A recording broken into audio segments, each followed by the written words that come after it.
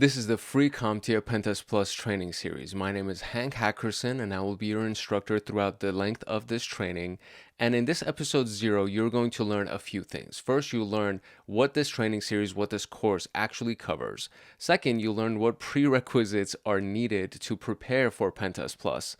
Third, we'll learn about the free and open source tools that we're going to be using to run all of the practical exercises and the implementations of all of the theory that we'll be learning for ethical hacking and pen testing.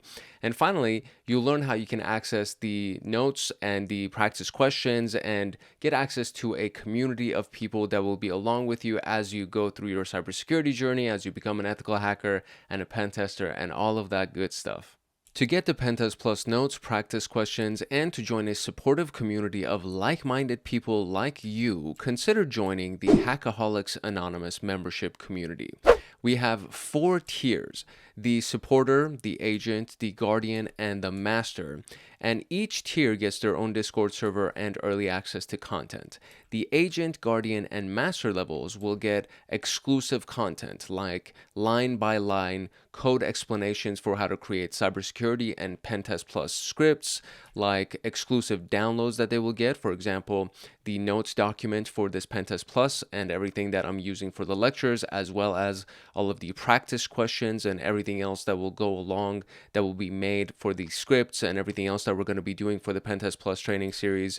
There will be free pre-made monthly Python automations that have to do with system administration, cybersecurity defense, as well as, of course, PenTest Plus and ethical hacking.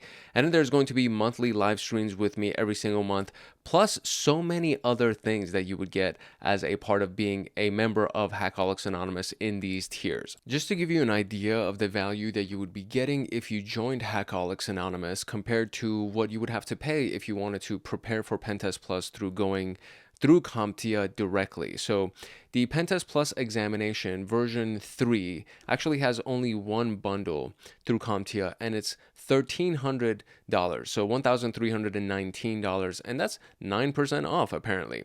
It'll give you the exam voucher, which obviously you would need to take, so we'll just take that off of this whole thing. And the exam voucher, from what I understand, I want to say it's like something around like $450, something around that. So we can just wipe that $450 off of this, which will leave us approximately around $600, a little bit over $600, which would be the cost of what you would get as the notes that they would give you, like the lecture notes that they would give you, the lecture videos, if they are included. I think they actually do include lecture videos as well, and then they'll have practice questions. So all of those things, if you went through CompTIA directly, which again, they're not going to give you exact exam questions because that would defy the purpose of preparing you for it. So if you went through CompTIA directly, you would end up paying something like, let's say, $650, something around that, to just get all of the preparatory stuff, and then you would pay for your exam voucher, and that would add up to being something like $1,300, a little bit over $1,300. So this is what it's like if you went through CompTIA directly. Or you can join Hackaholics Anonymous and pay $25, and technically you could even just cancel it, which I hope you don't, but you could just pay $25. You would get access to the preparation notes for PenTest Plus. You get access to the practice questions. But if you stay on, then you get free monthly Python automations, and you'll get access to a community. You will get access to live streams. There will be a lot of support that's available to you. And then if you go as the Cyber Guardian, it's only $50 a month, and for that you would get access to everything that we just talked about plus more. And then it just keeps getting more and more and more valuable when you go higher up the chain when it comes down to the membership level. So it's up to you what you decide to do, but I think it's really worth it, and everybody that has gone through it has been very pleased with it. And again, I feel like if you did it as well, you would also be very much pleased with it. So I'm done selling on this. I'm done like doing the hard pitch and the hard sell. It's totally up to you what you want to do with it. But I really hope that I do see you inside of the Hackaholics Anonymous Discord chats and inside of the community. And I hope I see you on our live streams. To join, you can simply click the link in the description below, or you can go to our homepage and click the join button there. Or you can go to youtube.com/@HankHacksHackers/join, and you'll be able to join Hackaholics Anonymous. Now, without further ado, let us continue with PenTest Plus. All right, welcome to the course. Now, as a brief introduction to the CompTIA PenTest Plus PT0-003 training series, the format of this course and of the rest of this playlist and everything that you're going to see is going to be a combination of a lecture, which will involve all of the lecture notes and the lecture document, etc. At the end of each chapter, or each main section, I should say, because we have, I want to say 6 major chapters, and then inside of those chapters, there's going to be a bunch of different sections. So at the end of each section, we're going to have practice questions, and then, if necessary, where applicable, we will have practical exercises that will run with the various tools that would apply to the concepts that we covered throughout the lecture. Now, the formats of the questions are going to be multiple choice questions, also known as MCQs, which is essentially you get a bunch of choices and then you can only choose one. And then we're going to have multiple response questions, also known as MRQs, that will be these things where it's like, select 2 or more of the right answer. And then we have performance-based questions, also known as PBQs, which are the scenario-based kind of drag and drop matching types questions. And mostly, I'm more interested in the scenario-based stuff to share with you because those are the things that you'll see more frequently than anything else. And the drag and drop and matching questions are very similar to multiple response questions or multiple choice questions because you essentially just need to know the content well enough to be able to choose the right question. When you look at a scenario, you have to decipher the scenario and you have to try to figure out what they're asking you, and then from there choose the best answer that you can think of. Now, the questions themselves are not directly from the PenTest Plus examination. We're actually legally forbidden by signing NDAs, non-disclosure agreements, and a variety of different laws that CompTIA has put together so that we don't share actual content from the examination. It's a very, very big rule. It's a big deal. When you prepare for these things, all of the instructors are constantly kind of nagging about it. So what I've done is that I've gathered and designed these questions to emulate the questions that you would see on the exam. And obviously, we're going to be talking about all of the subject matter, all of the actual content, the theories, and the topics that are inside of the PenTest Plus outline so that you'll be as well prepared as possible. But they're not going to be word for word practice questions. I just want to kind of get that across so I'm transparent and you fully understand what's going on.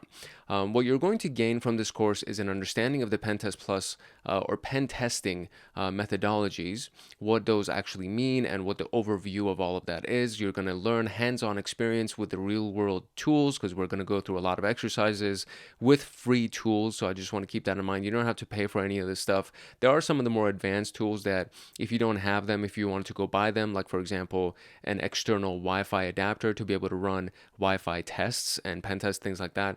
Those things, if you don't have them, you can go purchase them. They're not very expensive, but if you wanted to do that, you could. We will go through the step-by-step of what you would do with a tool like that, but we're not going to require that you purchase that to be able to prepare for it. As long as you know what it is and what it can do and what the overview of the steps would be to use something like that, you'll be good.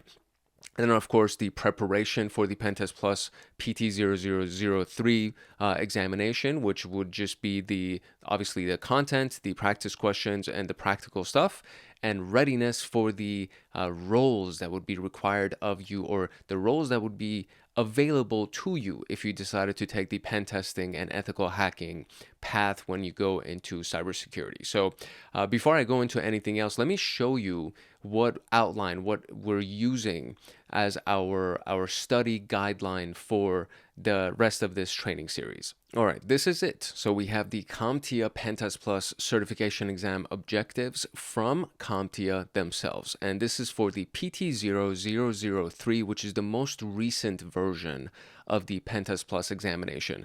PT0-002, obviously, was the last one.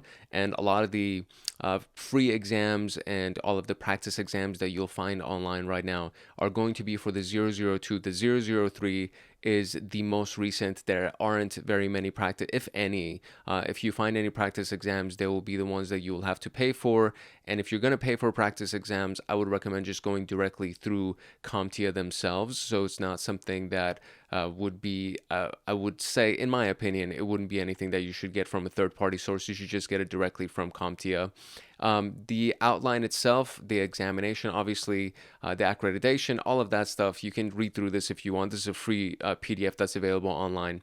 The various categories, the various chapters that we have right here, and this is what I was referring to earlier. These are the 5 main chapters. So I said 6 because the 6th one is going to be the actual practical exercises that we're going to be running. But for this specific, the lectures, and for every other element of this training series, we're going to be focusing on these 5 major chapters. And some of these are pretty much the same as it was in the 002 examination. They've just renamed them and kind of reorganized some of the content and obviously updated a lot of the strategies, because since 002, the 3rd version that we're looking at has a lot of up-to-date tactics and strategies and tools that are going to be used. So first is the engagement management, recon and enumeration, vulnerability discovery and analysis, attacks and exploits, which is a massive chapter. There's a lot of content inside of this, and obviously this is also the biggest part of your scoring. It's going to take 35% of your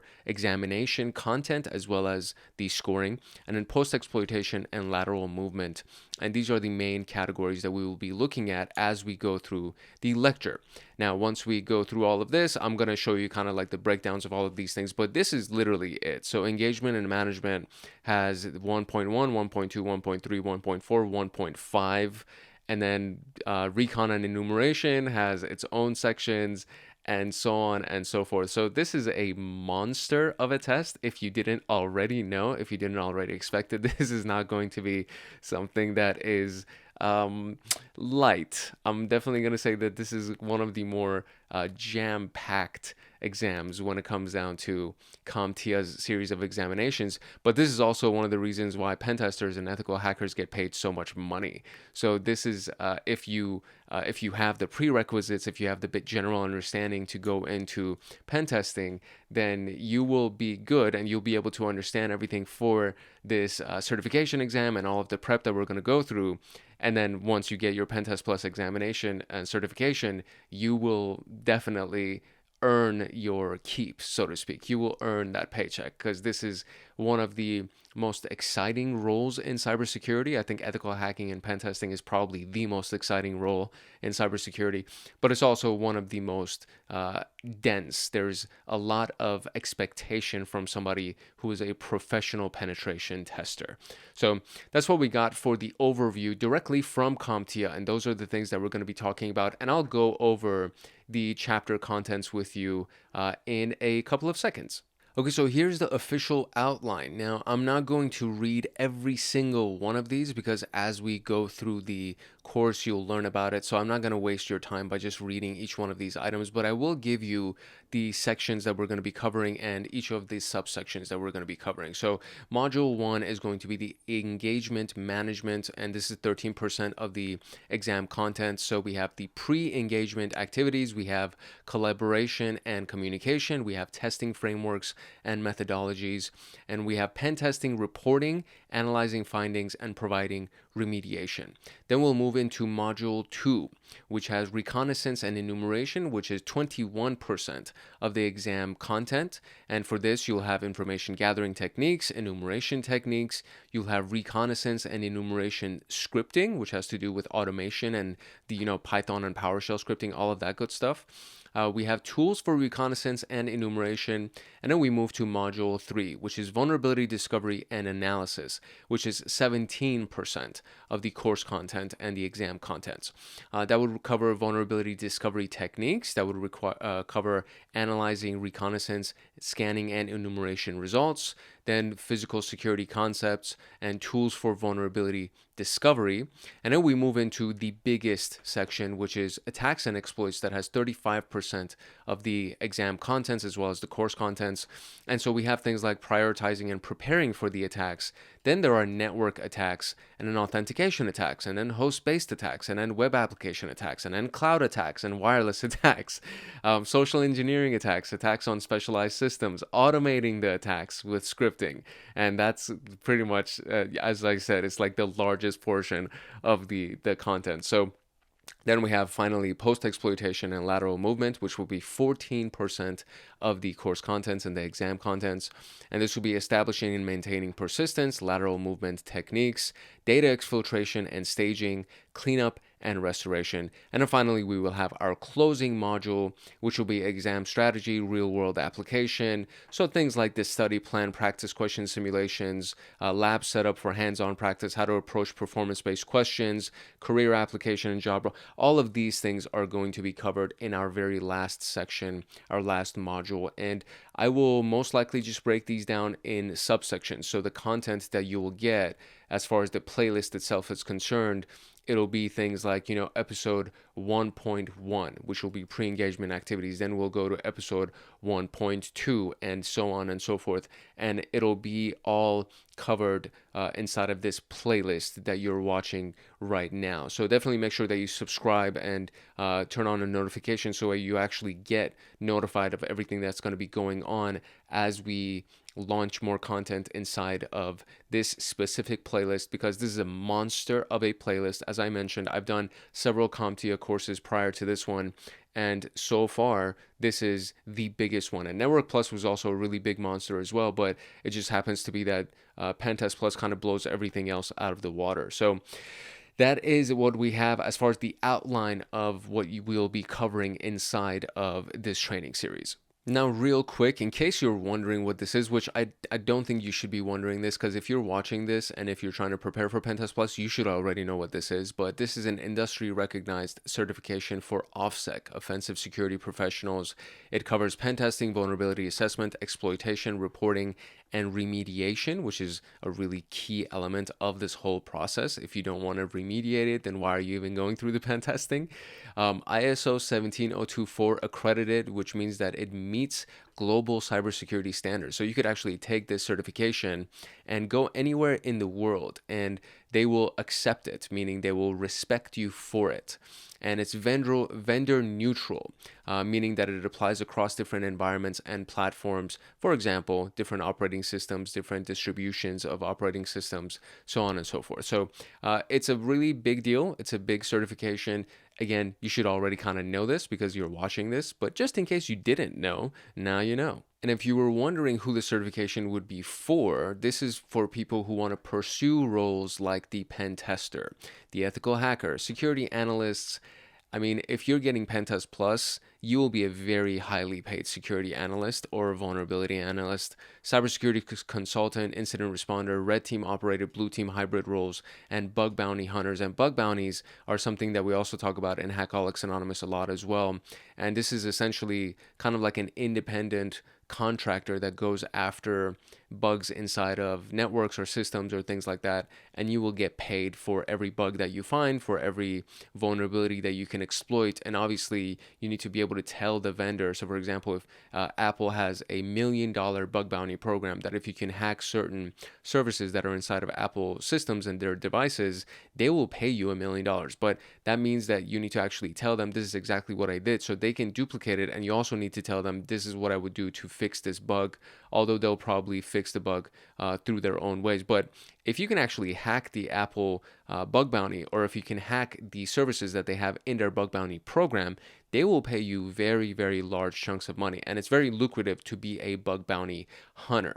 So all of these things could be done with somebody who has established a really strong understanding and advanced proficiency of the PenTest Plus methodologies and exercises and tools that would be used. And the average salaries and demand for the roles in 2025. This is like the big question that everybody wants to know. And I'm sure this is also in the back of your mind. If you haven't already done it, let me show you what the average salary for PenTest Plus certification holders can be. As of March 2025, which is the time of this recording, the average annual salary for a pen tester in the United States is $119,000, and it ranges from $96,000, which is the 25th percentile, to $141,000, which is the 75th percentile. And this is somebody, I would say, that is kind of starting in pen testing, because I have seen pen testing jobs that offer salaries north of the $250,000 per year mark. So when you get advanced into this and when you become a senior pen tester, or when you go into management as the offensive security team is concerned, or when you graduate and you go into the chief information security officer, for example, when you go into roles like that, you're looking at pay grades that are north of $400,000 and $500,000 per year. So if you wanted to actually look at that, we can even look at what those things would be. So the senior penetration tester would be anywhere from $135,000 to $145,000 per year. And if you wanted to go into the CISO, would be the chief information security officer. The average would be $178,000, and it goes upwards of $400,000 annually.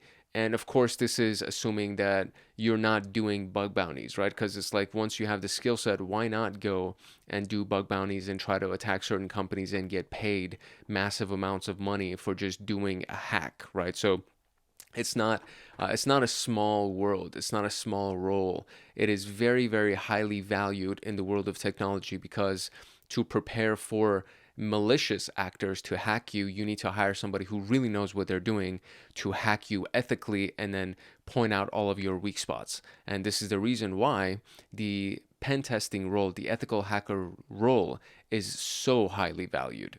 Now, here's the big question. What are the prerequisites for this course, right? So you obviously don't need to be a professional hacker to start, because most likely you're not. If you don't have the PenTest Plus certification, you could be. I mean, it could be somebody that has learned everything from practical application and YouTube University, like what you're going through right now. So you could be really, really proficient, and you could be a great hacker to get the certification or to prepare for this because you want to be legitimate, whatever.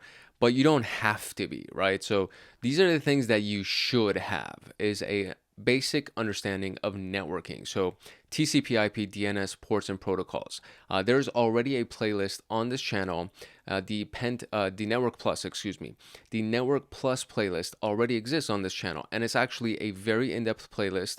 And it also does have a video that is dedicated to all of the practical exercises and everything you would need to do practically as a network administrator or a network engineer. And people have taken that course and gone through that playlist and passed their examination. So all of these things that I'm creating are with the intention that if you want to take the exam, you should be able to be prepared and you should be able to pass it. And that means it's in depth. Like, we go through a lot of good stuff. So the Network Plus playlist is actually very, very useful. And if you don't go through that, at the very least, go through the very first video in the playlist, so you can get the basic understanding of networking. You need to have a familiarity with Linux and Windows command line interfaces. There's also a Linux Plus playlist, and then there are several videos on command line introductions for Windows as well. So you can find all of that inside of this channel as well. You'll find CMD, which is the command line, and you'll find PowerShell for Windows. Both of those are for Windows. And then there's, of course, the Linux System Administrator video. There's the Linux Plus training series. All of that stuff is available through this channel as well. And then we have the experience with scripting. So there are several videos on Python. The biggest one is the Python for cybersecurity, where you can learn how to build algorithms for cybersecurity. And I think it's like an 8-hour video, and it goes through the very basics of how to install Python, install your development environment, and how to build your very first program, and advanced all the way to your first algorithm. And then inside of the Linux Plus playlist, we will go through the scripting element of it, which has to do with Bash scripting and creating various scripts and just navigating your way through Bash. And of course, PowerShell is one of those things that is specific, unique to Windows. And there are several examples of it, but they're not as in-depth as the stuff that's available for Python and Bash. So Python and Bash are the really big ones because Python is universal. It applies to every single operating system, and Bash is specific to Linux. And we're going to be using Kali Linux for penetration testing because it is the primary operating system for pen testers and ethical hackers. Then we have the understanding of common vulnerabilities. For example, the OWASP top 10 list. There is the most recent, which is 2021, I want to say. And then there should be one that's being released somewhere in 2025. I don't think it's been released yet, but just understanding what the Open Web Application program is and what the security protocols and security vulnerabilities are that apply to web applications, that's going to be a really big deal for you as well as you go through this PenTest Plus course. And these are basic requirements. In my humble opinion, these will be the basic requirements. And if you have zero experience, then go through the Security Plus playlist that also exists on this channel. And it is a very in-depth playlist. People have taken that playlist and passed their examination as well. And then the Linux administration, which is all the stuff that's available on this channel, and understanding of ethical hacking principles, which you can find inside of the Junior Penetration Tester playlist that is available on this channel. So I have done a decent job. I want to say, I don't want to toot my own horn or anything, but I did everything in preparation for this course because I wanted to make sure that you had everything and you didn't really need to go anywhere else to be able to find solid information to prepare you for PenTest Plus. Okay, so you can find all of these things on this channel and you will be well equipped to proceed with Penetration Tester PenTest Plus. And real quick, I already talked about this, so I'm not going to cover this too in depth. Where the way that this is structured, this whole playlist and this course is structured, is it's going to follow the CompTIA official exam objectives that we saw from the PDF that they released for the 03 version of the examination. We're going to go through theory, hands-on labs for just making sure that you're fully well-versed and covered. We will have open source tools and frameworks that we're going to be using, so nothing that you would actually need that would be paid or expensive to use, although you have the option to choose to go ahead and do some of those things if you really want to do that and if you have the budget for it. And then we have the multiple choice questions and performance-based questions, which are also a key element in preparing you for the examination. Okay, so these are the required tools and the requirements for the lab setup as we go through there. So you'll have time to get all of these things coordinated because between this episode and the next episode that's going to come out, I'll wait at least a week to kind of give you time to prepare for that. But you will have hardware requirements. So for example, your computer ideally should have at least 8 gigabytes of RAM, 16 gigabytes would be recommended, and 32 gigabytes would be perfect if you can actually get that going. I'm going to be using my PC. I'm currently recording on my Mac, but I'll be using my Windows PC, and that has 32 gigabytes of RAM. So you kind of just keep that in mind as we go through the practical exercises. The less RAM that you have, obviously, the slower some of the software will operate. So kind of keep that in mind. It would be nice if you had a multi-core processor, so Intel i5 or i7 or an AMD equivalent, and at least 100 gigabytes of storage for your virtual machines and tools and everything that would be used throughout the rest of the practical exercises that we have. Some of the things that are optional, so you don't have to have them, but they would be useful so that you can gain some extra experience, would be the external USB Wi-Fi adapter. And this is what I was talking about earlier. If you can actually get that, it would be really useful for wireless penetration testing. So if you wanted to run AirCrack or AirMon NG, which are used for Wi-Fi hacking. Then there's the USB rubber ducky, which is for social engineering tests. I really love that phrase. I don't know why, it just makes me smile every time.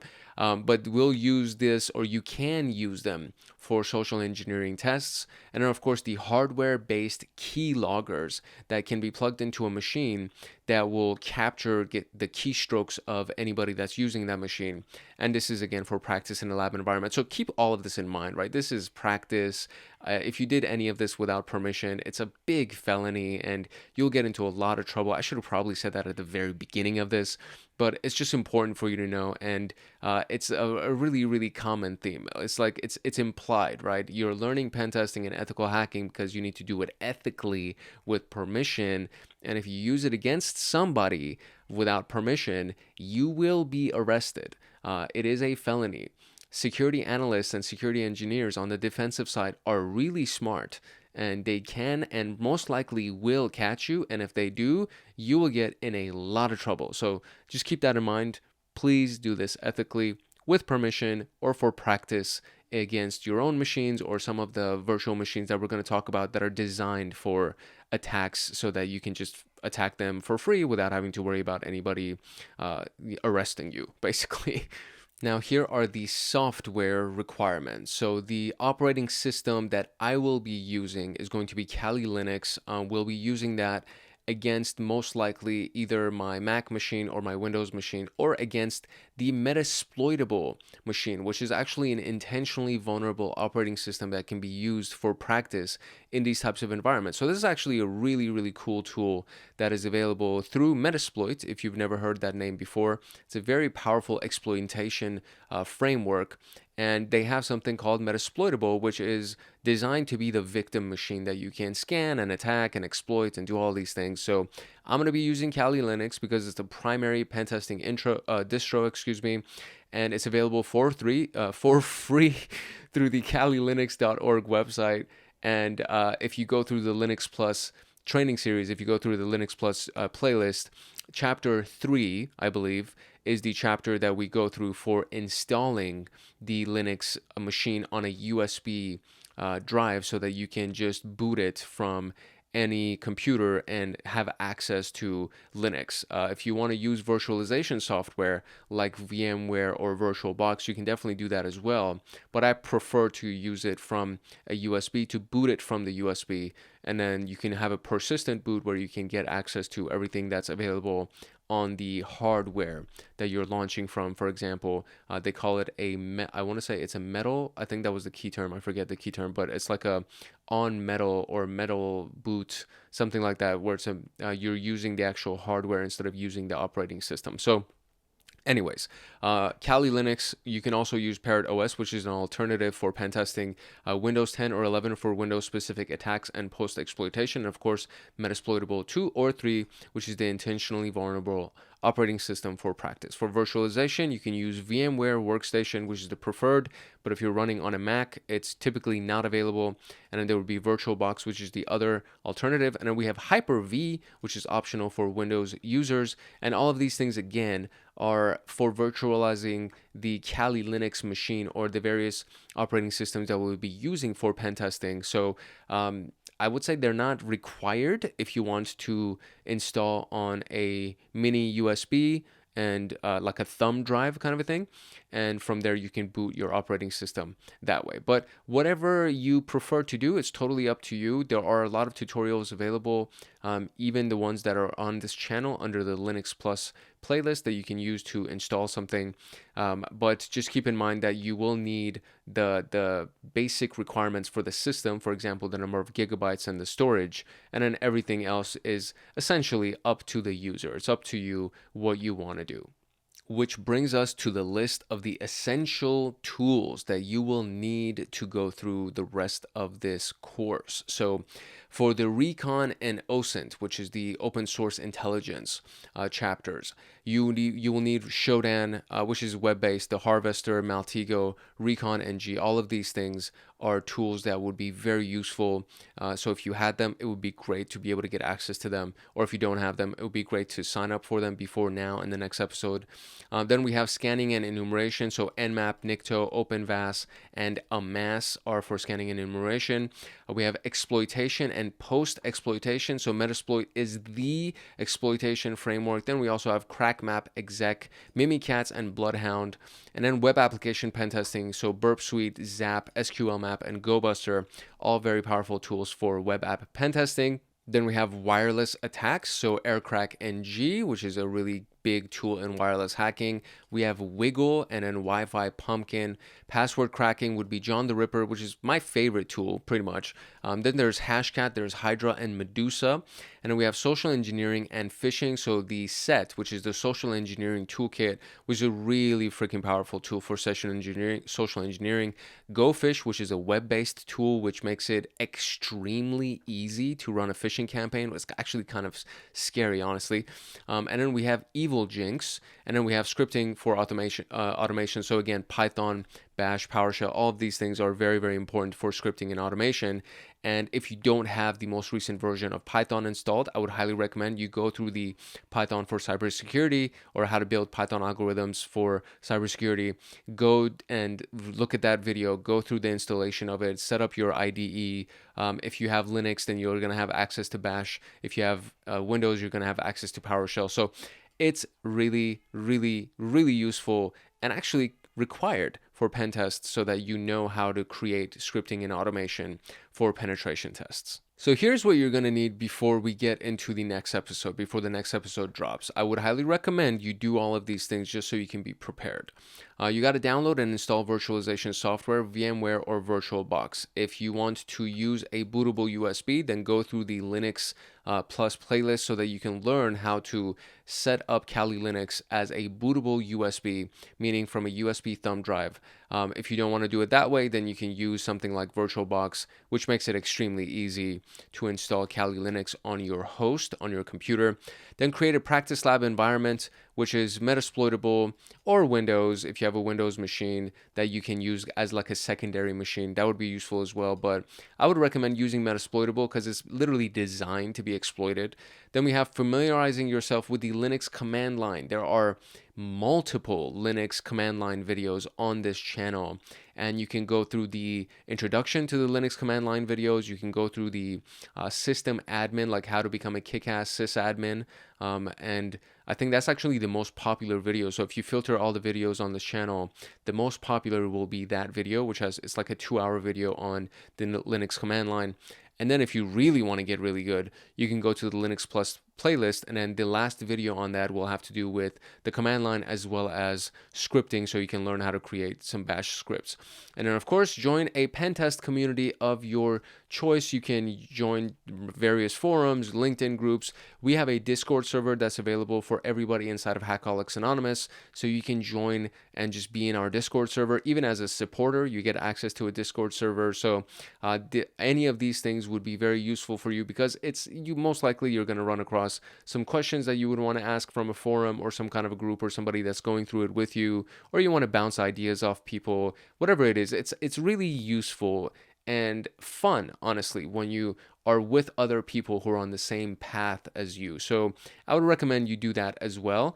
You're more than welcome to join Hackaholics Anonymous. I would love to have you in that community. If not, go find something in LinkedIn or some other community and make sure that you join, so that you have other people that you can kind of bounce ideas off of when you go through this. Reddit is also a really good one. Like the Reddit forums are a really, really cool place to meet people who are on this path as well. In the next episode, which is officially episode 1, we're going to dive into the pre-engagement activities, where we're going to define the scope and rules of engagement. We're going to discuss legal and ethical considerations for penetration testing, which is a big deal. It's a really, really, really important concept. Please don't do this without permission. You will be arrested. It will be a felony. You will go to jail. Learn about penetration testing agreements, like something like the non-disclosure agreement, the MSA, SOW or SO, depending on how you want to pronounce it, the TOS, all of that good stuff. And then we have, of course, my call to action to you. Make sure that you like, subscribe, comment, and turn on the notification bell so that you get notified as we drop more videos on this specific playlist. Make sure you join Hackaholics Anonymous for the notes documents, for practice questions, and of course, community support through the Discord servers. And follow me on YouTube. I actually don't have anything other than YouTube, so it's kind of I feel like I'm dropping the ball in that regard, but it's like I don't know anybody who would be interested in like looking at bite-sized content for hacking, because all of these things are so in-depth. So you need to have like long-form video when it comes down to just learning about how to hack somebody's Wi-Fi or something like that. You know what I mean? And again, I say hack somebody's Wi-Fi, and that implies that you would do it unethically. So please do it ethically. You will get arrested. It's a felony. All of that stuff. I am disclosing this. You should know that this is not something that you should do without permission, okay? I'm telling you right now, don't do it. I know you will be tempted, but don't do it. Do it against the Metasploitable framework. You can practice as much as you want. You can hack that thing as much as you want, and you will not get in trouble. So I warned you, okay? Fair warning. I warned you. I did my job. I disclosed it. Don't do it without permission. To get the PenTest Plus notes, practice questions, and to join a supportive community of like-minded people like you, consider joining the Hackaholics Anonymous membership community. We have 4 tiers: the supporter, the agent, the guardian, and the master. And each tier gets their own Discord server and early access to content. The agent, guardian, and master levels will get exclusive content like line-by-line code explanations for how to create cybersecurity and PenTest Plus scripts, like exclusive downloads that they will get. For example, the notes document for this PenTest Plus and everything that I'm using for the lectures, as well as all of the practice questions and everything else that will go along that will be made for the scripts and everything else that we're going to be doing for the PenTest Plus training series. There will be free pre-made monthly Python automations that have to do with system administration, cybersecurity defense, as well as, of course, PenTest Plus and ethical hacking. And then there's going to be monthly live streams with me every single month, plus so many other things that you would get as a part of being a member of Hackaholics Anonymous in these tiers. To join, you can simply click the link in the description below, or you can go to our homepage and click the join button there. Or you can go to youtube.com/@hankhackshackers/join, and you'll be able to join Hackaholics Anonymous. Welcome to Module 1, Engagement Management, and Section 1.1, which is the pre-engagement activities. And pre-engagement activities are the foundation of any ethical hack campaign or penetration test. And essentially, these are the things like setting up the rules of the engagement. Rules of engagement. We have also the scope, things like the number of devices that can be attacked or the range of the IP addresses that can be attacked. The objectives that are to be accomplished or what we would like to accomplish. Legal considerations, for example, compliance guidelines and regulations that apply to a given industry. So let's say you're in the health industry, you have to, at the very least, abide by HIPAA and, the things that you would necessarily worry about if you accidentally leaked some information that you shouldn't have. A lot of things fall under the legal considerations. And then the methodologies that are allowed to be used throughout the campaign, throughout the engagement itself. So what can you do and what can you not do? How far can you go with your exercise and where should you stop, right? So all of these things are done inside of these pre-engagement activities that are done.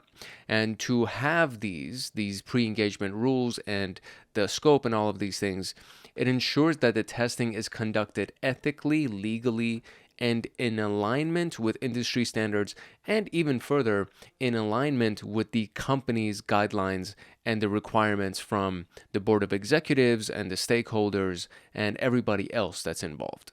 To get the PenTest Plus notes, practice questions, and to join a supportive community of like-minded people like you, consider joining the Hackaholics Anonymous membership community. We have 4 tiers: the supporter, the agent, the guardian, and the master. And each tier gets their own Discord server and early access to content. The agent, guardian, and master levels will get exclusive content like line-by-line code explanations for how to create cybersecurity and PenTest Plus scripts, like exclusive downloads that they will get. For example, the notes document for this PenTest Plus and everything that I'm using for the lectures, as well as all of the practice questions and everything else that will go along that will be made for the scripts and everything else that we're going to be doing for the PenTest Plus training series. There will be free pre-made monthly Python automations that have to do with system administration, cybersecurity defense, as well as, of course, PenTest Plus and ethical hacking. And then there's going to be monthly live streams with me every single month, plus so many other things that you would get as a part of being a member of Hackaholics Anonymous in these tiers. To join, you can simply click the link in the description below, or you can go to our homepage and click the join button there. Or you can go to youtube.com/@hankhackshackers/join, and you'll be able to join Hackaholics Anonymous. Now, without further ado, let us continue with PenTest Plus. All right, the first thing we need to do is we need to define scope. Now, the scope of a pen test determines what assets, systems, and data are included or excluded from testing. And it's critical to ensuring that a controlled and authorized assessment is ran while minimizing all of the risks. The assets and systems could be anything like a range of devices inside of a specific segment in the network that can be attacked. It could be the various IP addresses. It could be really anything that is the target, right? So the scope is the target. There's also the scope where it applies to the types of exercises or the types of tests or tactics and techniques that can be used. And that also technically falls under scope. But in this specific context, we're talking about the targets. Essentially, what are you going to target? What are you allowed to target? And what are you not allowed to target? You will most likely also be required to comply with various industry regulations and security frameworks based on the company, the industry that you're in, the assets that are being targeted, etc. These dictate the rules of engagement, data handling requirements, and reporting obligations, among other things, but those are the key elements of this. And this is, all of the stuff that it falls under the pre-engagement activity essentially sets up the rest of the test. So every single one of these things is very, very important, and you have to abide by these things. And extremely important, or especially more important, would be the things like the rules of engagement, data handling requirements, and reporting obligations, specifically in accordance to the regulations and compliance requirements of whatever industry that you're in. There are many regulations and compliance standards, and if you Google it, you'll find dozens, and a lot of them have to do with industry-specific types of regulations and compliance. But there are some that apply pretty much across the board. So, for example, GDPR, the General Data Protection Regulation, was developed by the European Union, and it has to do with data privacy and protection.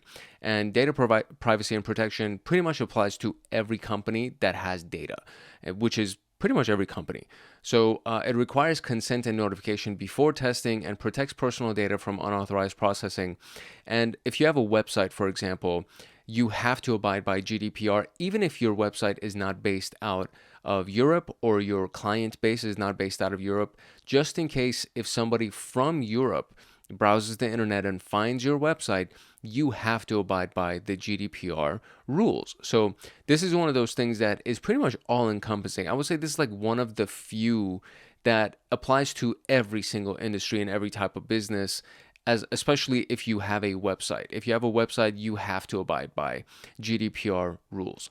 The next one would be HIPAA, the Health Insurance Portability and Accountability Act. And this is another really big one because it applies to everything and anything that has to do with healthcare. So there's something called PHI, which is the Protected Health Information. And this is ensuring that that information is safeguarded, that there's no accidental disclosure of that information during your penetration test. You don't accidentally alter the information or delete the information during the penetration test. And healthcare could be a hospital, it could be an insurance company, it could be just some random company that for whatever reason deals with somebody's health information, a pharmaceutical company. All of these things are required to abide by HIPAA rules and regulations. And it's mainly US based, but every country has their own version of this if they're not specifically using HIPAA. So this is, again, one of those things that if you're in healthcare or anything that has to do with healthcare, most likely you have to abide by this.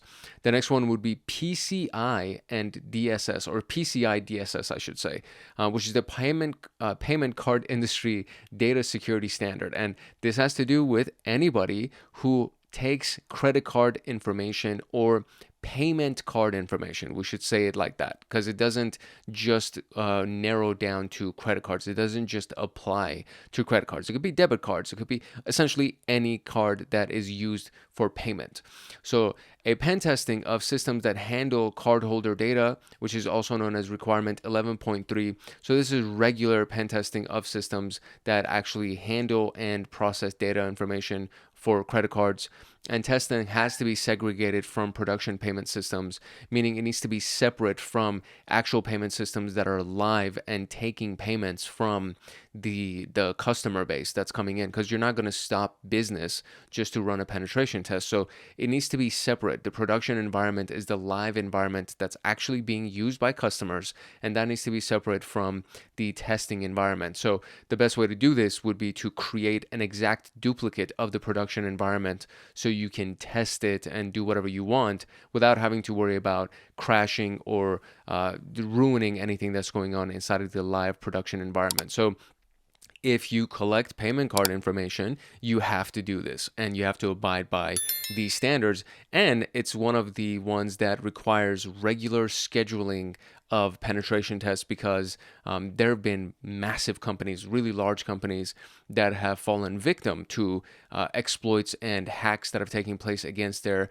point of sale systems, their POS systems, and their payment card systems. And this is one of those things, because if somebody gets into your system and steals credit card information data, they can technically use that credit card information to go ahead and use that person's credit card to make purchases and do a bunch of things that they should not be able to do, or they're not permitted to do.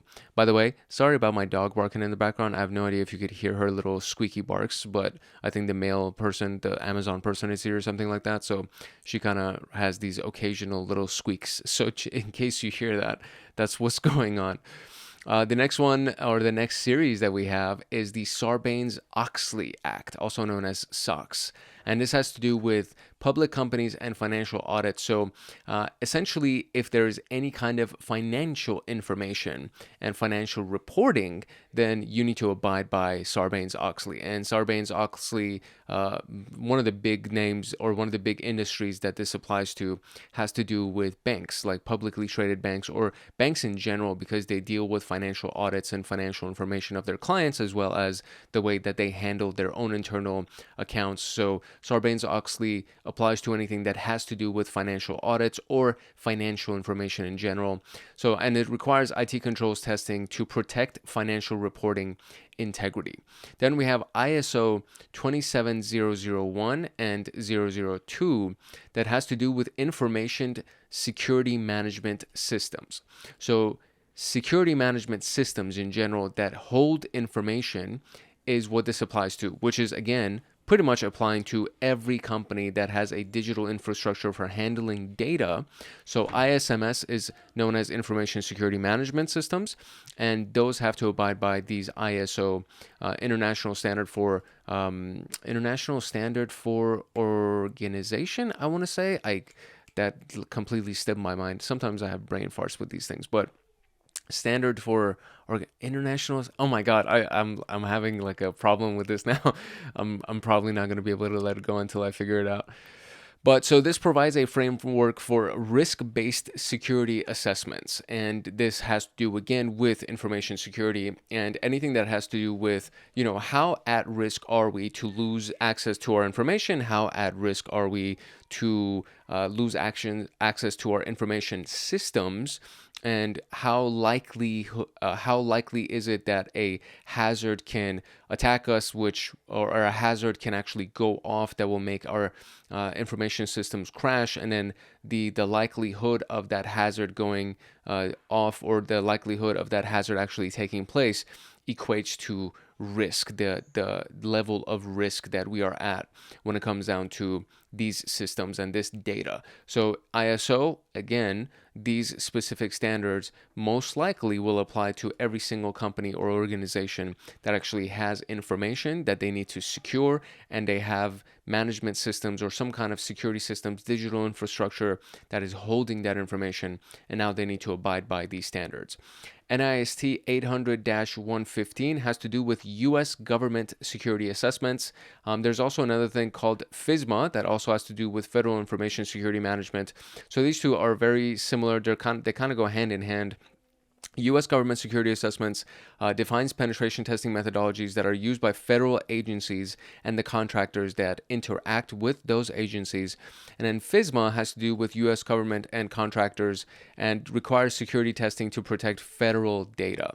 So these two pretty much go hand in hand. They're kind of two sides of the same coin. And usually, if you're dealing with an entity that has to abide by FISMA, they also have to abide by NIST, which is the National Institute for Standards of Technology, and their framework or their standard compliance regulation for U.S. government security assessments that is called 800-115. And then we have the CMMC, the Cybersecurity Maturity Model certification that has to do with defense contractors that enforces strict security controls for the Department of Defense contractors and essentially any third party that interacts and does business with the Department of Defense. And then we have the Mitre attack framework, which is a very powerful framework that we've referenced a lot when talking about defensive security, and it's mainly used for threat modeling. The Mitre attack, and we'll be talking about it and we'll go in depth into it. There's already several videos on this channel that have to do with the Mitre attack framework, but it pretty much has to do with live campaigns. It's a knowledge base of real world attacks that have taken place, and we can use that knowledge base to simulate realistic threats. And you can find an adversary group and basically follow along every step that adversary group took to exercise, or not exercise, to demonstrate, what's the word that I'm looking for? Why am I having so many brain farts? Execute, that's the word I'm looking for. To execute their attack against whoever their target was. And so you see a step-by-step of the tactics and the techniques that they used to execute their attack, and whether or not they were successful. And more likely, even if they were caught in some capacity or at some point, all of those things are still going to be documented inside of the Mitre attack framework if it's of note. And the stuff that goes inside of this knowledge base has to do with really big attacks that were taken or that were done by certain countries against other countries or against publicly traded companies that caused a lot of damage or had the potential to cause a lot of damage and got far enough that they actually got into their systems. So it's more than just the initial access that they were able to gain. They were actually able to maneuver towards their objectives, whatever their actions were that they wanted to take. They were actually able to either pull it off completely and they were never caught and then ultimately was documented, or they were able to get really, really close and they were caught and all of those things were documented. And they were against really big targets like publicly traded companies, Fortune 500 companies, or countries. Like they attack certain countries. So the Mitre attack framework is a really, really powerful resource, and we already have videos on it and we'll be talking about it. All right, time to talk about the rules of engagement, also known as the ROE. And these are the predefined agreements and boundaries and constraints, basically everything that you can and cannot do when you're running the penetration test, when you are running through the engagement.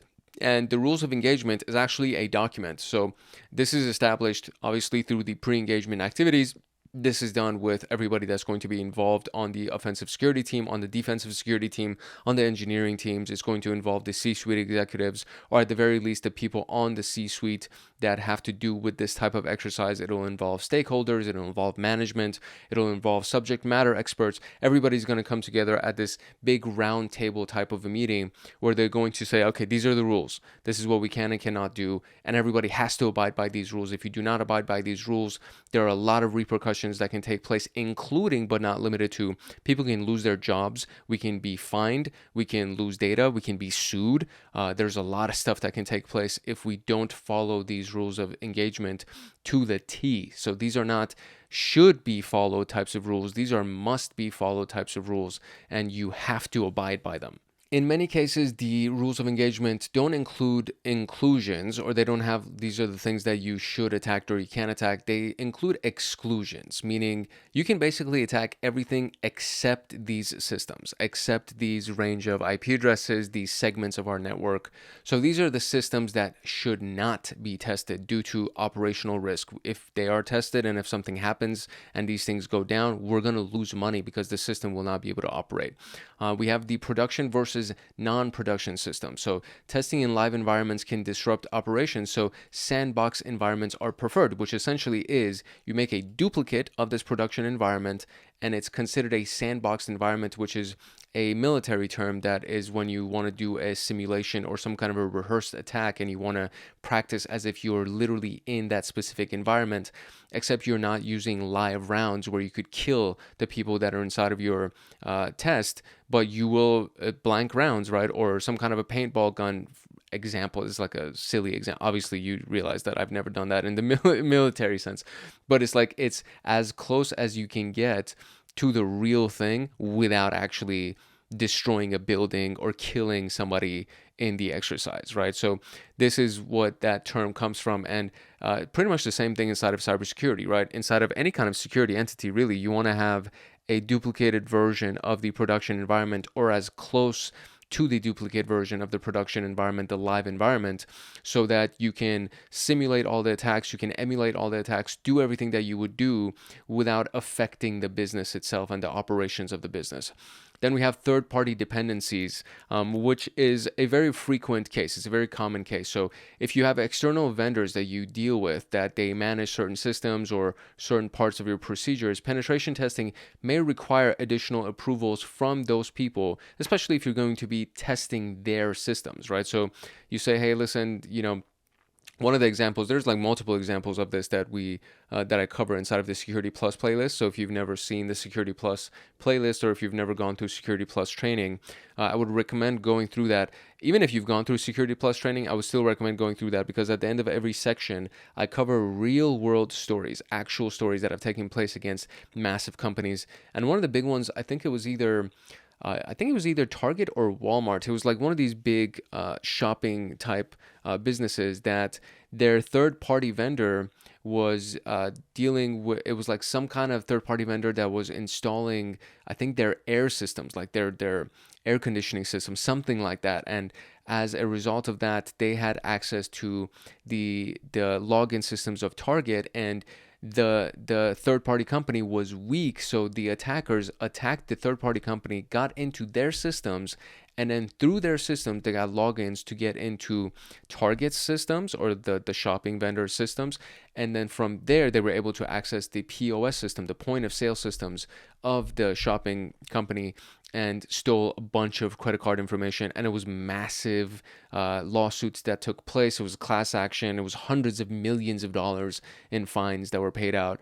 And so these are really, really big deals. So testing your third party or anybody that you're doing business with is a very important concept. And before you establish, this would be the ideal case, where it's like before you establish that relationship between your company and that third party company, there should be this thing inside of that contract that says, hey, listen, every 6 months or every year or something like that, we have a penetration test that takes place. And as a part of that penetration test, we're going to test everybody else that we do business with. So if you're not okay with that, we can't do business, right? So you declare that in advance and you disclose it so that they're aware, and then you have no problem later on going through an actual penetration test with them. So that's all of our exclusions. And then we have the escalation process. So this is the call tree as well as the playbook that is established when you establish your engagement rules of engagement, right? So you have the emergency contact. Who do you notify if a system is actually disrupted, if a live production system is disrupted? What do we do if unauthorized access is gained during our penetration test from a malicious actor? What is the decision-making chain, right? So who do I call? And how to halt testing if it's necessary? Like, at what point do we say, okay, we need to stop the test because it's very, very crazy, right? So if we've established in advance that, hey, listen, if somebody actually accesses our systems unauthorized, if a hacker or a malicious actor accesses our systems during this test, by default, you stop the test. I don't care what's going on. I don't care what step we're on. I don't care who catches it. You stop the test. You escalate it to the highest decision maker immediately. You let them know that we've been hacked, and then we stop the test immediately. So the escalation process is also, again, a very important. All of these things are important. So it's not like one is more important than the other. They're all very, very important. And then finally, under the rules of engagement, we have the testing window, which is the time frame for testing. So when are we going to do this, basically? Between what hours and what hours, between what days, how long do we have to complete this test. So the off hours to avoid disrupting business operations, that's usually the best time to do it unless you actually have a sandbox environment that is a duplicate of your production environment, and then you can do it in that type of a live environment. But more likely, more often than not, you'll probably be doing it in off hours outside of business hours, so you don't have to you don't take the chance or the risk of avoiding disrupting business operations. And then we have the weekends versus working hours considerations, which is again pretty much the same thing. So it's off hours, right? So if your business is closed during the weekend, then you can use the weekend to go ahead and run your tests and your examinations. This is assuming that you don't have a 7-day-a-week business. You have a Monday to Friday, 9 to 5 kind of a business. A lot of businesses have a 24/7, 365 type of an environment, which requires that you do a duplicated version of your environment in a sandbox controlled environment so that you can go ahead and run your test. And then there's the duration and the retesting that also falls under the testing window, which means how long the test will actually last, right? So you get a week to run whatever the hell you want. You can do whatever you want, and obviously inside of these rules, including the exclusions and whatever, considering all the rules that we've established for you. These are all the things that you cannot do, and then this is how long you have to do them. And then once this time is wrapped, once this timeline is finished, you are no longer allowed to do anything. You're going to move into the report generation process. We're going to go and have our lessons learned meetings and everything after the fact. And then if we need to, we will retest. And most likely, we will be retesting whether or not we need to. Penetration testing in general is not a one-time thing. It's something that is scheduled, and some requirements, as we already talked about, some regulations require you to do regular penetration tests because you're dealing with massively sensitive information. Now, in addition to the rules of engagement, or I would say as a part of the rules of engagement, we have something that falls under the agreement type category. So these are things like the non-disclosure agreements, the master service agreements, the terms of service, all of those things. And these are legal agreements that protect both the pen tester and the client, assuming that the pen tester is not an in-house pen tester, assuming that the company has hired a third party to do their penetration testing. So they define the roles, responsibilities, and liability limitations of the penetration tester as well as the client. So the NDA prevents the tester from disclosing sensitive data, vulnerabilities, or test results to anybody other than the client, which is like the most basic understanding. It's common courtesy. You know what I mean? It's like, if you're going to be a professional, you want to do everything without disclosing things to the competitors or to the public. And it ensures confidentiality of the client's systems, the user's data, and their intellectual property. And this is the most basic agreement that should be included with every single penetration test. Then we have the Master Service Agreement, also known as the MSA. And the MSA defines the overall relationship between the pen tester and the client. It covers billing, indemnification, liability limitations, and it's not test specific typically. It applies across multiple engagements. So, if you hire somebody to do a penetration test for you for 3 years in a row, this Master Service Agreement will apply to every single one of those interactions and those penetration tests. You will most likely update this, and then whenever you do update it, you do need to get new signatures on it, so on and so forth. And that is also disclosed in the Master Service Agreement, that it says, hey, listen, this is what's going to happen, and then we reserve the right to update this at any point, and then have you reaffirm that you understand what's going on and sign off on it. The statement of work, also known as the SOW or SOW, is the detailed document that specifies the scope, the timelines, deliverables, milestones. So essentially all of the details that we talked about at the very beginning, and it defines what is included and what is not included in the tests, right? So the statement of work, it's also sometimes known as the scope of work. This is what, again, just covers everything that has been detailed and outlined so far of what they can and cannot do, where they can and cannot attack, what their timeline is, what is required of them. That is what the deliverables are. It's like, so once you've completed your test, we need this, this, and this to be delivered to us. And it's usually a report. At the very least, there's a report that says, this is what we did, this is what we found, and this is how we would remediate or mitigate all of those things that we found, and the milestones that are expected of them as well, or the milestones that they hit. And they were like, during this phase, we did this and we got this far. And then from there to point C, we got this far, and then to point D, we got this far, so on and so forth. So that's the statement of work. And then finally, we have the terms of service, which defines the acceptable behavior for penetration testers, and it specifies penalties for exceeding scope or misusing data. So terms of service is something that you've probably heard of because it involves any kind of relationship that you do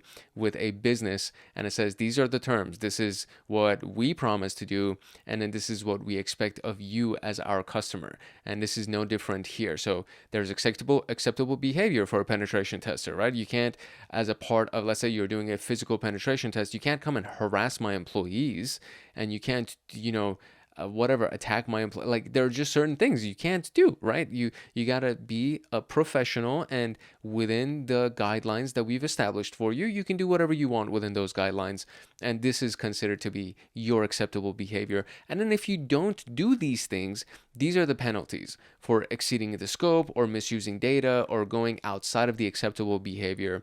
This is what we reserve the right to do to you. And a lot of times it's legal action, it's fines, a lot of other things that can be pretty damaging to the pen tester or the penetration testing company. The target selection, so this falls under scope. This is kind of a little bit more of a detailed breakdown of what it means to define the scope.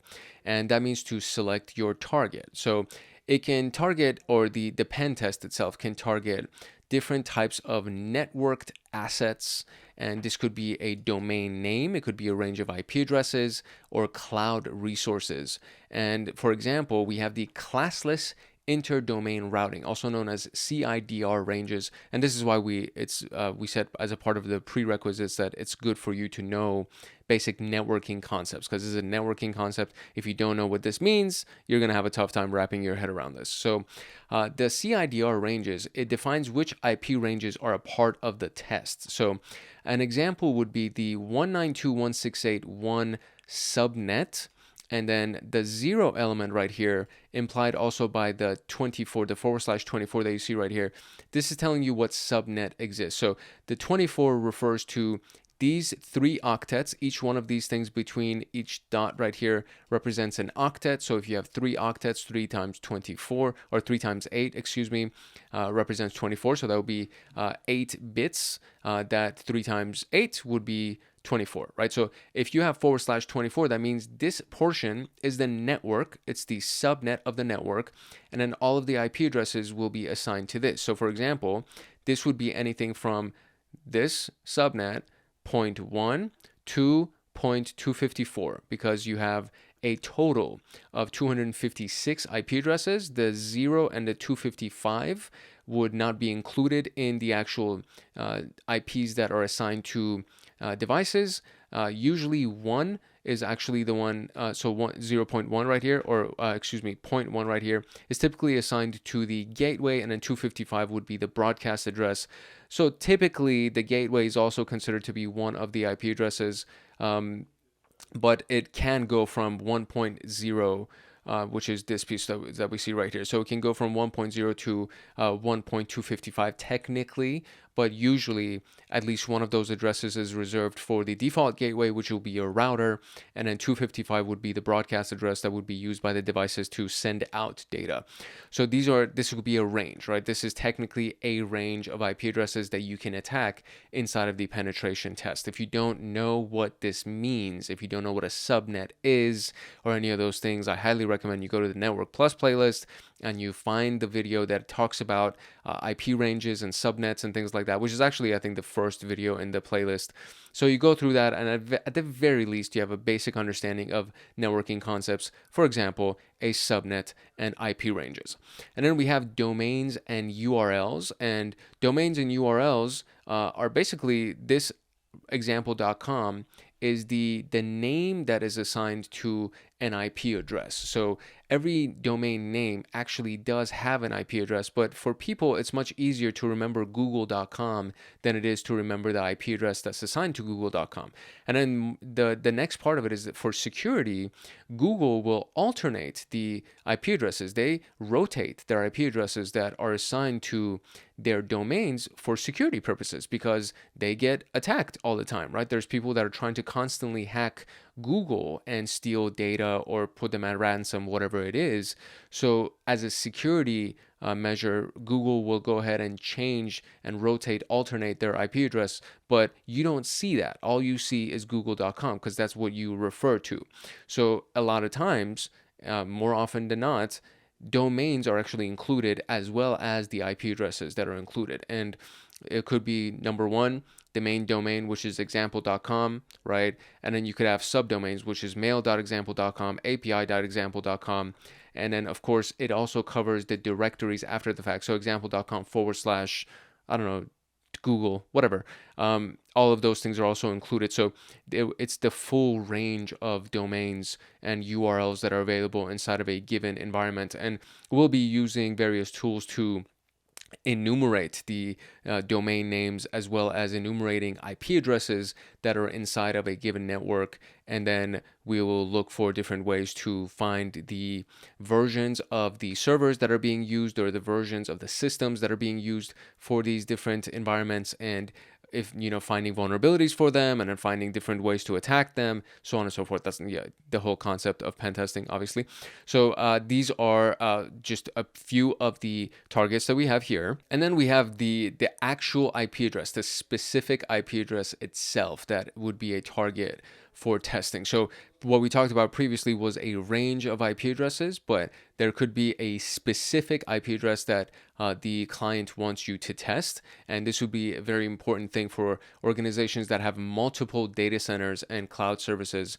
So the subnet that we talked about earlier, they could have multiple subnets that are assigned to each data center, and then within that data center there's a given subnet with a given range of IP addresses. So you'll most likely see that end up being a thing as well, where you will have subnets that are dedicated to different locations, and then subnets that are dedicated to cloud services or IP addresses that are dedicated to cloud services. And as a part of that, you're going to add that to your scope as you add your target list, and then you'll start attacking those range of IP addresses. Now, depending on the client and the type of environment that they run, the type of devices they use, the type of services they use, so on and so forth, the industry that they're in, the assessment type will most likely vary for each client that you deal with. And, they also have like unique rules and terms of service, so on and so forth, that you will have to abide by. So for the most part, they fall into one of 6 categories or 6 types, as we can see over here, right? So there's the web category or the web type, which has to do with websites and web applications. And the tools that we would use for that would be Burp Suite, the OWASP Zap tool, SQL map, things along those lines. If you have a client that is a network-based client or a network type client, then you have the internal and the external network of that client, which would be your targets, and then your tools would be Nmap, Metasploit, CrackMap, Exec, etc. If they have mobile devices that they will end up using in their environment, then you have the Android and iOS applications that are used as the targets themselves, and then we have MobSF, Frida, Drozer, and these would be the tools that would be used to penetration test those types of devices. Then we have the cloud type environment or the cloud type client, which uses AWS, Amazon Web Services, Azure through Microsoft, Google Cloud, and then you can use Pacu or Prowler or Scout Suite as your tools for that pen test. There are API types of targets, and these could be REST APIs or RESTful APIs. There's also GraphQL APIs, and you can use Postman, Burp Suite again, or OWASP Zap again as your tools for that pen test. And then we have the wireless type of client, which is the Wi-Fi network in general, which will be the target. And then you have Aircrack NG, Wiggle, and Wi-Fi Pumpkin. And you probably have already kind of connected the dots that most likely the client will have a website. They'll most likely have internal network devices and internal network IP ranges. Most likely they're going to be integrated with some kind of a cloud service. If they have a website, most likely they have an API. They probably have Wi-Fi networks. So it's like these are the types technically, but it doesn't mean that it's a specific client that only has one type. It's like there's specific types of assessments that you would run for that same client. And based on the type of assessment that you're running, you would be using a variety of different tools towards a variety of different targets. And you may be contracted to just attack their website, right? That would be the thing where it's like, I don't want you to do anything else. I just want you to attack my website, and I want you to find any vulnerability that has to do with my website or my web application. And that's pretty much it. And so this could be the thing. And then you could be contracted to go ahead and attack the whole thing, right? Attack the entire business. You have free reign on everything, as long as you obviously don't crash my business and you don't affect my network environment or my production environment and put me out of business and cost me money. You're pretty much allowed to attack whatever you want inside of the business. And that also includes people, right? So a physical penetration test is actually a thing, like tailgating one of the customers or one of the employees. Tailgating one of the employees as they walk into the building, because the building requires a key card to scan and get into the building, but you don't have a key card and you want to see how attentive the employees, how aware the employees are. So you're just going to tailgate them. You're going to try to follow in to see if you can just walk in, before they close the door, or you can say, hey, can you hold the door for me? I forgot my key, something like that, right? And see if they actually hold the door open for you. And I've done that before, and it's like shocking. It's actually kind of shocking, especially if it's not an IT based company. If like they just have key cards because it's like, I don't know, a sales company or something like that. People will just let you in the door. They'll just hold the door open for you, and it's like, okay, I don't know I don't know if your boss wants to hear what you just did, right? Or maybe the boss doesn't even know, right? Because the bosses a lot of times aren't security people either. So it's like, definitely your security officer won't want to know. So yeah, these are the types of assessments that we can potentially run in any given business or for any given client. Now, the shared responsibility model is something that we talked about a lot in Security Plus, and this is a concept that will always come up as well as if you're talking about cloud computing or really anything that has to do with security. There's a concept called shared responsibility, which means that the customer has responsibilities for security, the hosting provider has responsibilities for security, the penetration tester, everybody has their own accountability that they have to meet up to, that they have to kind of work up to or live up to. And it just depends on who it is in that entire relationship that has to abide by their specific responsibilities. But it's a shared responsibility. If the customer does things that they shouldn't do, not only does it put the business at risk, but it also puts the rest of the customers at risk. And this is where the terms of service actually comes in, where it's like, hey, listen, we love you. We want to work with you. We would love to earn your business and keep your business. But if you're going to do something that's going to put the rest of our customers at risk, then we're going to let you go. We're going to close your account and you're out of here, right? So, and that's something that has happened before, and it can damage the reputation of the company if a customer is being careless. So there's a lot of things that work pretty much. It's across the board with everybody that's involved to keep this thing alive, right? To keep this whole project going, to keep this whole business going.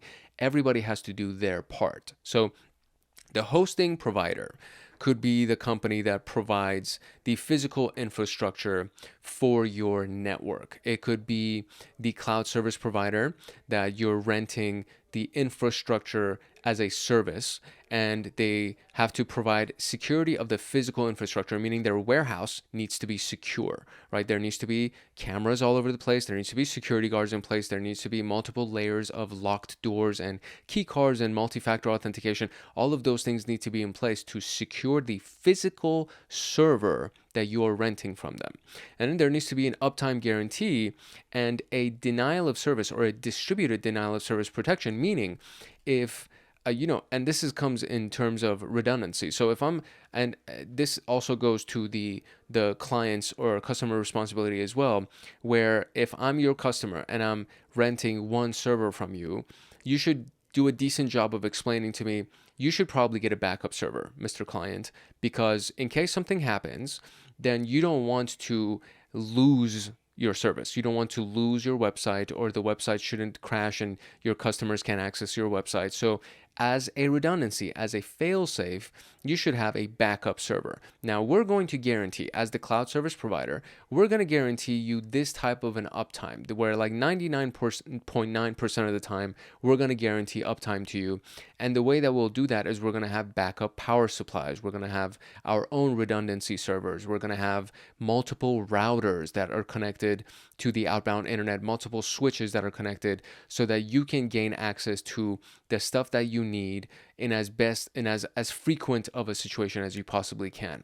And then distributed denial of service attack also has to do with those same redundancies. So if somebody comes and attacks one server because they want to crash that server by doing a denial of service attack, then we need to have protection in place that in case that one server is taken down and service to that or access to that service is denied, right? There needs to be a redundancy, a fail-safe, a backup server that allows the clients to still be able to access the business website while we're trying to figure out what to do with the server that just got crashed, right?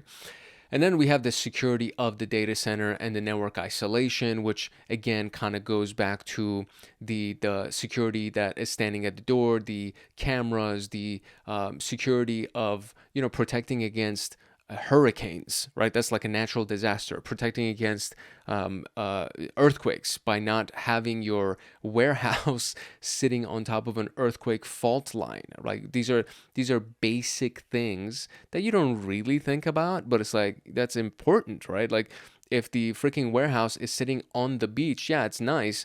But if a hurricane comes in, or if something comes in where that beachfront gets flooded, we are now screwed, right? So it can't be sitting on a beachfront simply because the fact that it's susceptible to that kind of a hazard. And then there's the other side of it. It's like if it's sitting on a beachfront, most likely humidity is really high on that beachfront. So now we are worrying about humidity eating away at our wires inside of our warehouse. And now we have to add an extra layer of making sure the humidity inside of the warehouse is low, which means we need to go get not humidifiers, but there's these things that control the humidity, right? And it's like now that it's an extra cost to the business because it costs electricity to keep these machines running to lower the humidity.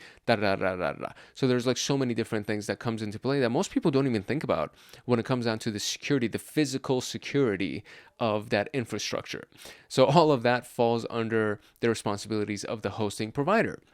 And then you have the customer's responsibilities. So securing their applications, the configurations of their applications, access control lists for those applications, have multi-factor authentication, make sure that the configurations that you have on your database server or on your, let's say, your S3 bucket, the Amazon Simple Storage System bucket, make sure it's not a public-facing bucket. Make sure people that just from the random internet can't just go into your storage bucket and take data out of there or take your files out of there.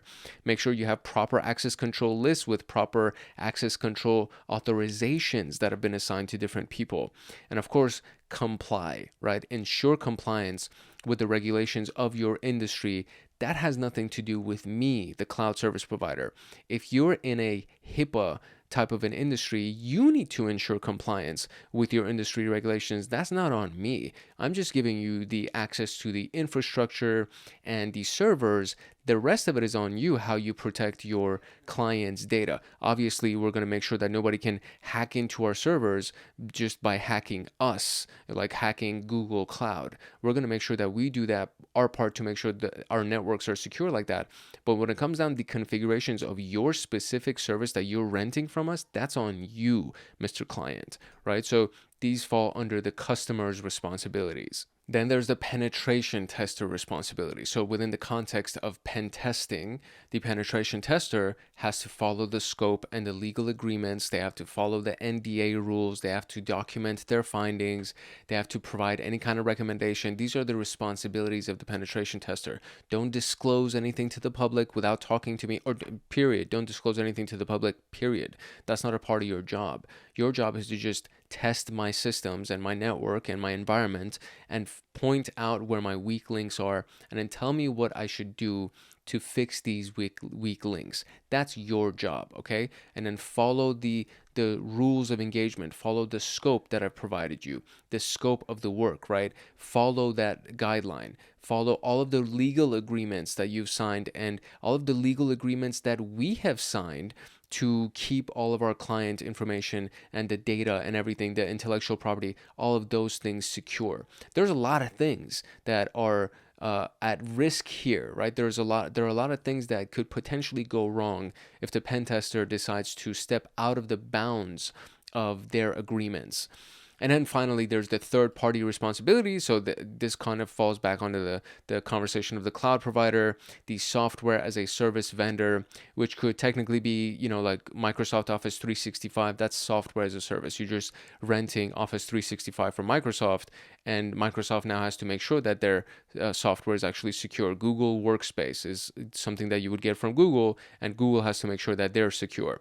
Any kind of outsourced IT team, which can also be an outsourced penetration testing team, that could technically fall under this category as well. And then they have their own responsibilities that has to do with the terms of service that they've signed, the service agreements that they've signed, so on and so forth. So it is a shared responsibility model. Everybody plays their part, and if we all do our jobs correctly, everything should be fine, right? And as our final section, we have the legal and ethical considerations, which are the responsibilities, right, that define how the pen test should actually be conducted. So these are the rules, regulations, laws, all of those things, as well as, of course, the ethical guidelines of this whole exercise. Excuse me, I'm hiccuping.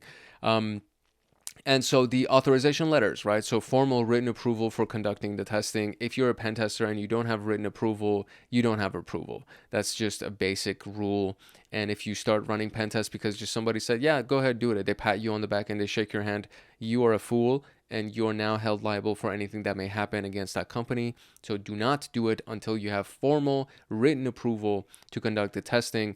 And I would even venture to say, I would go as far as in saying, make sure it's notarized, like whatever signature is on there, make sure that thing has been notarized so that you know that the actual person who has permission to do the approval did do the approval.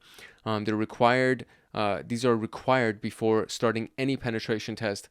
Absolutely mandatory. If you don't have an authorization letter, don't do it. Which also goes back to the conversation. If you don't have authorization, don't start pen testing or trying to hack into somebody's system, because they will sue you.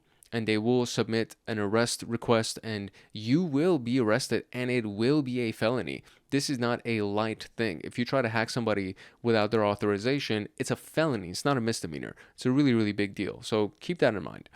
Mandatory reporting requirements. So many industries require reporting certain vulnerabilities to regulatory bodies. Now, this is mandatory on the place of the penetration tester to report to the client, and it's required by the client to report to the regulatory bodies. So they have to report those vulnerabilities to the regulatory bodies.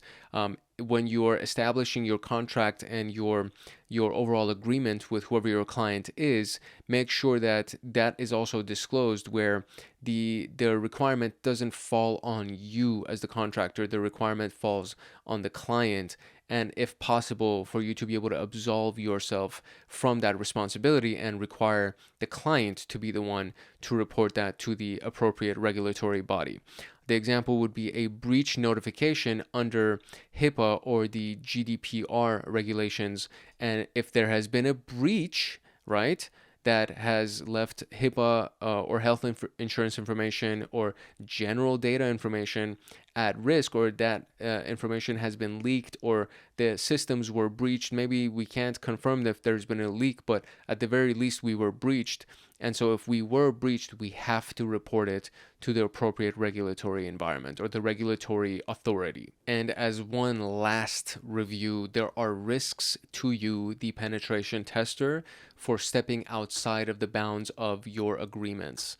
There are legal risks. So if you operate outside of the scope, can actually lead to criminal charges outside of the scope, meaning, hey, I told you that you can attack these IP addresses, and then you attacked this one IP address that was outside of the scope. I can now sue you. Okay, keep that in mind. Okay, this is a very, very big deal. It is not a civil charge, it is a criminal charge. It is a felony if you do this. There are ethical risks, right? So if you exploit a vulnerability without actually fixing the vulnerability or telling the client about it, that's an ethical risk. That it doesn't necessarily lead to some kind of a criminal charge, because if the vulnerability was inside of the scope or on an asset that was inside of the scope, it's not technically a criminal charge, but it's an ethical violation, which means that once the client finds out, because they always do, once the client finds out, you now lose reputation points. You now have ruined your credibility with the rest of your clients or your future clients because you were unethical. And then there are technical risks that if you don't know what the hell you're doing, or if you do something without confirming or verifying or not creating a sandbox environment, you can actually crash their system or expose them to malware, and now their business is at risk, which is a technical risk. So these are the risks to the penetration tester, and these are extreme responsibilities of the penetration tester for them to actually be aware of these things, to abide by these things, to make it a rule for themselves to follow these things, and make sure they don't ruin their own reputation, they don't put themselves at cause of being charged with criminal violations, and obviously they don't harm their client. Which brings us to our first set of practice questions. So we have multiple choice questions, multiple response questions, and scenario-based questions. And inside of this training document, there's multiple performance-based, kind of like drag and drop or matching type questions available as well. So if you get access to this training document, you can get access to those as well. But we're going to now go through these various series of questions that we have over here. So let's jump into the slideshow for the practice questions. All right, here we go. Pre-engagement activities. Question number 1, multiple choice. Which of the following compliance standards is specifically designed to regulate the security of cardholder data? Okay, so keep that in mind. Cardholder data could be credit cards, debit cards, anything like that, right? So HIPAA would be health insurance. General data protection is a European base that has to do with just general data protection. NIST 853 has to do with government entities, right? So PCI is the payment card industry standard. So that would be the answer here, PCI DSS. Which of the following regulations focuses on protecting personally identifiable information? Select 2. So PII, the personally identifiable information. I'm going to say GDPR is definitely one of them. PCI DSS is technically personally identifiable information as well. CCPA, I completely forgot what that acronym stands for. And Sarbanes-Oxley has to do with financial auditing information, so I know it's not that one. I'm definitely going to say it's GDPR, and I want to say it's A and C. Ooh, let's see. It's A and B. Oh my gosh, CCPA. So let's find out, because I wanna remember what CCPA is. So CCPA is the California Consumer Privacy Act. Okay, all right. So the California Consumer Privacy Act grants California residents rights regarding their personal information, including the right to know, delete, opt out of the sale of their data, and businesses must comply with these rights. So that is the CCPA. Oof. Okay, all right. So GDPR, General Data Protection, and CCPA, the California Consumer Protection. All right, moving on. Multiple choice question. Which of the following is the primary purpose of defining a test window in the rules of engagement? So we have one answer here. To limit when the pen tester can start their engagement. That's true. To ensure testing occurs during approved timeframes with minimal business disruption. That's true. To allow unrestricted testing at any time. That's not true. To avoid legal liability for not. That's also not true. So I'm gonna say it's B. I think the closest one would be B. Okay, great. Which of the following must be defined in the rules of engagement before testing begins? So we have 3 questions here, or 3 answers here. The allowed and excluded targets, that's yes. Escalation procedures for discovered, yes. Time frames and test scheduling, yes. Physical security controls of the organization, that would be no. I'm going to say no. That was not outlined in anything we talked about. So I'm going to say A, B, and C. Cool. Excellent. Multiple choice here. So which type of agreement legally prevents a pen tester from disclosing confidential company information? So disclosing, right? So that's kind of the key term here. So the master services agreement is basically the rules that they would follow in every interaction, including the one that you're working with. Statement of work has to do with the rules, regulations, the scope of the data that you can attack or the systems. Terms of service has to do with the responsibilities of each side and what happens if you don't abide. Non-disclosure has to do with disclosing. So specifically, it has to do with the disclosure of the data, and you can't disclose any of the data, all right? Multiple choice question. So which of the following CIDR notations represents a subnet containing exactly 256? Okay, so exactly 256. Keep in mind. So this /24, 25, 26 is the number of bits that are assigned to the subnet. Okay, so if you have a /24, that means that all of these, so these 3 octets have actually been accounted for. If you have a /23, it would actually be, it would be 192.168, and then this would be not a 1, it would be a different number. I don't know the exact number. There's a subnet calculator that's like a free subnet calculator that you can use to verify this. And then 25 and 26 means that you are taking up more than these 24 bits, which means you have less than 256. So /24 would be my answer for this. And that is indeed the right answer. All right, so multiple choice. Which of the following best describes a penetration test focusing on API security, which is the application programming interfaces? So we have the testing external and internal APIs for authentication flaws, input validation, and data exposure, analyzing network traffic for unsecured endpoints, attempting to brute force passwords of back-end API services, testing mobile applications for insecure permissions. So best describing a pen test focusing on API security, I want to say it's A. It kind of, the C seems. So here's the other thing, right? So if you have to convince yourself of an answer, it's most likely not that answer. So whatever the most obvious answer is that stands out to you would be the answer. And in my humble opinion, I want to say it's A, and it is A. Let's go. All right, multiple response. Now we have multiple answers here.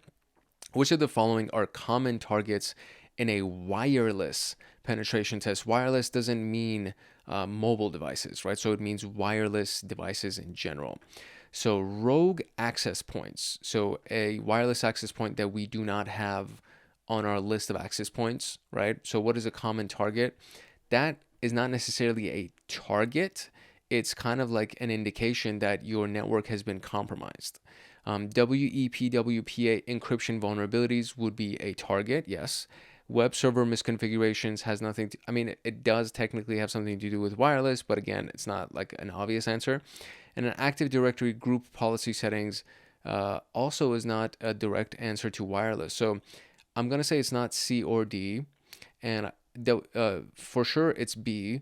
Rogue access point has to do with the wireless access point. So I'm going to say that's also part of the answer because we have to select 2 answers. So by process of elimination, I'm going to say A and B. Excellent. All right, moving on. Multiple choice. In a cloud-based pen test, who is responsible for securing the operating system of a virtual machine hosted on AWS? So this is the shared responsibility model. We're doing a cloud-based pen test, and we're securing the OS of a virtual machine hosted on AWS. So the cloud provider, pen tester, customer, security responsibilities. Okay, so it's definitely not D because there is security responsibilities. The customer, securing the operating system of a virtual machine hosted on AWS. It's kind of a tricky question because it's definitely, it's like, it's also the cloud provider and the pen tester and the customer. All right, so if I were to take a guess, because I would be guessing on this one, I would say it's C, but it can definitely be A, B, or C. So let's see. It is C. Okay.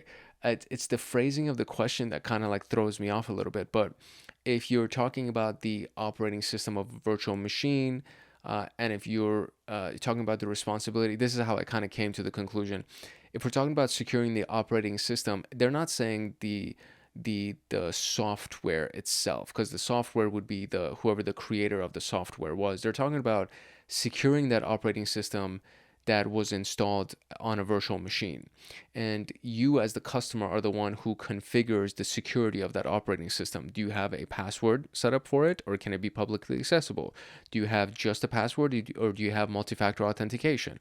Do you have rules for the IP addresses that can actually access this operating system on this virtual machine? Or is it just willy-nilly, right? Anybody from any location, from any IP address could access it. So there's a lot of different ways that you can actually secure that. And we do talk about this on creating virtual private clouds. If you go through the Network Plus playlist that's on this channel, if you go through the Network Plus playlist on the practical video, which is the last video of the playlist, we actually set up a virtual private cloud through Amazon Web Services, and we talk about security groups and security rules and things like that. So all of those are configured by the customer. It's not the cloud service provider, and the pen tester is not really responsible for that. So C is the answer. Nice.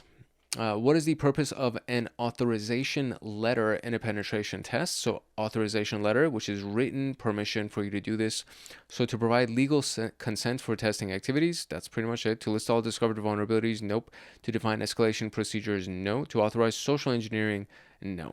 So to provide legal consent for the testing activities would be the answer. And multiple response, so 2 responses here. Which of the following are key ethical considerations in penetration testing? So gaining explicit written permission from before testing, that's pretty solid, yeah. Avoiding unnecessary disruption to business, that's also solid. Exploiting vulnerabilities for personal financial gain is not a consideration, or you shouldn't do that, at least. Using backdoors to maintain long-term access for security improvement, that is also not true. I'm pretty sure the client is not authorizing that. So it's A and B would be the answers.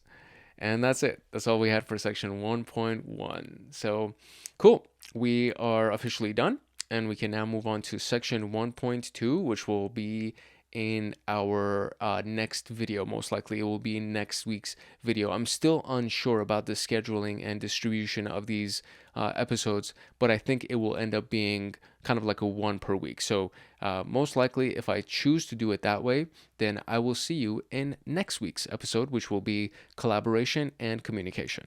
To get the PenTest Plus notes, practice questions, and to join a supportive community of like-minded people like you, consider joining the Hackaholics Anonymous membership community. We have 4 tiers: the supporter, the agent, the guardian, and the master. And each tier gets their own Discord server and early access to content. The agent, guardian, and master levels will get exclusive content like line-by-line code explanations for how to create cybersecurity and PenTest Plus scripts, like exclusive downloads that they will get. For example, the notes document for this PenTest Plus and everything that I'm using for the lectures, as well as all of the practice questions and everything else that will go along that will be made for the scripts and everything else that we're going to be doing for the PenTest Plus training series. There will be free pre-made monthly Python automations that have to do with system administration, cybersecurity defense, as well as, of course, PenTest Plus and ethical hacking. And then there's going to be monthly live streams with me every single month, plus so many other things that you would get as a part of being a member of Hackaholics Anonymous in these tiers. To join, you can simply click the link in the description below, or you can go to our homepage and click the join button there, or you can go to youtube.com/@hankhackshackers/join, and you'll be able to join Hackaholics Anonymous. Welcome to episode 2 of the PenTest Plus training series, and we're continuing from our main section, our main chapter, which is engagement management. And we're going to go into section 1.2, which is essentially just kind of following along with that theme. And in this section, we're going to be talking about the collaboration and communication in penetration testing. And these are very important, critical elements, as you can imagine. And it's one of these key things as we're talking about the management of the engagement and as we're setting up the actual exercise. These are one of the key elements that is going to be brought up And there's this old saying that, you say, tell them what you're going to tell them what you tell them, and then tell them what you told them. And it's usually used in the teaching and sales and marketing areas. But when we're talking about communication in general, especially with something as sensitive, as important as penetration testing, especially if it's in a live environment and against a company that's up and running, and you want to make sure that you don't accidentally do something that would harm the business, or it would stop the business from running, or etc. Just fill in the blank. Think of some kind of catastrophe that would take place against the business. If you don't want any of those things to happen, communicating with the people with whom you are collaborating is absolutely essential. It is critical, and there should be communication in every step of the way. There is one, I would say maybe two different scenarios where you don't need to communicate every step of the way, and that's typically the black box pen test. The black box pen test is what on the pen testing side, for the people on the offensive security team, you don't give them any information. You say, hey, listen, you are responsible for finding everything out yourself. You're responsible for coming up with your strategy and executing all of that stuff. And typically, you also don't tell anybody on the defensive security team either. So nobody on the red team knows anything other than the fact that they have permission to attack. And nobody on the blue team knows that there's going to be an attack. And you just want to see how these teams are going to interact, or no, I should not say interact, how they're going to execute. You want to see how these teams are going to execute, how they're going to respond in a situation where you haven't warned them in advance and nobody's on their toes kind of expecting things to happen. So that would be, I would say, maybe the one scenario where collaboration and communication isn't really that big of a deal and they don't need to communicate with each other, etc., etc. The pen testing team will need to communicate with the stakeholders, with the people who hired them and gave them the authorization to do it. But for the most part, there is no communication taking place. In like pretty much every other scenario, there is a very heavy weight that is placed on collaboration and communication, and for these teams to work with each other to get the most data and most intelligence possible in regards to what is going on within the business and the vulnerabilities of the business and what should be done to increase the security posture of the business. So these are just, I mean, some of these bold elements are, it's almost like these are just placeholders, but there's so much weight for the word of accuracy. There's so much weight for the word of transparency, and so much goes on behind these individual phrases that it's almost it's an understatement to say that you need to be transparent or you need to be accurate and you need to align with the objectives of the business. So in this particular phase, our goal is to reduce misinterpretations, meaning miscommunications, misunderstandings, perceptions, all of those things, improve the effectiveness of the test, and maximize the impact of the security in general as a whole. To get the PenTest Plus notes, practice questions, and to join a supportive community of like-minded people like you, consider joining the Hackaholics Anonymous membership community. We have 4 tiers: the supporter, the agent, the guardian, and the master. And each tier gets their own Discord server and early access to content. The agent, guardian, and master levels will get exclusive content like line-by-line code explanations for how to create cybersecurity and PenTest Plus scripts, like exclusive downloads that they will get. For example, the notes document for this PenTest Plus and everything that I'm using for the lectures, as well as all of the practice questions and everything else that will go along that will be made for the scripts and everything else that we're going to be doing for the PenTest Plus training series. There will be free pre-made monthly Python automations that have to do with system administration, cybersecurity defense, as well as, of course, PenTest Plus and ethical hacking. And then there's going to be monthly live streams with me every single month, plus so many other things that you would get as a part of being a member of Hackaholics Anonymous in these tiers. To join, you can simply click the link in the description below, or you can go to our homepage and click the join button there, Or you can go to youtube.com/@hankhackshackers/join, and you'll be able to join Hackaholics Anonymous. Now, without further ado, let us continue with PenTest Plus. One of these themes under the collaboration and communication is the concept of the peer review and the alignment of the people who are in the peer review team, the peers, and the stakeholders. So as we established earlier, we have a variety of different groups that will be involved with this overall exercise of a penetration test. So the peers, the peer review, could be people within the company. It could also be people outside of the company that just know, they're aware of what's going on. It's very similar to the concept of the jury, when they say you're going to go to trial in front of a jury of your peers. It's kind of what this implies. And the concept of the peer is the group of people or the person who works alongside you, either in your company or in your industry in general, or at the very least, they have an understanding of the concept of security and penetration testing. And those group of people are going to be the ones that would be reviewing your work and reviewing your collection of intelligence and your deductions, what you've deduced from your investigations and from your tests, And those people are going to be communicating with the stakeholders in the company, the stakeholder team, and these would be the C-suite executives. And we'll go through like who those people actually are and what qualifies them. But essentially, the stakeholders are the people who are technically at stake, right? So it's like they're responsible for the success of the company at large, and they're going to be the ones responsible for making really big decisions. And then the people within the peer team, the peer review team, are the people who are more focused on this specific topic of security penetration testing. The peer review process is the process to ensure that there's quality, accuracy, and completeness of the penetration test before they are reported to the stakeholders. So the peer review team essentially reviews your work, right? So they reduce false positives. They prevent misidentification of vulnerabilities that could lead to unnecessary security changes. They improve accuracy, confirming the exploitability of the vulnerabilities before you report them. They ensure consistency.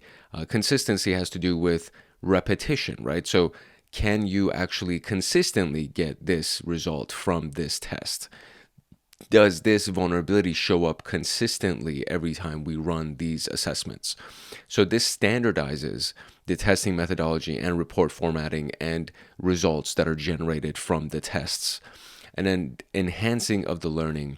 So senior penetration testers mentor the junior testers, improving overall team expertise. So in this particular case, when we're talking about the peers, it could be the senior pen testers and the management in the pen testing team, in the red team, that is kind of organizing and leading and reviewing the work of the up-and-comers inside of the pen testing team. So this is why peer review is so important. Now we need to look at the actual peer review process.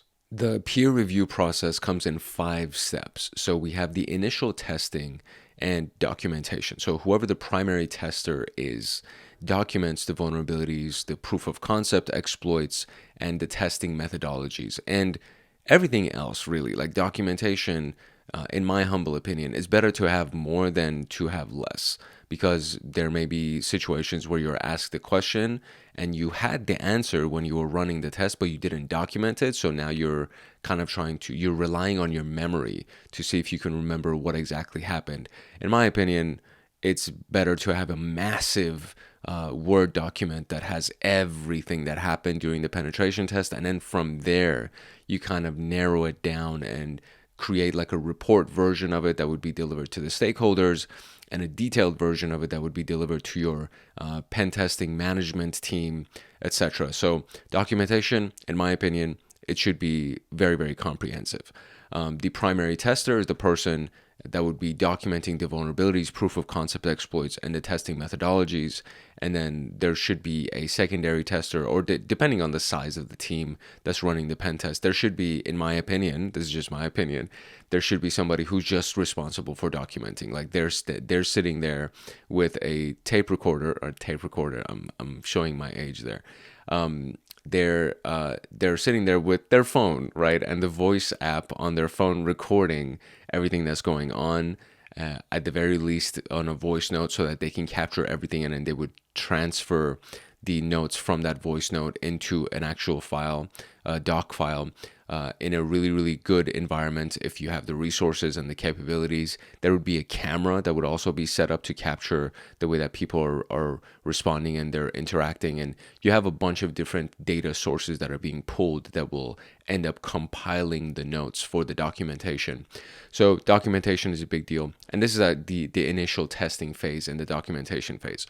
Then there's the secondary review by another penetration tester, right? So again, depending on the size of the team, depending on the overall scope and the functionality and how many resources are being dedicated towards this, there would be a second pen tester that validates findings and attempts to reproduce those same exact exploits that the first pen tester found. So this is a peer that is reviewing the work of the first pen tester, right? Then there's the cross-verification with industry standards. So the findings are compared against standards like the Mitre attack framework. So the Mitre attack matrix and the Mitre attack navigator is a really powerful tool because I've talked about it, especially recently, like the last few days. I've been doing another playlist for SOC Level 2, which if you haven't checked out, I highly recommend you also check that out. And in SOC Level 2, we use the threat emulation and threat modeling tactics that we would do using the Mitre attack navigator and the Mitre attack matrix. And it's a very powerful tool because everything that's on the Mitre attack matrix is a real life situation that happened. It was some kind of an attack group that attacked a country or attacked a company or whatever it was, and all of their tactics and techniques and procedures has been documented inside of the Mitre attack framework in great detail, down to this is the software that they used, this is what can be used to detect and mitigate these attacks, etc. So very powerful resource. OWASP Top 10 is dedicated more towards web application testing and the standards for web application security. And then, of course, we have the CVSS, the Common Vulnerability Scoring System, which is a very powerful scoring system that shows you things like, the elements of the CIA triad that were affected, the complexity of the attack, the ability for somebody to be able to gain access to the network. How easy is it? Do they need credentials or authorization or authentication, I should say? Do they need to authenticate themselves to be able to pull this off, etc.? So the CVSS scoring system is really powerful. And it goes in tandem, in conjunction with the Common Vulnerabilities and Exploit Database. And I believe those are provided by the NIST, National Institute for Standards of Technology.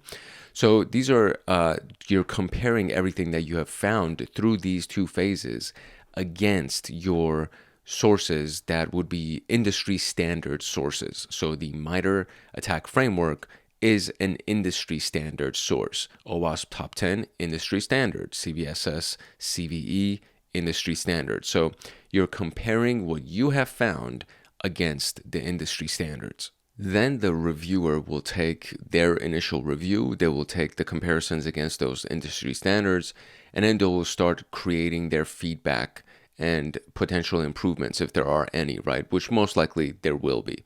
So the reviewer provides their recommendations for improving the methodology or clarifying the test results. And again, in my opinion, the primary person, if you compile a comprehensive set of notes, at the very least, you won't need to clarify anything because everything has been documented.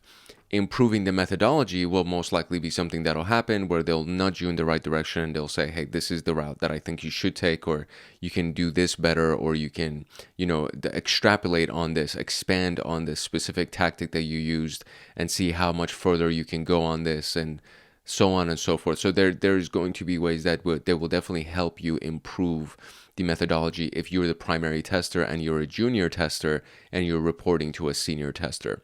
And then finally, there would be the validation that would be done before reporting. So the reviewed report is approved for submission to the stakeholders.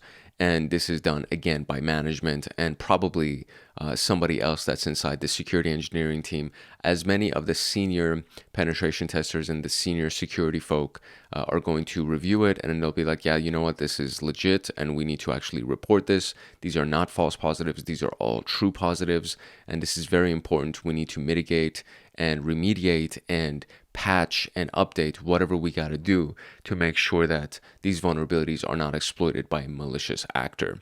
And then that report is generated and then it's submitted to the stakeholders. And this report that's submitted to the stakeholders is not going to be detail oriented. It's going to have an overview and it's going to say, hey, listen, this is what's wrong. This is the type of damage that can be done if this is exploited, and we need to fix it. It's like a critical thing that we have to fix. This is what we estimate it will cost to fix this. This is how many hours it would cost. This is how many people that would be needed to do it, etc., etc. Please approve this mitigation, or please approve the upgrade for this system, etc.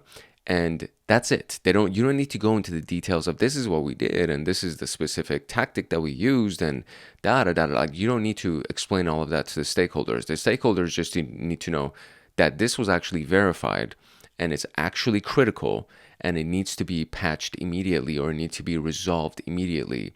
And how much is it going to cost to resolve it? And what would be the cost if we didn't resolve it? And then the stakeholders are going to essentially, talk amongst themselves, and they're going to say, is it worth it for us to resolve this, or should we just accept this risk?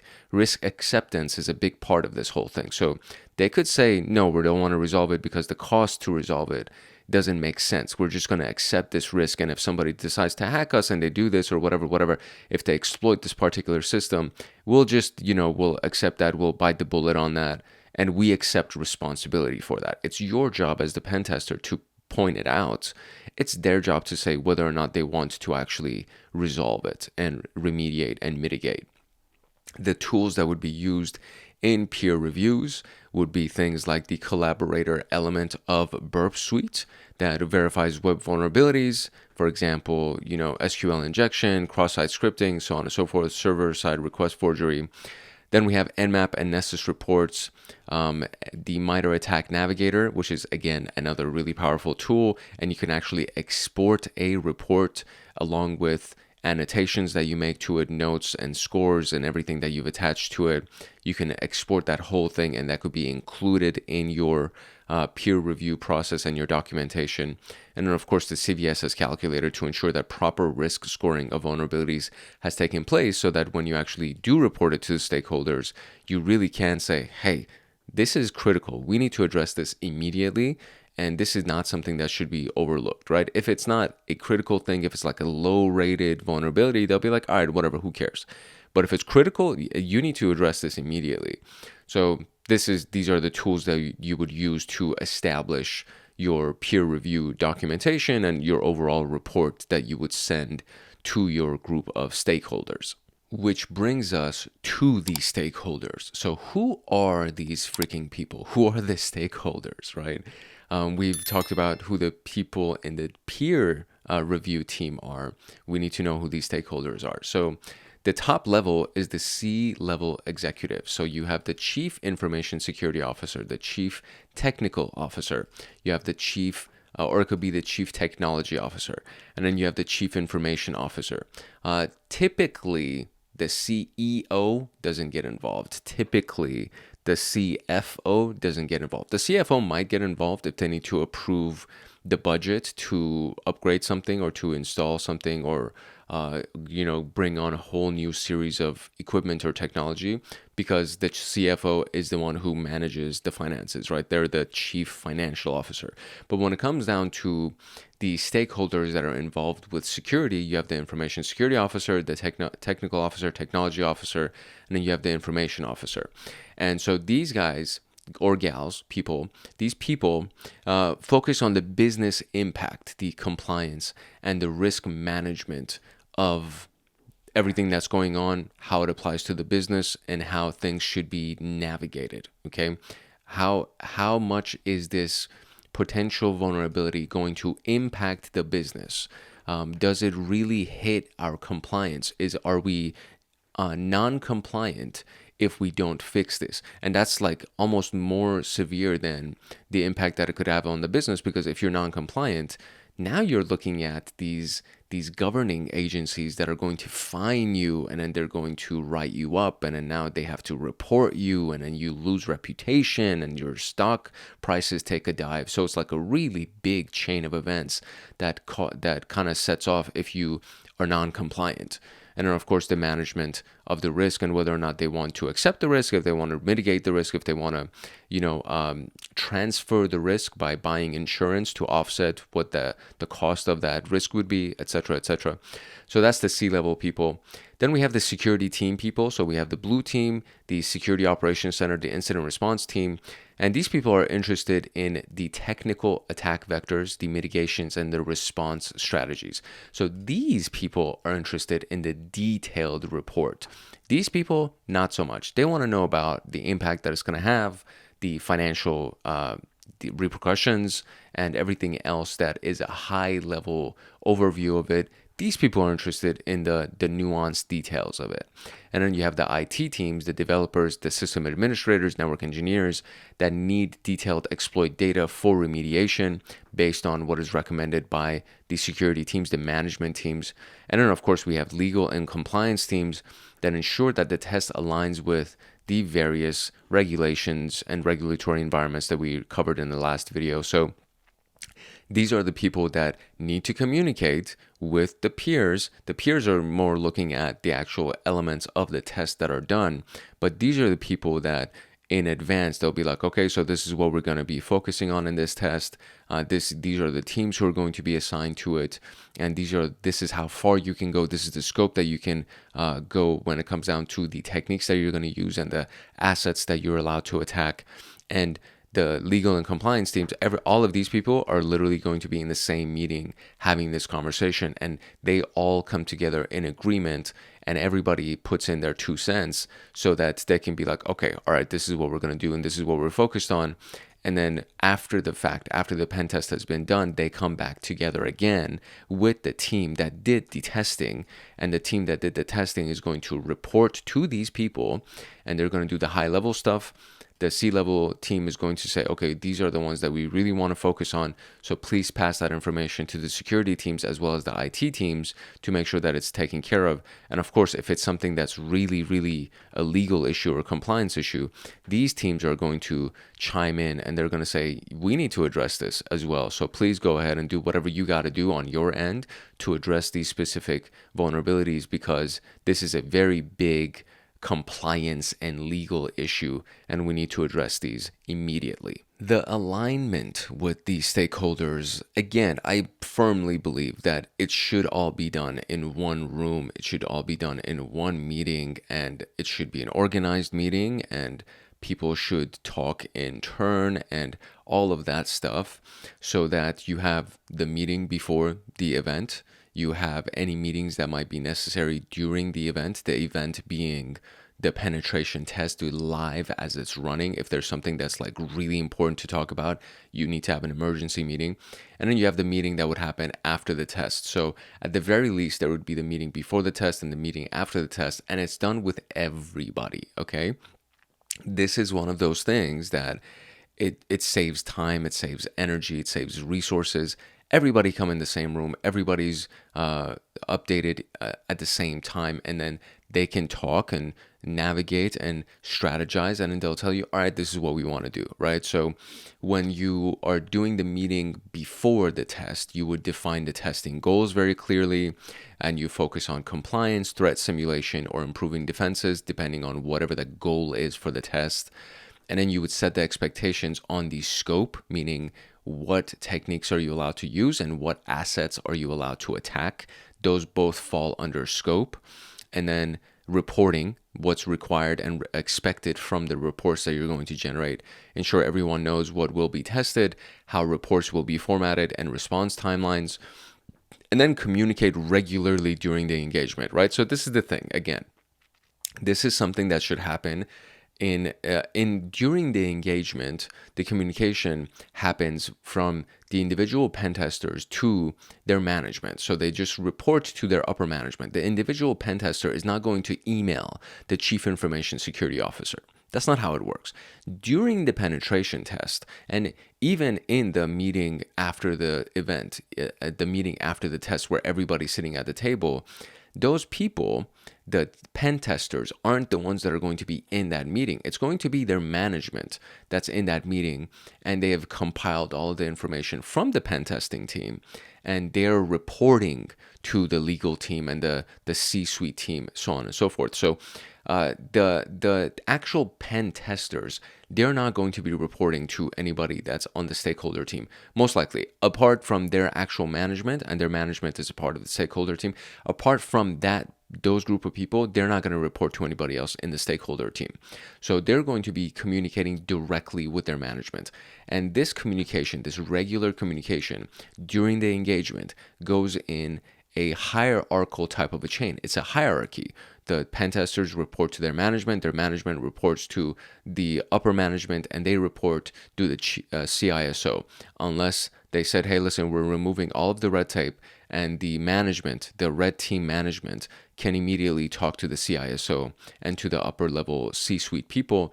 And that way you cut the red tape, you make it a little bit easier for the communication to take place, and decisions are made much faster, it would be the preferred environment. But in a really massive corporation, a global conglomerate, that's not how it works. And there's a chain of command that you need to go through to be able to make those reports. So there are weekly or daily check-ins to discuss progress and emerging risks.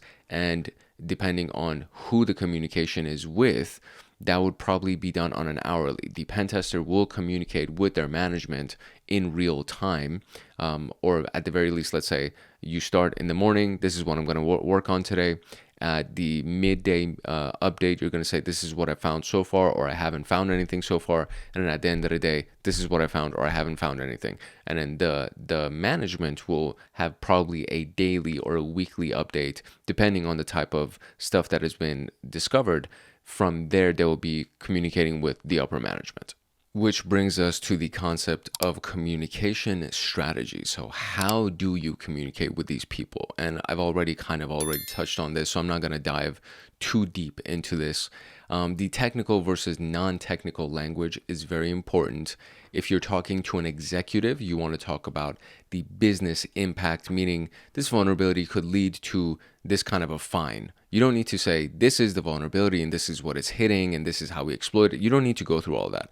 The security and IT teams need technical proof. They need to know that the attacker can execute the arbitrary code using SQL injection.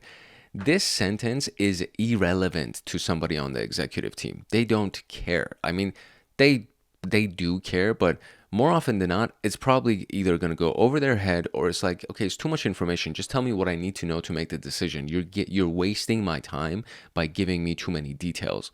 You know what I mean? It's not that maybe they have like a really strong security background or really strong technical background.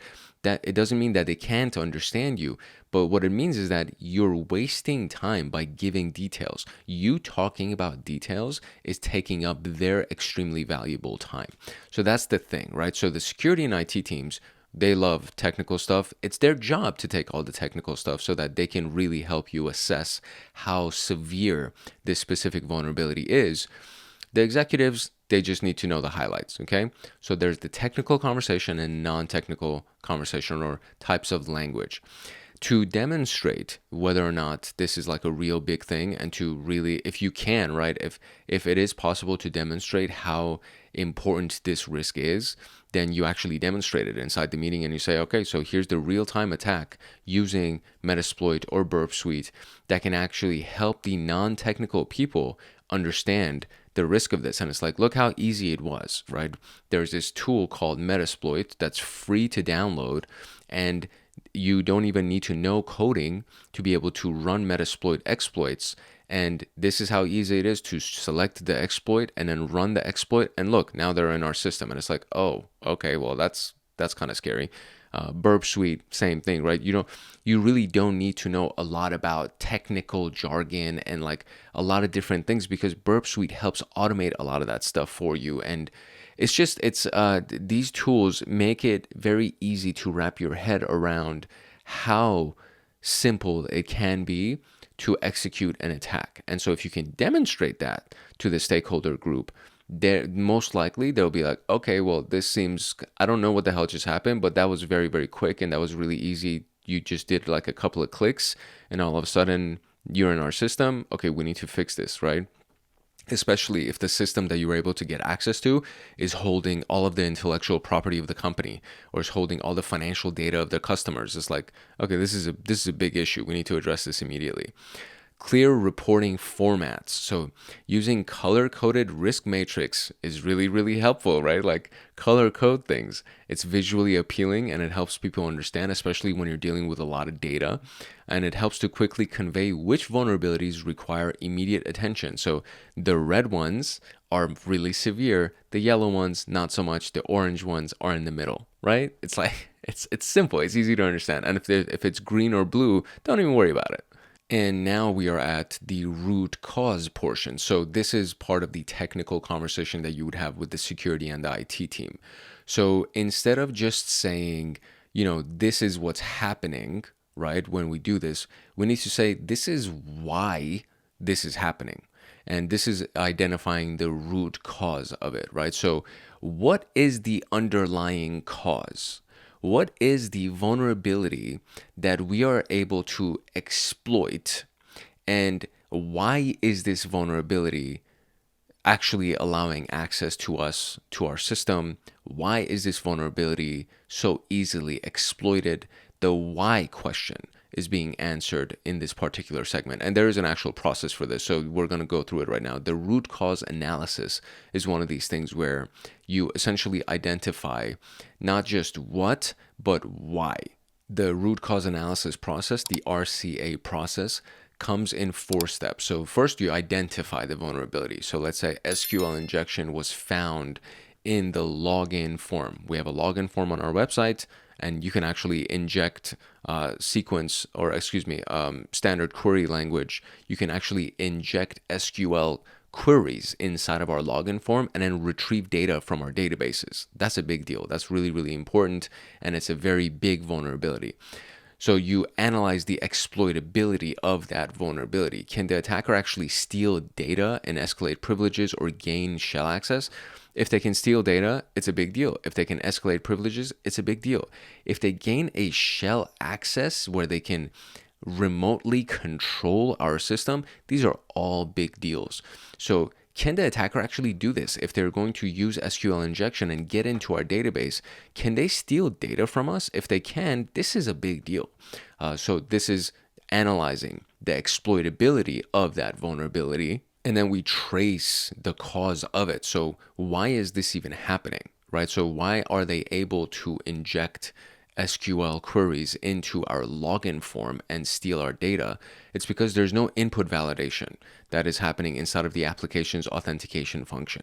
So we need to either validate input, sanitize input, do it from the client side, meaning from the web browser where somebody's actually using Google Chrome. We need to validate on the client side, and we need to also validate on the server side. So once the input, for whatever reason, if they were able to bypass our client side validation and they were actually able to send that SQL injection through their web browser, by the time that injection or that query gets to our server needs to go a different layer of validation, and it can say, actually, I'm not processing this data because I'm not allowed to process the data, and then it won't return the data that the person or the hacker is trying to retrieve. So input validation should happen on both ends, on the client side and the server side.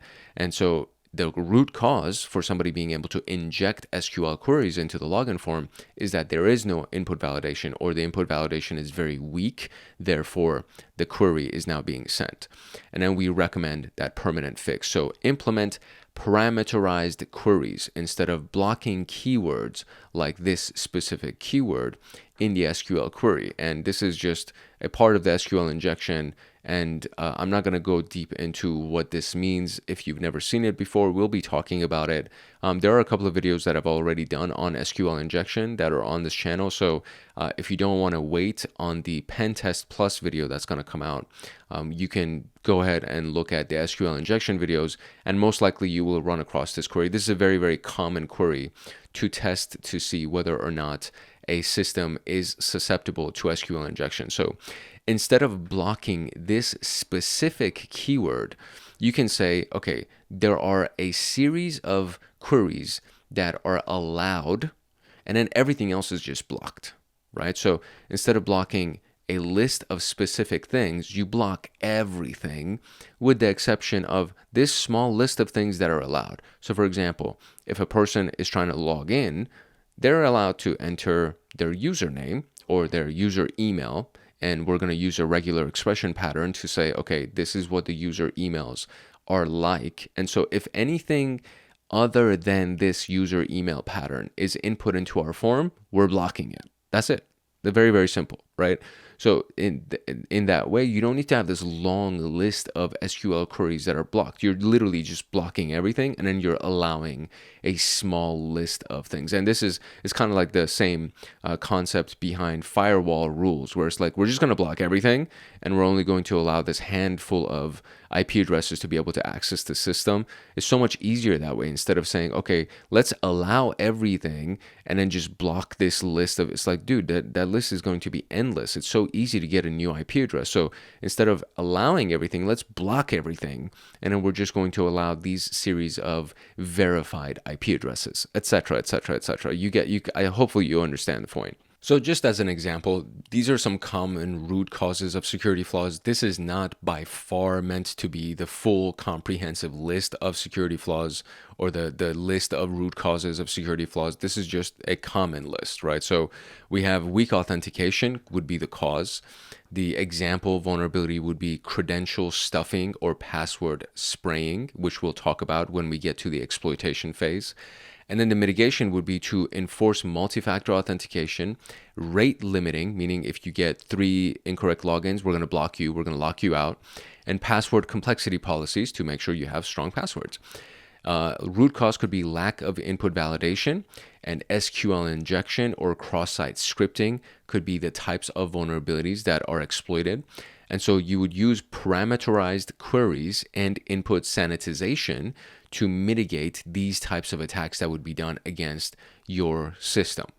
Then we have insecure API exposure, meaning API endpoints are exposed. And this could be an indirect object reference type of vulnerability, or the API key is being leaked, which is a really, really big deal because now they can use that API key to do whatever the hell they want.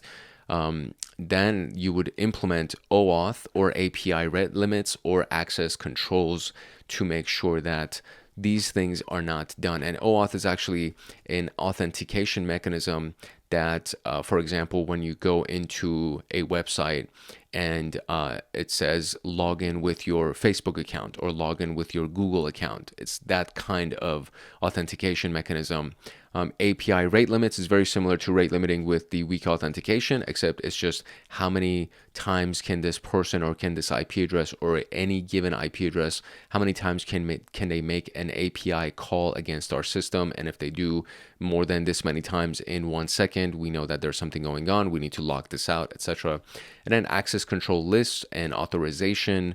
So who can access these things, and based on their identity, what can they access? That all falls under access controls. And then we have misconfigured security settings, which could be an open S3 bucket. So Simple Storage System is from Amazon. It's a really, really powerful resource because you can use it for storage. You can store a bunch of stuff in it.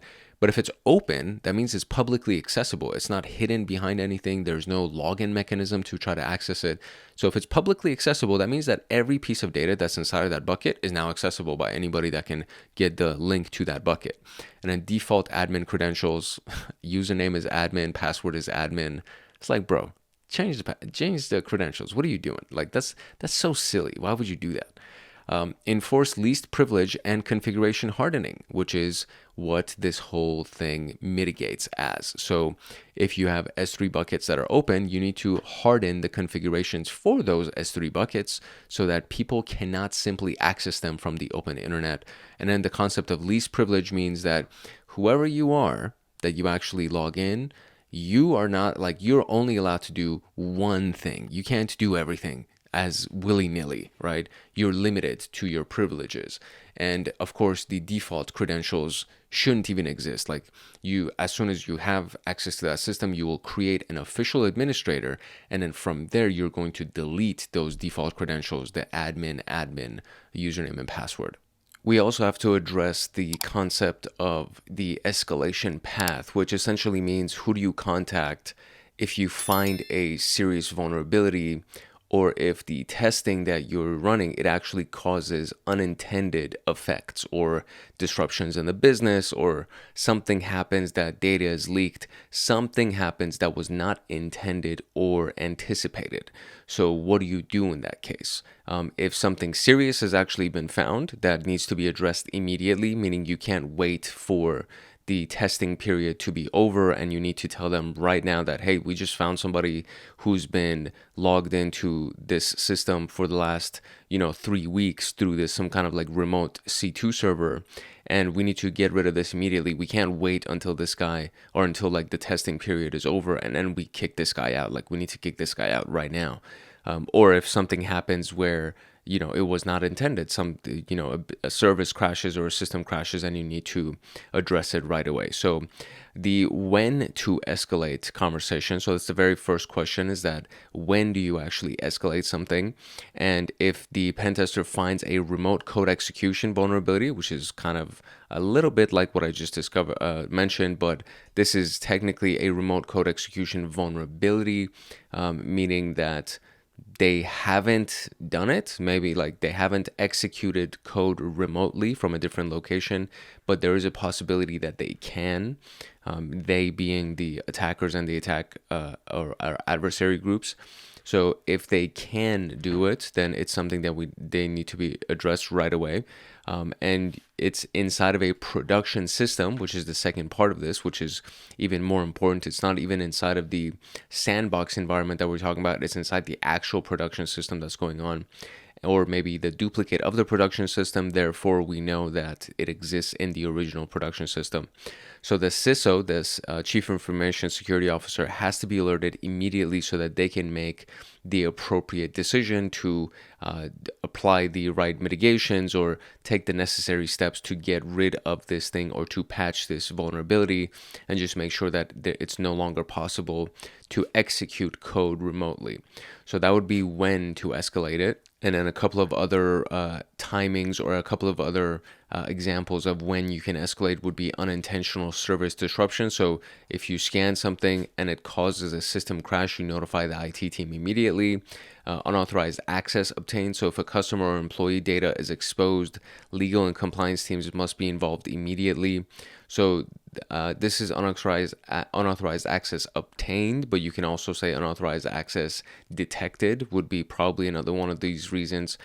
These are not the conclusive list. It doesn't mean that just these are the reasons why you would escalate something. It would most likely be anticipated and disclosed inside of the pre-engagement meeting, where you're meeting with everybody and you say, okay, so what are the reasons as to why we should stop the testing immediately and notify somebody right away? And then they'll tell you these are the list of reasons, and it'll be like, all right, so how do you want us to do it? So how should we escalate this thing? And it could be a predefined escalation contact. So for example, the incident response team, the legal team, IT security, categorize findings into low, medium, high, and critical risks, and maintain secure documentation of all findings. And I would add another element to this, which would be a secure encrypted communication method. So some kind of a messenger app or something that is encrypted, that is end-to-end encryption, and that maybe even is only being used through a VPN connection that has been encrypted and only is accessible to the internal network and people who are working on the pen test. It would be the most secure method of communication that you would use to go ahead and contact the incident response team or the IT security team, so on and so forth. Because just in case somebody's listening or somebody's watching your traffic or your communications, you don't want them to be warned, right? You don't want that person to know that you're onto them, because then they might advance their objective and they would actually steal something right away, or they would crash your systems right away because they feel like they're about to be caught. So you don't want to alert them, and you don't want to make them worried. You just want to kind of do it as sneakily as possible to notify the appropriate team so that they can take the steps necessary to secure the systems and secure the business. Which is actually the perfect segue to this secure documentation conversation. And of course, that also connects to risk articulation. So secure documentation has to do with ensuring that the documentation has accountability, traceability, and compliance essentially embedded into its process. So that would mean that reports should be encrypted and stored in a secure repository. So for example, the SIM tool that you're using, or a security vault, or some kind of an external encrypted storage drive, something that is not easily accessible, that some kind of adversary group or an attacker would have to go through several loops of encryption. They would have to jump through several hoops of encryption, to be able to access these reports, because the reports store a lot of data about, hey, this is what we found, and these are the vulnerabilities, and we noticed this, and we noticed this. You don't want all of those things to fall into the wrong hands. Access control would be authorized personnel should only be able to access those test results. And this again goes to that concept of least privilege, and it goes to the concept of access control lists and everything that would be relevant to only the appropriate people, only the authorized people that have a secret clearance, maybe even, or some kind of clearance level, that they're the only ones that are allowed to access this documentation. And of course, it should be tamper proof. And cryptographic signatures or checksums being hash algorithms that you would use, that you would say, hey, you know what, this specific document, the last time that I edited it legitimately, the last legitimate edit has this hash value. And if you, by the time that you receive this document, if the hash value is different, that means this document has been altered and it's been tampered with. So using tamper-proof records and cryptographic signatures to verify the integrity of the documentation is another critical element of this whole concept of secure documentation practices. And we've already touched on this documentation format in a few different instances in the last video and earlier in this video as well. But officially, this is what would technically be included inside of the penetration test report, which would be the scope of the assets that are being attacked or analyzed, and the scope of the exercises that are being used, the techniques and the tactics and procedures, the findings that you have found along your investigation, the exploitability of those vulnerabilities and those findings, and any remediation step that you would recommend and implement, so that essentially whoever's reading this report knows everything that they need to know to secure the systems. They don't have to go ahead and do research themselves, because that would take extra time for them to go ahead and research their remediation and everything. It's much more efficient and a better practice for the penetration tester, kind of as like doing customer service, like providing excellent service would mean that, here, I found all of these things, and here's what I would recommend that you do to remediate all of these things. And then we have the technical walkthrough, which explains the attack steps and the proof of concept code that was used to do everything that they did to find those findings and the exploitabilities and all of those things, so that in case or whenever the management team wants to demonstrate these things, to say, yeah, this is what is going on, and we can actually duplicate this attack repeatedly. It wasn't just some kind of anomaly. They have the walkthrough to be able to do that. And then, of course, the risk matrices or the risk matrices, which is the visual scoring based on the CVSS, Common Vulnerability Scoring System, that just says, these three are high risk, they're critical risk, we should even say.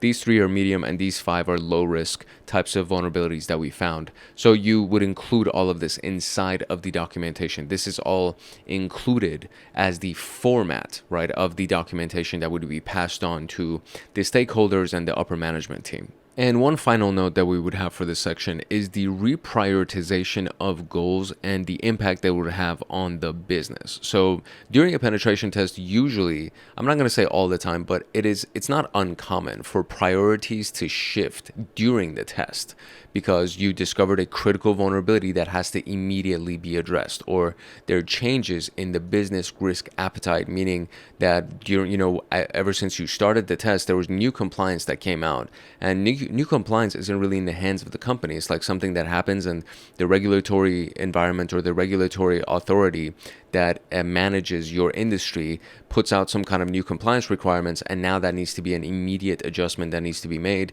to your overall environment, which means that the business risk appetite immediately changes. Therefore, most likely the goal of the penetration test will change as well.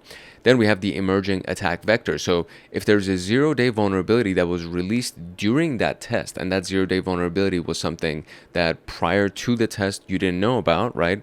So during the test, a 0-day vulnerability comes out, nobody knew about it, and now it's been disclosed, and now everybody knows about it, and it's something that 0-day implies that there were no previous remediations that were available. So any company that potentially has that vulnerability still hasn't patched it. Therefore, if your company has it, then you need to address it right away, because these attackers are all paying attention to the same data sources that defensive people would be paying attention to. So they're waiting for a 0-day vulnerability to be released and talked about, and then they can jump on it and take advantage of it. And there have been several instances where a vulnerability that was distributed to the public, where people, different authorities that manage these things and disclose these types of things, for example, NIST or Mitre, they disclose this is the vulnerability, we just found it, so on and so forth. And if you have this kind of system, you need to patch it and you need to upgrade your system. But then these certain large companies, I don't remember the name, I think it was maybe Target. It could be Target or Walmart. It's one of those big like shopping companies. There was an example in the Security Plus training as I was looking for different stories to kind of drive the point home about certain attacks or certain security issues, where there was like this really large multi-billion-dollar company that took several months to patch a specific vulnerability in their system. And during those several months, they got hacked, because it wasn't because they weren't aware of it. They were aware of it. They just took their sweet time to patch it. Therefore, they got hacked. And so this is another one of those key elements where it's like it reprioritizes the goal. If something has been disclosed since the test started, since the penetration test started, and now it affects you, and you're aware that it affects you, you need to stop the penetration test, or at least pause it and address that immediately, because anybody who gets the same data feed, the same news feed that you're getting is on the attacking side, especially like the malicious actors. If they're getting the same newsfeed you're getting, most likely they're gonna get that information, and they're probably gonna try to manipulate it or exploit it to see who they can hack. So an example of this would be a company originally focused on web app testing, but a critical misconfiguration in the AWS IAM identity and access management permissions forces shifting focus to cloud security. So originally they were focused on web application testing, but some kind of misconfiguration in their IAM permissions forced them to shift their focus to cloud security instead of just the web application itself. They're looking at the cloud security and the way that whoever can access that cloud assets, meaning that web application, and the types of things that they can actually do, the authorization that they would have once they're logged in. So if you have a misconfiguration in that, it's the first thing that you need to address, because whoever can potentially access your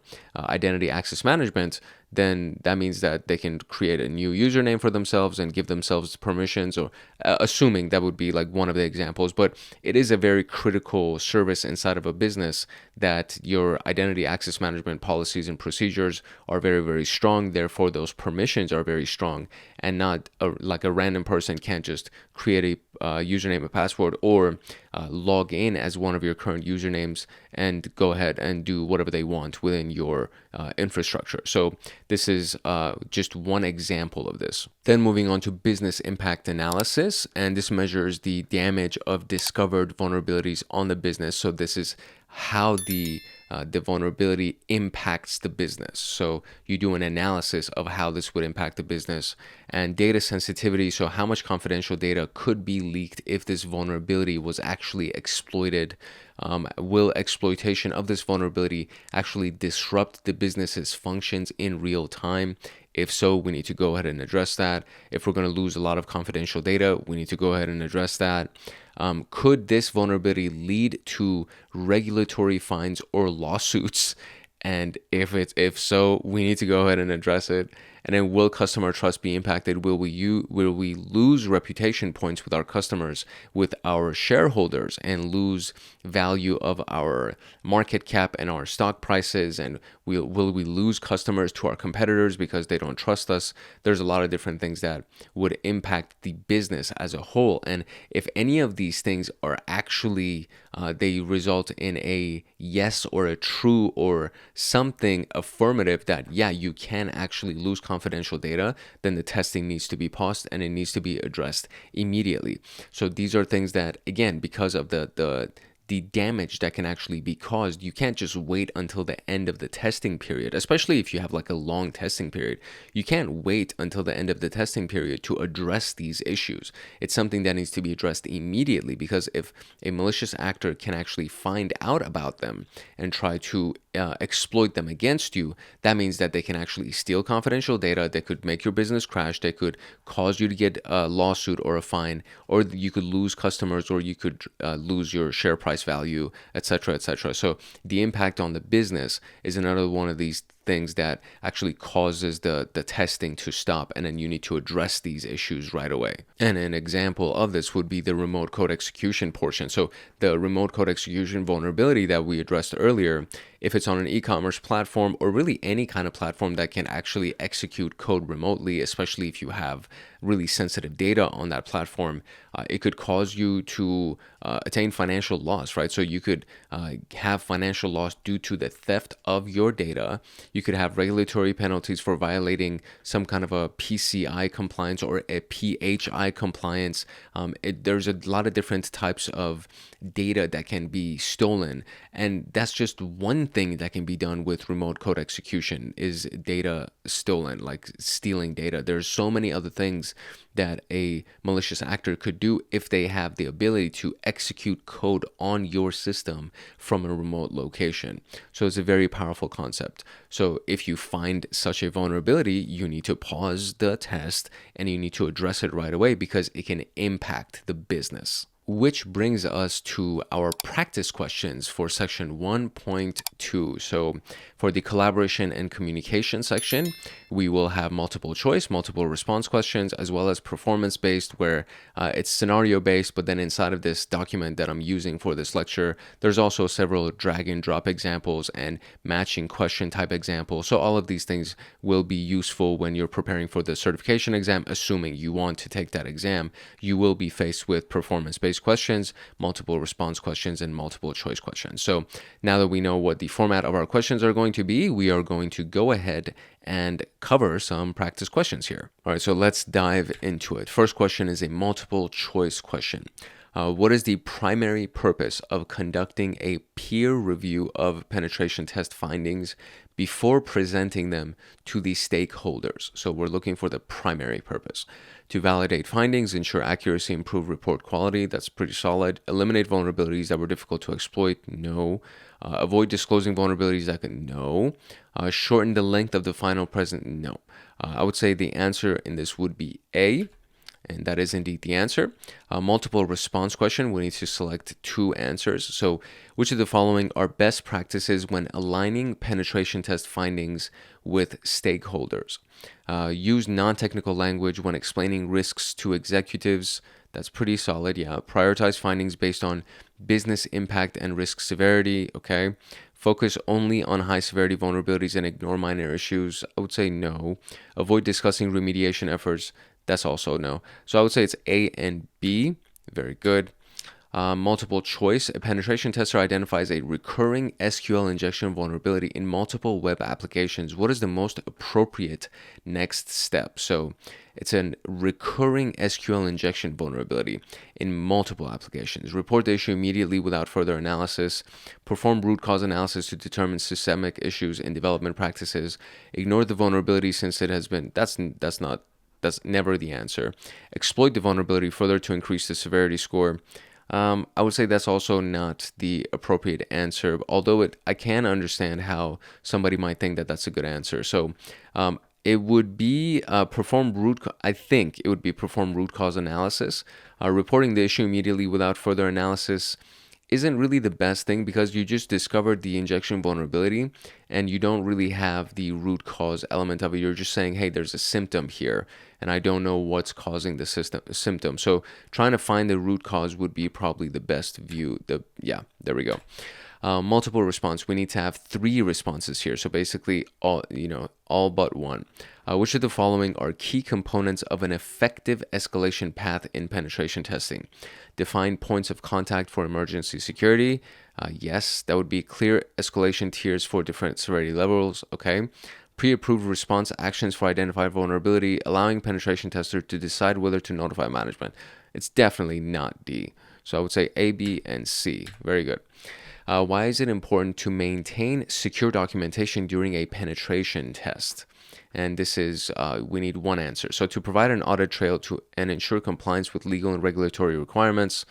I mean, that sounds pretty good. To keep penetration testers from accessing previous findings, no. To allow external attackers to review the results, no. To prevent stakeholders from modifying vulnerability, no. So it's definitely, you don't want the external attackers to review results. That's insane. And you don't want to prevent stakeholders from modifying vulnerability reports either. So to keep penetration testers from accessing previous findings, I mean, if they're third party, maybe you don't want them to know, but this doesn't seem like the most obvious answer. The most obvious answer would be A. Very good. So which of the following, we need 2 answers here. Which of the following are essential for securely handling penetration test documentation? So encrypting all reports and findings before storage, that would be pretty good. Restricting access to pen test results based on the principle of least privilege, that's also good. Sending unencrypted reports, that's immediately a red flag, so that's no. Storing reports on publicly accessible shared drives, that's also no. So A and B would be the answer. Multiple choice, so one answer. During a penetration test, a business critical system is unexpectedly affected. What should the penetration tester do next? So this is during a test and it's a business critical system that's unexpectedly affected. So you want to stop, right? You want to stop it and address it right away. So immediately halt testing and notify the client. That would be great. Continue testing to complete full assessment. No. Modify testing parameters without notifying. That's definitely no. Proceed with testing but document any system disruption later. So I can see how this could be potentially an answer, but again, based on what we've studied, if it's a business critical system, we need to immediately notify the client. So the answer would be A. Which factor, we have 3 answers here, so all but one. Which factors should be considered when reprioritizing the testing goal? The business impact of discovered vulnerability, yep. New threats emerging during the assessment, yes. Client's risk tolerance and operational priorities, yes. Penetration tester's personal preference, no, that's not the answer. So A, B, and C. And, that's it. That was quick. So I guess we didn't have a scenario 1 in this particular series of questions. Okay, so moving on to the next one. Of course, if you wanted the full set of questions, including all of the drag and drop and matching and things like that, it's inside of that document for you that you can access from joining Hackaholics Anonymous as an agent level member or above. It's just very, very difficult to create a matching kind of slide inside of slides, or at the very least, for me, it would be. And I'm trying to achieve the recordings of this and the preparation of these notes and everything in a timely manner for you. So you are more than welcome to access the notes document that I use for the lecture by joining Hackaholics Anonymous. And for the most part, we went through a good series of questions for section 1.2, and we are now going to move to section 1.3. To get the PenTest Plus notes, practice questions, and to join a supportive community of like-minded people like you, consider joining the Hackaholics Anonymous membership community. We have 4 tiers: the supporter, the agent, the guardian, and the master. And each tier gets their own Discord server and early access to content. The agent, guardian, and master levels will get exclusive content like line-by-line code explanations for how to create cybersecurity and PenTest Plus scripts, like exclusive downloads that they will get. For example, the notes document for this PenTest Plus and everything that I'm using for the lectures, as well as all of the practice questions and everything else that will go along that will be made for the scripts and everything else that we're going to be doing for the PenTest Plus training series. There will be free pre-made monthly Python automations that have to do with system administration, cybersecurity defense, as well as, of course, PenTest Plus and ethical hacking. And then there's going to be monthly live streams with me every single month, plus so many other things that you would get as a part of being a member of Hackaholics Anonymous in these tiers.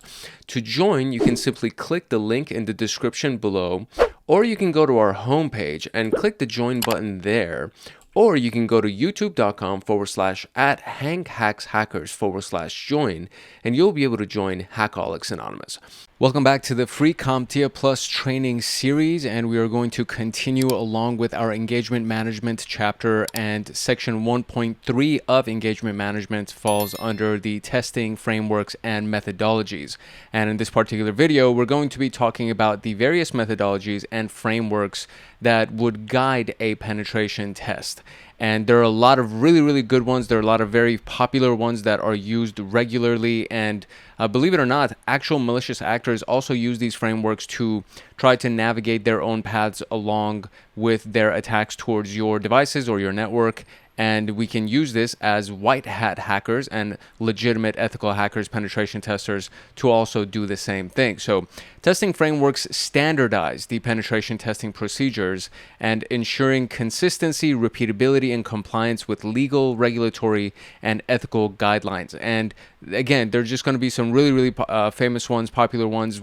There's several of them that I'm going to share with you that I've created multiple videos for each one of them that are already on this channel, simply because of the fact that they are used in so many different types of exercises, including pen tests. And threat emulation is another really big one that's kind of like a part of the purple teaming concept, where you have blue team and red team coming together and they collaborate and they combine their forces to do this threat emulation exercise, which is very similar to a penetration test.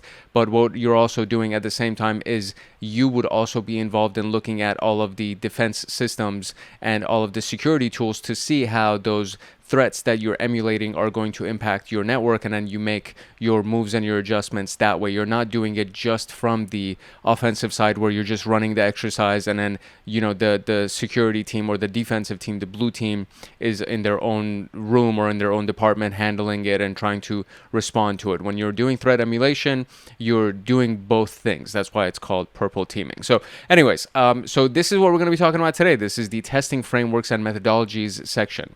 To get the PenTest Plus notes, practice questions, and to join a supportive community of like-minded people like you, consider joining the Hackaholics Anonymous membership community. We have 4 tiers: the supporter, the agent, the guardian, and the master. And each tier gets their own Discord server and early access to content. The agent, guardian, and master levels will get exclusive content like line-by-line code explanations for how to create cybersecurity and PenTest Plus scripts, like exclusive downloads that they will get. For example, the notes document for this PenTest Plus and everything that I'm using for the lectures, as well as all of the practice questions and everything else that will go along that will be made for the scripts and everything else that we're going to be doing for the PenTest Plus training series. There will be free pre-made monthly Python automations that have to do with system administration, cybersecurity defense, as well as, of course, PenTest Plus and ethical hacking. And then there's going to be monthly live streams with me every single month, plus so many other things that you would get as a part of being a member of Hackaholics Anonymous in these tiers. To join, you can simply click the link in the description below, or you can go to our homepage and click the join button there. Or you can go to youtube.com/@HankHacksHackers/join, and you'll be able to join Hackaholics Anonymous. Now, without further ado, let us continue with PenTest Plus.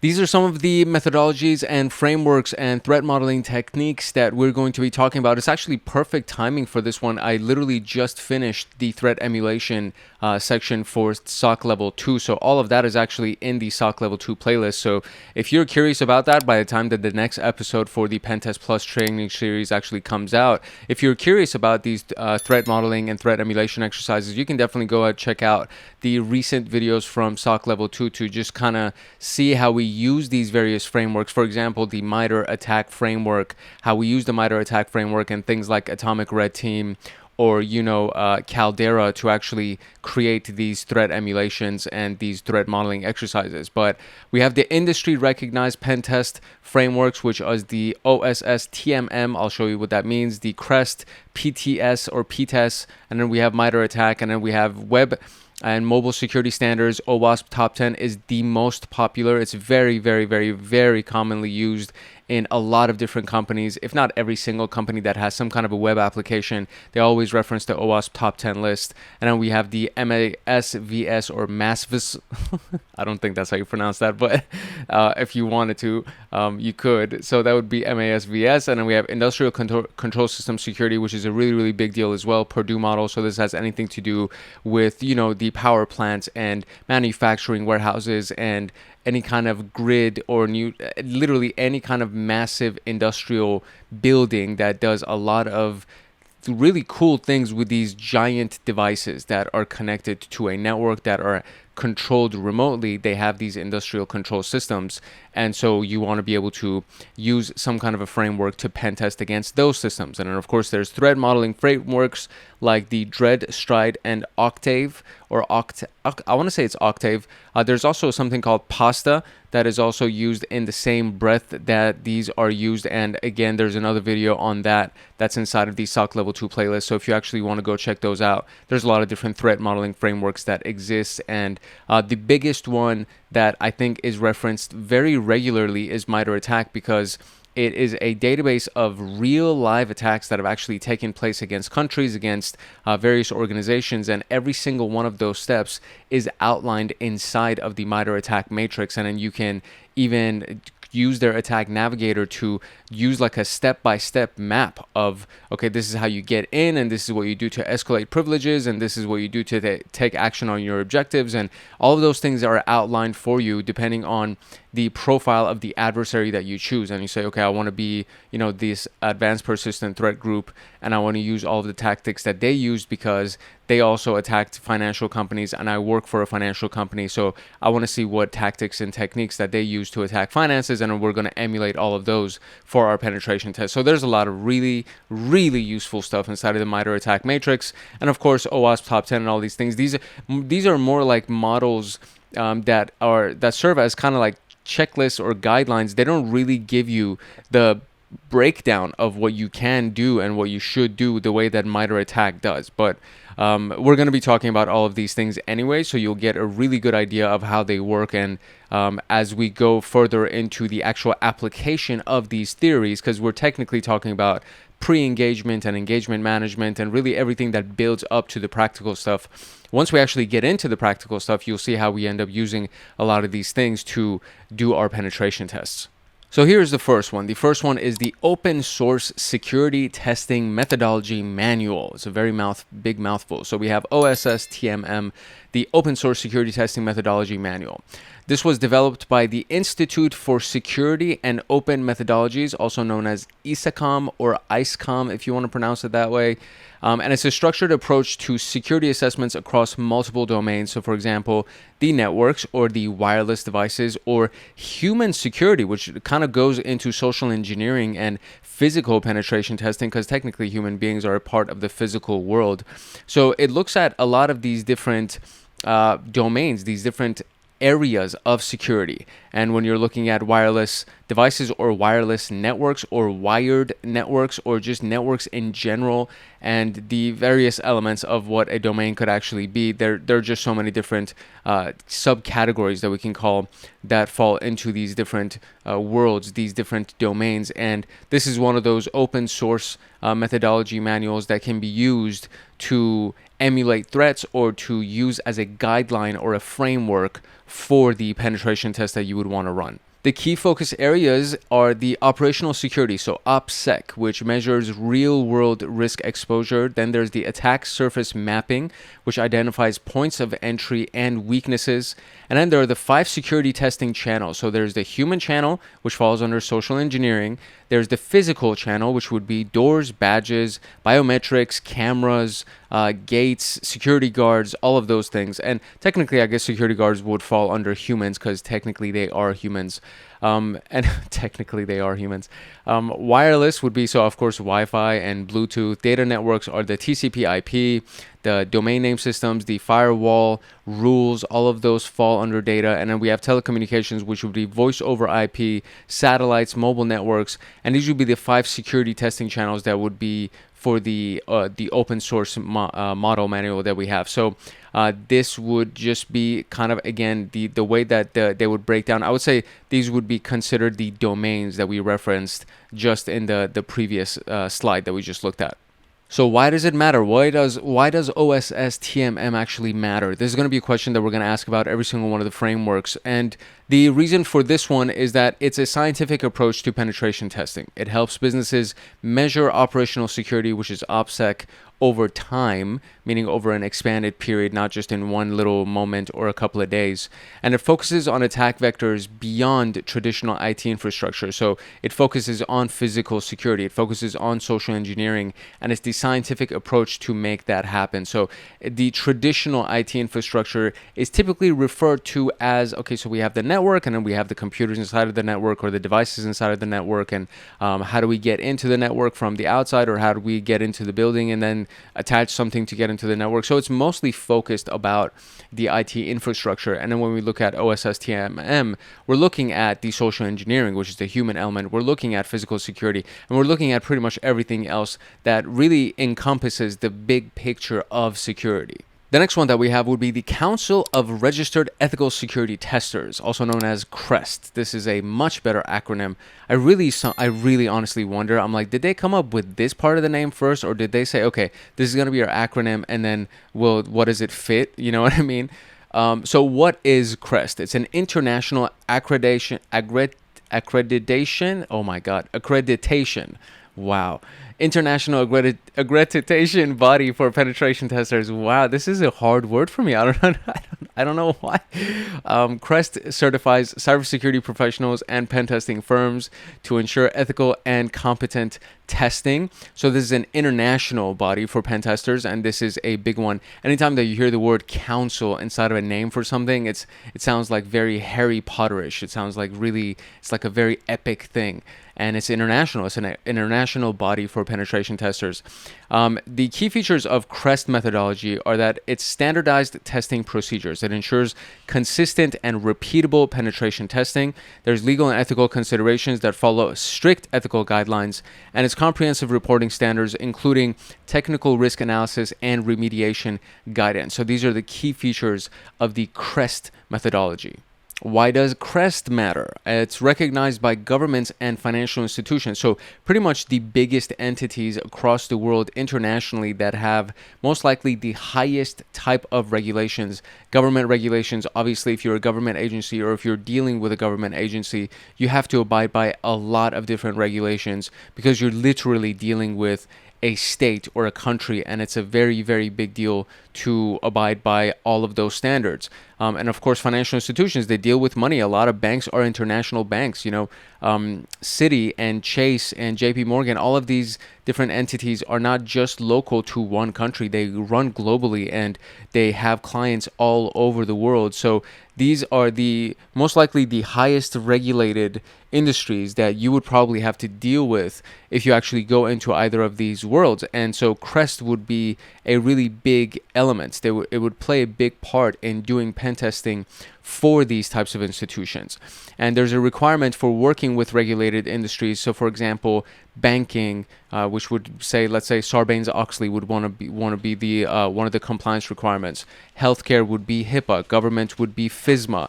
There's so many different types of regulations that these types of entities would have to abide by, and compliance, and a lot of standards that they would have to abide by. And CREST is where that kind of comes in. That's the organization that comes in, the council that comes in to make sure that when you run your penetration test for any of these types of organizations, that you follow exactly the guidelines that you need to be following. Our next one is going to be the Penetration Testing Execution Standard, PTES. This is a widely adopted pen testing methodology, and it defines a structured approach to penetration testing. There are 7 phases of PTES. So we have the first being the pre-engagement interaction, so defining the scope, the rules of the engagement, legal agreements, which is very familiar and very similar to a lot of the things that we talked about already. Intelligence gathering, and this would be also known as reconnaissance. So open source intelligence using a tool like Shodan or Maltego or ReconNG, and we're going to be using those tools. And then once you have all of your intel and you've done your recon, you would start doing some threat modeling based on the information that you've gathered. So you would identify the potential attack paths. So let's say you would use the Mitre attack matrix to try to see what various potential attack paths exist for you and for the various softwares that you've discovered through your intel. Then we have vulnerability analysis, so scanning with Nessus or OpenVAS or Nikto or a variety of other tools that are also vulnerability analysis tools. Nmap has vulnerability analysis scripts that are pre-embedded into it. So you would run your vulnerability analysis to see what vulnerabilities exist, and then you would start exploiting those vulnerabilities. So you would either use Metasploit or Mimikatz or password cracking or social engineering, or depending on what you're allowed to do, right? Depending on the parameters or the rules of the engagement for that penetration test, you would use a variety of different tools to create your exploits to go on the official attack and try to get into the infrastructure or the system. And once you've done that, you would do your post-exploitation activity, meaning maintaining some kind of persistence, creating a scheduled task maybe, or creating your own usernames and having access to them via a C2 command and control server externally. There are so many different ways that you can do persistence. And then there's lateral movements, meaning you get in from one, and I'll kind of show you a little screenshot in a little bit about a lateral movement attempt as well. And so just based on, you got one user, you came in as a low privilege user and you move around and you got another user and another user, and then you keep doing that until you try to escalate your privileges and maybe get to a point where you can exfiltrate data or whatever your action is that you would take on your objectives. That would all happen inside of the post-exploitation. And then all of the steps that you've done over here, pretty much, let's say from 2 to 6 is where really the actual exercise is taking place. All of that should be inside of your reporting, meaning you would document everything from the very beginning. This is, I used Shodan and I found this, and I used Maltego and I found this, and then I created this threat model. We found these vulnerabilities, we exploited them using Metasploit, and then this is what we did when we actually got into this system and we were able to create new users, etc., etc. And all of that would be inside of the reporting, because that's going to be used for the final meeting with the stakeholders and C executives and etc. To actually document, to report on what you found. The reason why PTES matters is that it's comprehensive, it covers every phase of penetration testing, and it provides clear guidance on tools, techniques, and best practices. So this is another one of those tools that can apply to a large variety of different types of pen tests. And then depending on what you're doing, you would even have tools and breakdowns of techniques and everything that you would need to execute on your penetration test. The next one is my personal favorite, which is the Mitre Attack Framework, a globally recognized threat intelligence knowledge base. It maps real-world adversary tactics, techniques, and procedures, And the structure is that you have the tactic. So for example, initial access would be one of the tactics, or privilege escalation. I'll show you, we'll just log into the website real quick and I'll show you what it looks like.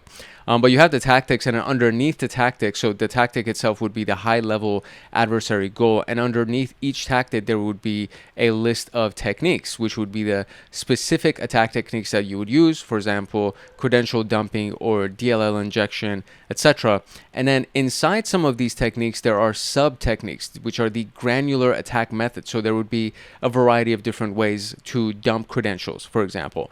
And then you would have the procedures, which are literal step-by-step actions that have been taken by previous adversaries to exploit or attack a specific country or an organization or anything like that. So Mitre attack is really powerful. And now again, I'll show you like real quick. We'll go through the website right now just so you can kind of see what it looks like if you've never seen it before. But I have several videos on Mitre attack on this channel that you can just go ahead and just go to the homepage of the channel, search for Mitre attack or just Mitre, and then you'll see a lot of videos pop up, and then you'll get a lot of cool demonstrations and examples that we've done, especially even as recently as the SOC Level 2 playlist, where we went through the threat emulation and threat modeling exercises, and we were using the Mitre attack framework and the IDs for the tactics and the techniques to use, Atomic Red Team or Caldera to actually emulate and execute our attacks. The reason why Mitre attack matters is that it's used by both red teams and blue teams, and a combination of the two, which would end up being a purple team. To simulate advanced adversaries is what red teams would do. To map security controls to real-world attack behaviors is what blue teams would do. And purple teams would be the combination of these two, where they emulate and simulate adversary attacks, and then they would look at all of their security controls to see how those attacks are actually impacting their systems. And just to give you a quick snapshot, this is what it looks like when you actually go to attack.mitre.org, and inside, as soon as you land on the homepage, you will be presented with the attack matrix. The attack matrix has all of these tactics that you see at the top right here. So the top of each one of these columns has an attack, right, or a tactic. So under reconnaissance, we have active scanning, which would end up being the technique. And then if it has this little gray thing next to it, that means that it can actually break open, and then you will have sub techniques inside of this one. And then when you hover over each one of them, you see that there is this T1595001. That's the ID for scanning IP blocks that you can actually use with a tool like Atomic Red Team to actually emulate your attacks. And then so for the most part, a lot of them have these little gray boxes that will expand into other sub techniques, but then you have certain ones where it's just acquire access, and that's pretty much it. That's the only technique that's available under that tactic, and search victim owned websites, etc. So there's a lot of different tactics that are led by these, that at the top of these columns, and then inside of them there are a bunch of techniques and sub techniques. So for example, defense evasion has 44 techniques listed under it, and it's a very robust specific section. So you can look at them individually based on the tactics and the techniques and the sub techniques, or you can go into the CTI portion right here for cyber threat intelligence, click on groups, and then when you go into groups, you get a list of all of the malicious actors, all of the adversary groups that exist. And we have, for example, Akira, which is a really famous one. Akira is a ransomware variant and ransomware deployment entity active since March of 2023, and it's used to compromise credentials, etc., etc. It gives you like the full description of this thing. Oops, I accidentally clicked on that. And then so under Akira, we'll have the associated group descriptions. Then we'll have the techniques that they used, and then the software that they used, and any other references that are external that go outside of the Mitre attack framework. But there's one specific thing that I really want to point out, which is the attack navigator right here. When we click on attack navigator, we actually get to either download their attack navigation, or we can just click on view, which will open it inside of a new tab, and then you get to see every step that Akira took. So we see it right here, right? So Akira is right here, and this will be the attack navigator for Akira. So under initial access, they did remote services, and then they did valid accounts, and then we can expand that to see what they did, and then I guess it doesn't say which one they specifically use, but they definitely use valid accounts, and they definitely use external remote services to attain initial access. And then they used external remote services and valid accounts again for persistence. They show up under multiple categories, as you can see. And then if we go, we can see valid accounts over here as well under privilege escalation. So they use valid accounts to get initial access, to get persistence, and to escalate their privileges. And then anything under defense evasion, we also have valid accounts under defense evasion, because if it's a valid account, then it doesn't get red flagged by any of the defense tools. And then under discovery, we can see that they use domain trust discovery, and then they use remote system discovery, and that's pretty much it. So basically what you can see is that the group, whatever the group is that you used, they used a series of attacks to get to their final step, which is the last exfiltration is what they wanted to do. So they exfiltrated to cloud storage and they stole data that way. And then the impact was to get account access removal, data encrypted for impact, financial theft, and all of the things that they were able to actually do as an impact against their target. And then if we click on any of these things or hover over any of them, we can see that, Akira, under the comments, if I move my mouse, the comment will go away, but you can see under the comments that it actually has the link directly to the various elements that they use. So let's see if we can actually expand on this so I can kind of show you what's available for it. So let me see here if I can open this up. It doesn't seem to allow me to open it up, unfortunately, so I'm very sorry about that. Let's see if we can expand the valid accounts. Let's go to domain accounts if I can open that. I can't. So it basically just shows you what it is that they did. And if you wanted to get more details, if you click on any of these things in the top right here, we actually have selection controls, layer controls, and technique controls. And then we can look at the comments that were associated with it. So under technique controls, you can actually look at the comment for the one that you've selected, and it says Akira, etc., etc., and then you can just look at each one of these individual links that will point to the various extensions or the various external sources or other sources inside of Mitre attack. So if I actually go into, let's say, Notepad that is available, an online Notepad, I can go ahead and paste everything that I got from that comment so I can see what was inside of it. So I can see that there's multiple links right here. So Akira, the Mitre group, which is that, uses built-in NL test, which is this thing right here, software right here. So we can go ahead and highlight that piece, and then we can go directly to that to try to see what they used NL test for. And then that way we'll get more information about what Akira specifically did, and then we can learn more about the various references for NL test. And then of course, once you know what the name of it is, and it's a Windows command line utility used to list domain controllers, etc., etc., you get so much more information out of it. I realize that I'm going into much deeper details for Mitre attack, but it's because of the fact that I really love this resource so much that I just wanted to kind of go off on a nerd. I was nerding out a little bit. I was geeking out a little bit just to kind of show it to you. So that is what Mitre attack is, and that's why Mitre attack matters. All right, now we can go into web and mobile security standards. And the very first one, the most important one in my opinion, is the OWASP Top 10 for web security, web application security.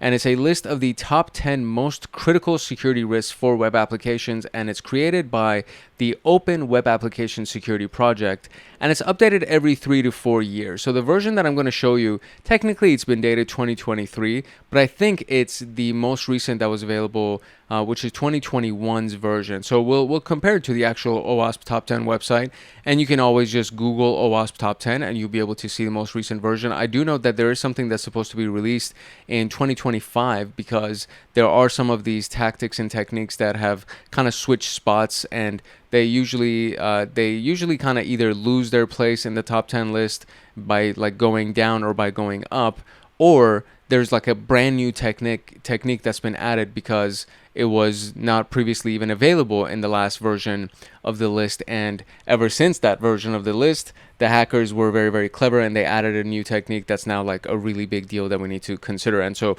obviously AI will probably end up becoming a part of this conversation very, very quickly if it hasn't already gotten to that point, because technically you can use AI to do a lot of malicious tactics and techniques technically you can. There's a lot of safeguards that have been placed over these AI so that they don't do certain things. But if you're clever with it, and if you have the mindset of a hacker, you can technically use an AI to do a lot of those crazy things. So that's where the OWASP top 10 list gets updated, and that's one of the main reasons why it gets updated. And every 3 to 4 years seems to be about the time frame where they do their update. All right, this is the actual OWASP top 10 website. So when you do OWASP top 10 on Google, the very first link will bring you here.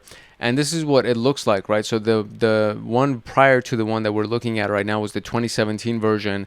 And then you can see that injection went to third place instead of staying at first place. And then what happened was broken access control came up from fifth place and went into first place. And the most recent version per the OWASP top 10 website at the time of this recording is the 2021 version. And then this is the full list right here. So you can actually click on each one of them and it'll take you into the overview, the description, and how to prevent it, example attack scenarios, etc. The version of it that we actually have over here is also the version that you saw on the 2021 list. So I'm just going to use this for the rest of the explanation right now, but you can just look at the OWASP top 10 website at any point to try to get updated information for the list that you're looking at. And depending on when you actually watch this video and at what point you were studying for pen tests and things like that, the top 10 list may have already been updated. So it may not be the version that you're looking at on your screen right now. So the current version that we're looking at is technically 2021. It's not 2023. The broken access control would be unauthorized access to sensitive resources. Cryptographic failures would be anything that has to do with encryption or outdated encryption security certificates, known as TLS or SSL certificates. Injection attacks would be anything like SQL injection, cross-site scripting, command injection, remote code execution probably could actually even count as that. We have insecure design like poor threat modeling or weak authentication mechanisms, security misconfigurations like default passwords that were never changed, exposed admin panels that should not be public, that are public facing and people can actually get access to them, vulnerable and outdated components like unpatched software or outdated dependencies, identification and authentication failures like weak password policies or no multi-factor authentication, which is insane in these days. If you don't have MFA, it's like you're really asking for it, especially if you combine that with a weak password policy. I mean, if you use a tool like John the Ripper, for example, which we're going to end up using when we get to the practical section, you'll see how easy it is to crack somebody's password, especially if it's a weak password policy. Like there are password lists, we call them dictionaries, right? They're like password dictionaries that have tens of millions of passwords in them. And you can use a tool like John the Ripper or Hydra to essentially kind of brute force somebody's password. And if there's no multi-factor authentication or if there's no secondary form of authentication in any way, then you're literally just asking to get hacked. So that's a big one. It's currently number 7 on the version of the list, but I feel like that's like one of those ones that can easily be manipulated very quickly. We have software and data integrity failures for malicious updates and insecure deserialization. Oof. Software and data integrity is something that happened, for example, to SolarWinds. So there's a playlist on this channel as well for Security Plus. And in Security Plus, we actually go through a lot of case studies for actual events that took place against real companies. And SolarWinds was a really big one because they have a lot of corporate clients, but they also had a lot of government clients that were using SolarWinds as their network scanning and network analytics, as well as type of detection tools. And SolarWinds has a very large suite of software, so they can do a lot of things. And what happened was one of their software updates was poisoned. It was essentially injected with malicious code, and it was considered a malicious update. And so every single one of the SolarWinds clients that updated their software got a malicious poisoned version of the software, and then that client ended up being at risk and they were hacked, and there was it was a big ordeal. SolarWinds went through a lot of headache and a lot of trouble because of the fact that they didn't verify the integrity of the source code of their software update. So a really, really big concept here as well. Security logging and monitoring failures, so lack of alerting for breaches or lack of logging for features. A lot of people, just to try to save space or processing power, they don't even have logging enabled. And finally, we have the server-side request forgery, which is essentially a request that's been made to the server that has been tampered with, and now that request that's being made is forged. Like the request being sent to the server is a forged request, and it exploits the web server to access internal resources.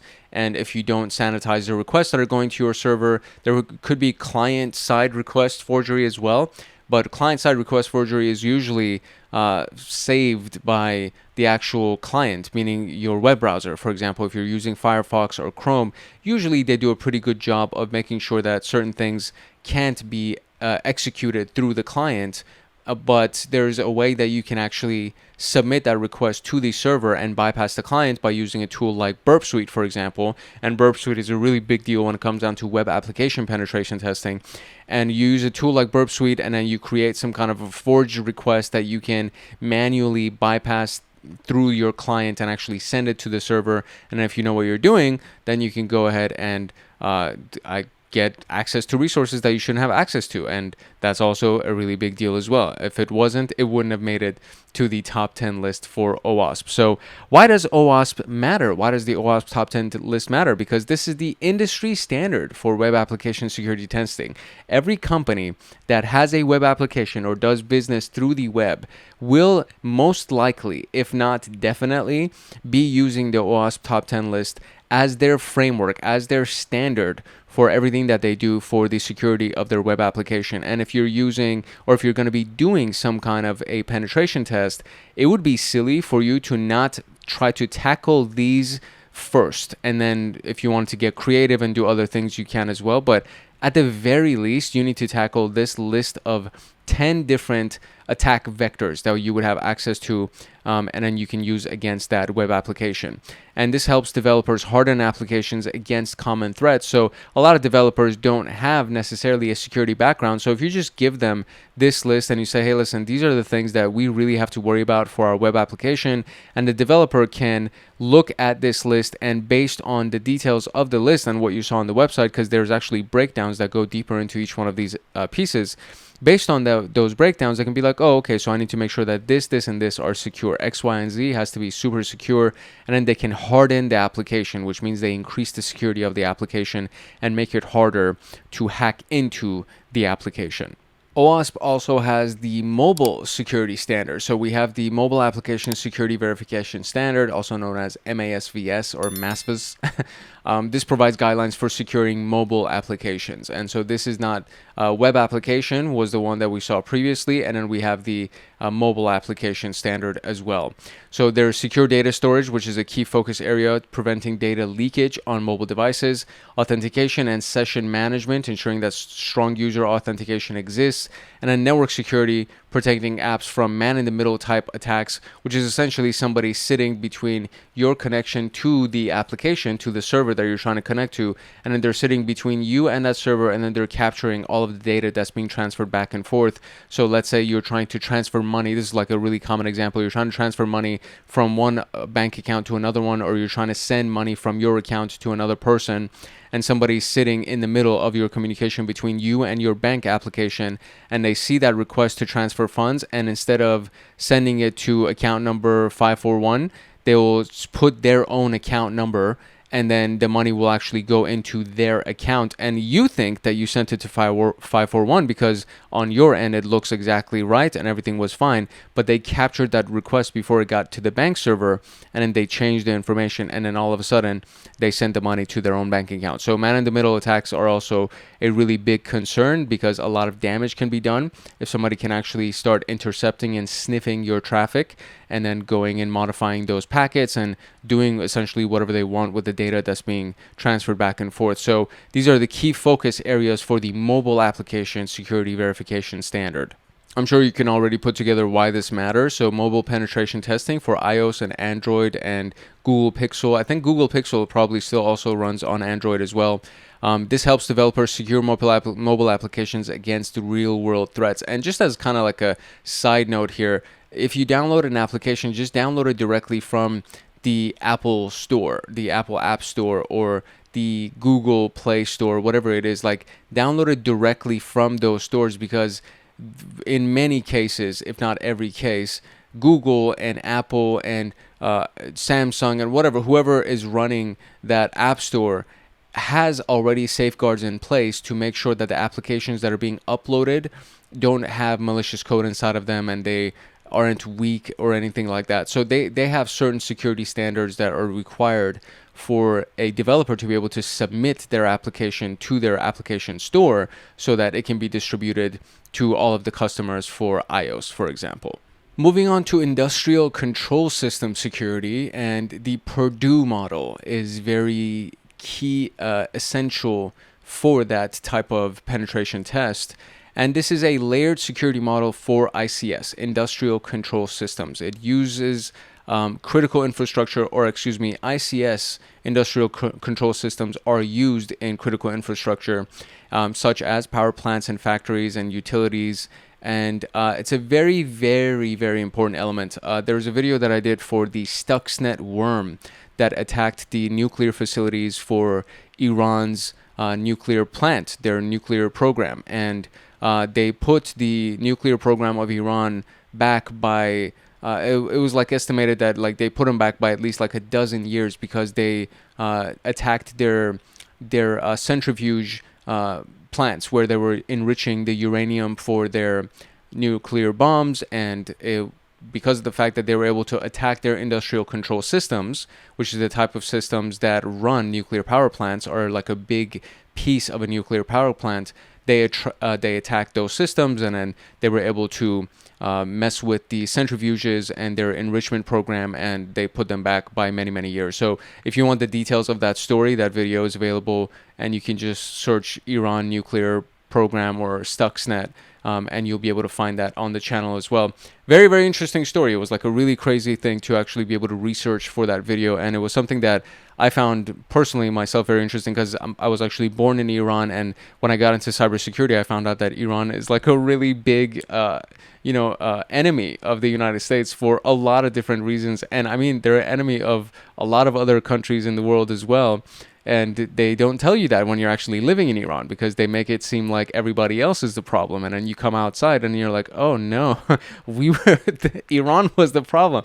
So anyways, industrial control systems are a very, very big deal because a lot of really big types of plants or factories or utilities are used by a lot of different organizations and companies and countries, and this is considered to be critical infrastructure. So if you take one of those things down, then you're doing some serious damage to an entire city or a country, right? So this is why PenTesting ICS, Industrial Control Systems, is such an important topic. So the Purdue model has layers, like many other things. So level 0 to 1 is the sensors, actuators, and industrial controllers. Level 2 would be the process control system. Level 3 would be operational technology networks, also known as OT networks. And level 4 through 5 are IT systems and corporate networks. So as you go up the levels, it becomes broader, right? It expands to the overall network, or at each level gets closer to that overall network. As you stay at these base levels, this is the sensor itself that's inside of the plant that's sitting on the wall, right? And it's connected to all of the devices. And if you can somehow hack into the sensor and have the sensor display false information, then you are at the very ground level messing with the overall system. And then all of a sudden, that little sensor reading that's misinformed, or I would say it's been tampered with, and it's misinforming the engineer that's on duty, that sensor can now be the one little reason why that entire power plant can actually go up in smoke, so to speak. So the further up you go up these levels, you become broader and broader, and you go more into the actual controlling of the process, for example, or the operational technology network, right? The network of the technology, instead of just one system or instead of one little sensor.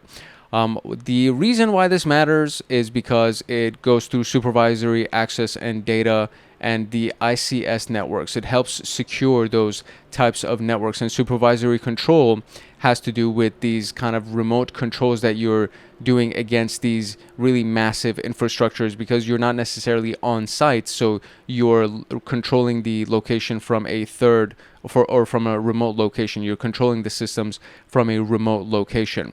And it defines segmentation strategies to prevent cyber attacks on critical infrastructure. So how do you separate certain things from the rest of the system so that you don't impact the overall infrastructure and bring down the critical infrastructure, like a power grid that would be powering an entire city, and now the city doesn't have power, and now you can go ahead and attack the city or do whatever else you wanted to do against that city. So the Purdue model is a really, really important one, and industrial control systems are actually a very important set of systems because of the fact that they are specifically unique to the critical infrastructures of cities and countries. And now we can move on to threat modeling framework. So the DREAD model, also known as the Damage, Reproducibility, Exploitability, Affected User Discovery model. It's used to rank and prioritize vulnerabilities. So what is the potential to cause damage? How much damage can you actually inflict against the system or the infrastructure? How easy is it to reproduce this attack that we actually just executed? How easy is it to exploit the system that we are targeting? How many users are affected if we do this? So do I get to hack one user, or do I get to crash the system of one user, or can I crash the system of 1 million users, right? So the more users are affected, the more critical this specific vulnerability is that needs to be addressed immediately. And then how easy is it to discover this, either by the attacker, how easy can they discover this vulnerability, or how easy is it for us to discover that we were just attacked by these people, and will this attack actually show up in our security tools to give us an alert that, hey, this is what's going on. So this is known as the DREAD model, and we also talk about this inside of the SOC Level 2 playlist through the threat modeling video. Inside of that same video, we have the STRIDE model for spoofing, tampering, repudiation, information disclosure, denial of service, elevation of privilege. And this is used for application security threat modeling. So can you spoof? Can you spoof the identity of a user? Can you spoof an IP address? Can you spoof a MAC address, an email address? How easily can you spoof it so that you can go ahead and get in? The tampering that is done with the source code or with the data that's being transferred back and forth. Can we tamper with it? How easy is it to tamper with the web application, with the data that's being transferred in and out of that application? Is it possible to repudiate? And repudiation is basically you saying, I didn't do this, right? You saying I didn't do this, and then I don't have any logs to prove whether or not you did do it, so therefore you can technically repudiate. So what we want is non-repudiation. We want to make an environment or a web application that does not allow you to deny that you did such a thing. So if an email went out from your account, you can't say, oh, the email didn't go out from, I didn't send that email. It's like, well, look, I'm looking at these logs. It says that the email was sent from you, and then we're looking at your outbox in your email account, and it's saying that the email went out from your outbox. So if you didn't send it, then you got hacked and you did something to put yourself at risk, and now something is going on. So it's like you can't deny that this happened from your computer, right? You can't deny that you said this in a meeting, because we had 10 other people sitting in the meeting that are all witnesses that you said X, Y, and Z. So you cannot repudiate, right? So repudiation is, can it be denied? And then we would want to ultimately create some kind of a system and an environment that does not allow it. Sorry about the noise in that last section or that last part of that sentence. There is some schmuck that just drove down the street here, and I have my windows open because it's very hot. I'm recording in LA, by the way, so I was recording back and forth between Vegas and LA, and I'm recording in LA again. And the freaking neighborhood here, man, the people that go through this street is just, you really want to just punch their tires out. That's kind of like what I want to do. And like, it's always these cars that aren't even fancy cars that the guy just put a muffler on his car to make the car loud because he just wants to make himself feel more masculine or something. And it's like, bro, your car costs $1,000. Like, what are you even doing? Why are you drawing attention to yourself?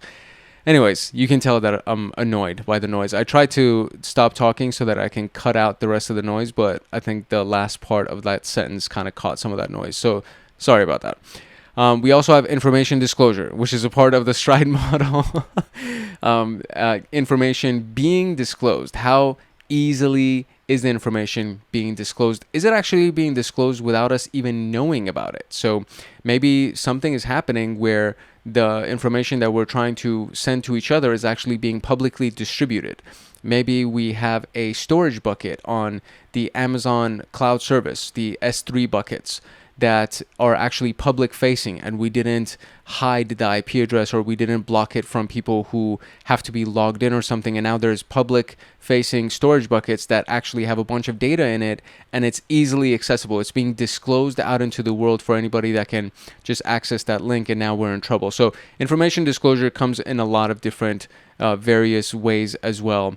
And then denial of service is a really common one. It's kind of an easy one to understand. If a service is available, so if the web application is available, that means that you are able to provide that service to your website visitors or to your customers. If your customers cannot access that service because I was able to crash your website, I now have inflicted a denial of service attack against your website, and the service is being denied to your legitimate customers.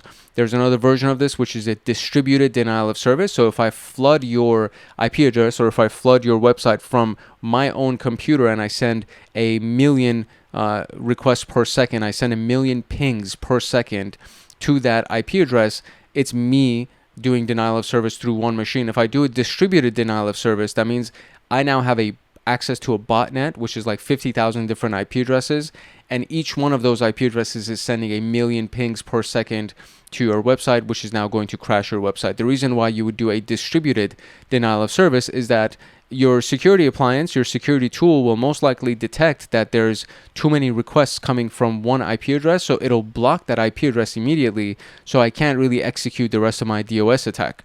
But if I have a distributed denial of service, that means that your security tool now has to detect every single one of those 50,000 IP addresses that are sending requests to your web application, and it has to block every single one of those 50,000 IP addresses. So it becomes much more difficult to block a distributed denial of service, a DDoS, versus a regular DOS denial of service.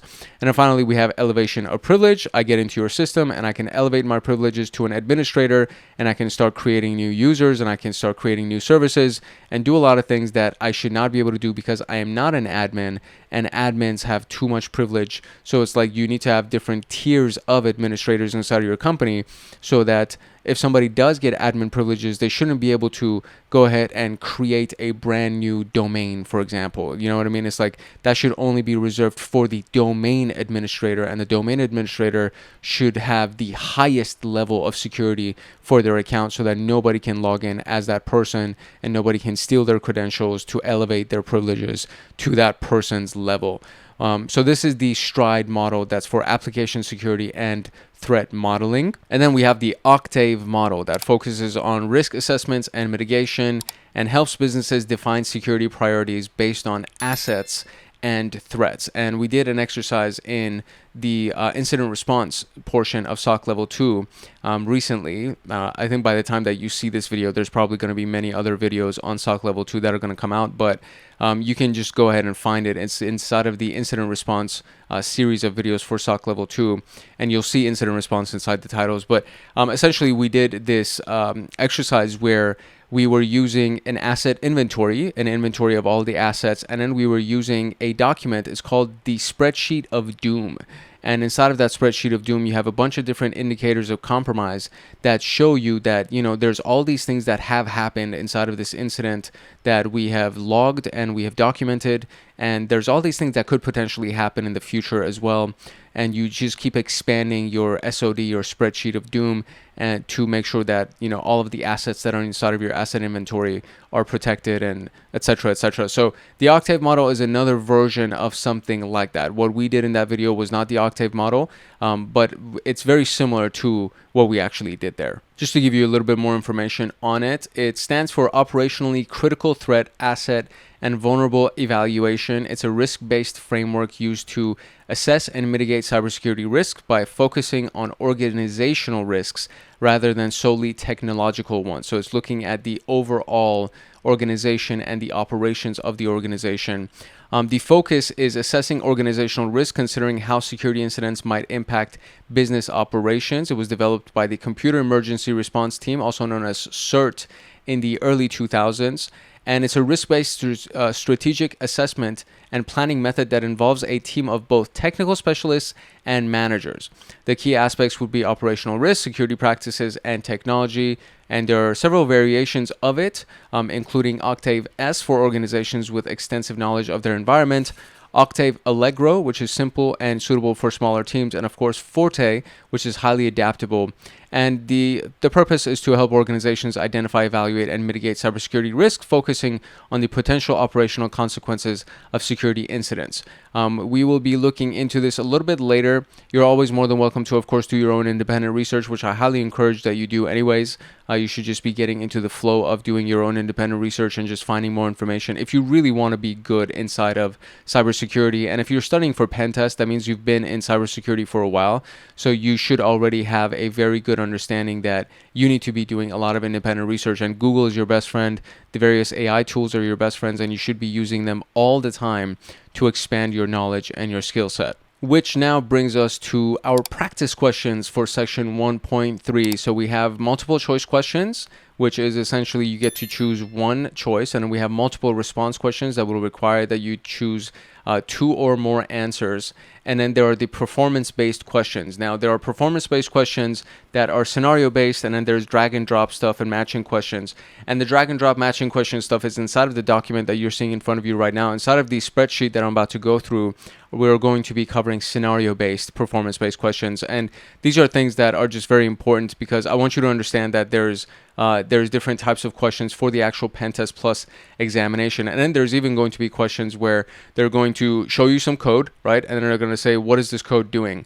Or they're going to show you the results that came from a type of a report or a type of scan or something that were broken down. And they're like, okay, what is the results of this? How, when you look at this, what can you see, right? So that's going to be that type of performance-based question as well. So it's not just drag and drop or matching. There's actually going to be stuff that kind of fall under the practical portion or the lab portion of PenTest Plus, and we're going to be doing a lot of those as well. So you get very familiar with the tools and the inputs and the outputs of those tools and how they actually operate. But let's jump into the slideshow for section 1.3's practice questions. All right, here we go. First question is a multiple choice question. Which penetration testing methodology focuses on security auditing and operational security rather than just exploitation? We have Mitre attack, OWASP, OSS TMM, and then PTest. And so Mitre attack is this massive framework that has a lot to do with the adversaries and their tactics and techniques and procedures. OWASP is the web application security. OSS was the open source training manual, I believe. I forget the full acronym here. And then we also have PTest, which I also forget the acronym for. So let's see what the answer is. 3, 2, 1. And it is the open source manual for framework. You can refer back to the description of it to find out what that acronym stands for. I'm really not good at acronyms, but I have learned to pass these examinations. The key element is to know what is not the answer. And the open web application wasn't the answer. Mitre attack wasn't the answer. So it was really only with either C or D. And then, you know, if you've ever taken the SATs or anything like that, they'll tell you that the answer is always either B or C, right? So it's like, if you know for a fact it's not B, you can kind of deduce and you can conclude that, okay, it's probably C. I know it's not the best type of advice to give you, but I'm telling you, there's a part of the test process when you go through these tests that has to do with knowledge and everything, and then there's a part of it that's like, okay, if you're gonna guess, what is your best guess? How can you pick your best guess? Anyways, which of the following penetration, so multiple response question here, we have select 2 answers. Which of the following pen testing methodologies emphasize structured assessment and ethical security testing? So PTest, Penetration Testing Execution Standard. CREST is the Council of Registered Ethical Security Standards. So we're talking about ethical security. So for sure, B is going to be in there. OWASP Top 10 has to do with web application security. there really isn't much of ethical security testing unless they're saying like one of them is structured assessment and the other one is ethical security. But I feel like they're saying that both of them have to do with ethical security. And then we have the mobile standards as well. So if I was going to choose anything, I would say it's A and B, because C and D have to do with web applications and mobile applications. So we would say A and B. Very good. What is the primary purpose of the Mitre attack framework? To document common vulnerabilities found in web applications? That would be no. Provide a structured methodology for pen testing? Could be. Classify and map adversary tactics, techniques, and procedures? That's definitely the answer. To outline compliance requirements? No. So C would be the answer for Mitre attack. Which of the following OWASP top 10 categories refers to improper input validation that allows attackers to execute unintended commands? So we're talking about sanitized input and improper input application or validation, right? So broken access control has to do with the authorization that a user has. Injection definitely has to do with something that's being input into something, right? So the input is not being validated, therefore they can inject something like SQL injection or cross-site scripting, something like that. Vulnerable outdated components has to do with updating and patching. Server-side request forgery can technically be input validation, but there isn't much of a hint that's telling us that it has to do with the server. So the answer, in my opinion, would be B. There we go.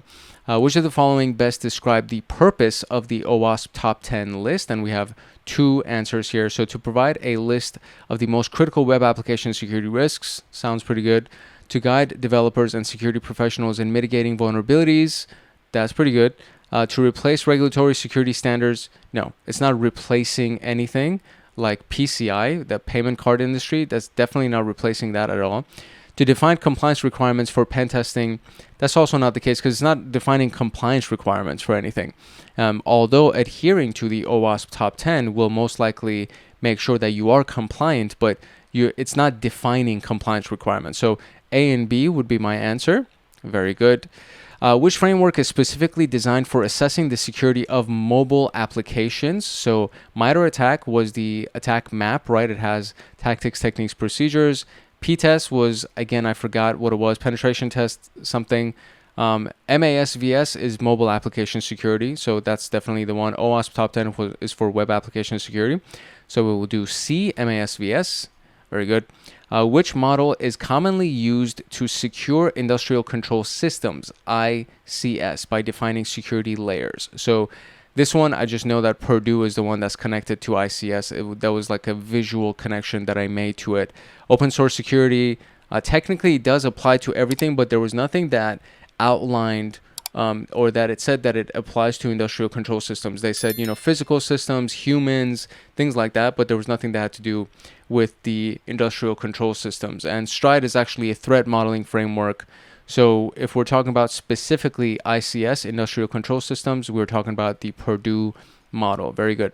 Multiple choice here. Which threat modeling framework evaluates threats based on damage, reproducibility, exploitability, affected users, and discoverability? So we have the DREAD.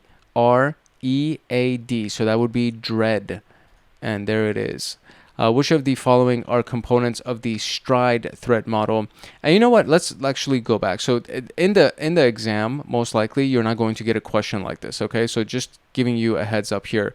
I can't even share with you the direct questions that are coming from the exam because there's an NDA that's signed, and there's a lot of rules and regulations and laws, and you can get your license taken away from you. So we can't share it with you, the actual questions. But what we're trying to do, or what I'm trying to do, is share with you something that will at least get your mind working, get your brain working towards the type of the question that you would ask. So, or the type of questions you would be asked, and then how to kind of deduce, how to narrow down what the response would be. So the DREAD framework, the DREAD threat modeling framework, number one, you see in the question that it gives you threat modeling framework is the one that you're looking at. Mitre attack is not a threat modeling framework, so that's immediately not the answer. Octave and STRIDE are threat modeling frameworks, and then DREAD is a threat modeling framework. Now what's going on is that DREAD is actually looking at damage that can be done. Can that attack be reproduced? Can the exploitability. Is it an easily exploitable system?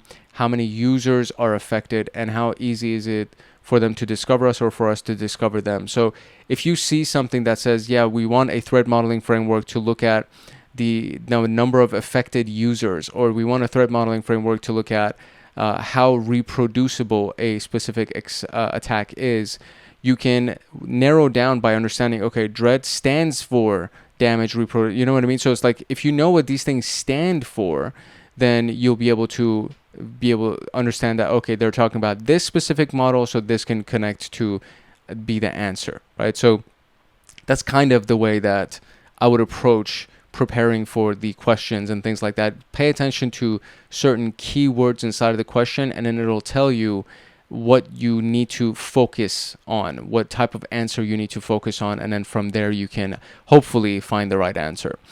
Which of the following are components of the STRIDE threat model? So we want 2, right? So spoofing, spoofing, tampering, repudiation, right?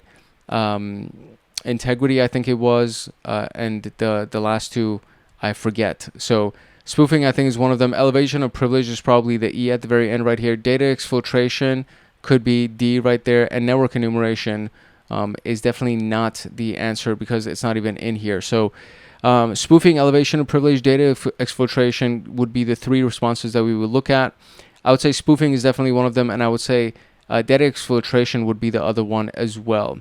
So let's see if it's A and C. It's actually A and B. So it's spoofing and it's elevation of privilege. So data exfiltration is probably, I thought it was in there, honestly. Maybe I'm thinking about something else. But okay, there we go. So we have spoofing, elevation of privilege. There we go. Oh, and that's it. That's actually all of the practice questions that we had for 1.3. So all of these practice questions are available to Hackaholics Anonymous agents and above. So the entire slideshow is available. And of course, the document that we use for the presentation itself is going to be available, and everything that we create as far as the source code or any kind of code automation for the pen testing exercises that we go through. All of those things is going to be available for Hackaholics Anonymous agents and up. So if you want to join, I would recommend that you check it out, and you're about to get a quick little message that will tell you a little bit more about Hackaholics Anonymous. But as far as everything else for this section is concerned, we're officially wrapped with 1.3, and in the next video, we're going to go into section 1.4, which is the penetration test reporting. And that will most likely come out next week, because I'm trying to kind of space these out week by week. So you'll get it next week on Friday. If not, it might come in earlier because I feel generous. So we'll see how it goes. But at the very, very least, most likely you're going to receive it next Friday. So hopefully you had a good one. Hopefully you learned from this specific video, and I will see you in the next one. To get the PenTest Plus notes, practice questions, and to join a supportive community of like-minded people like you, consider joining the Hackaholics Anonymous membership community. We have 4 tiers: the supporter, the agent, the guardian, and the master. And each tier gets their own Discord server and early access to content. The agent, guardian, and master levels will get exclusive content like line-by-line code explanations for how to create cybersecurity and PenTest Plus scripts, like exclusive downloads that they will get. For example, the notes document for this PenTest Plus and everything that I'm using for the lectures, as well as all of the practice questions and everything else that will go along that will be made for the scripts and everything else that we're going to be doing for the PenTest Plus training series. There will be free pre-made monthly Python automations that have to do with system administration, cybersecurity defense, as well as, of course, PenTest Plus and ethical hacking. And then there's going to be monthly live streams with me every single month, plus so many other things that you would get as a part of being a member of Hackaholics Anonymous in these tiers.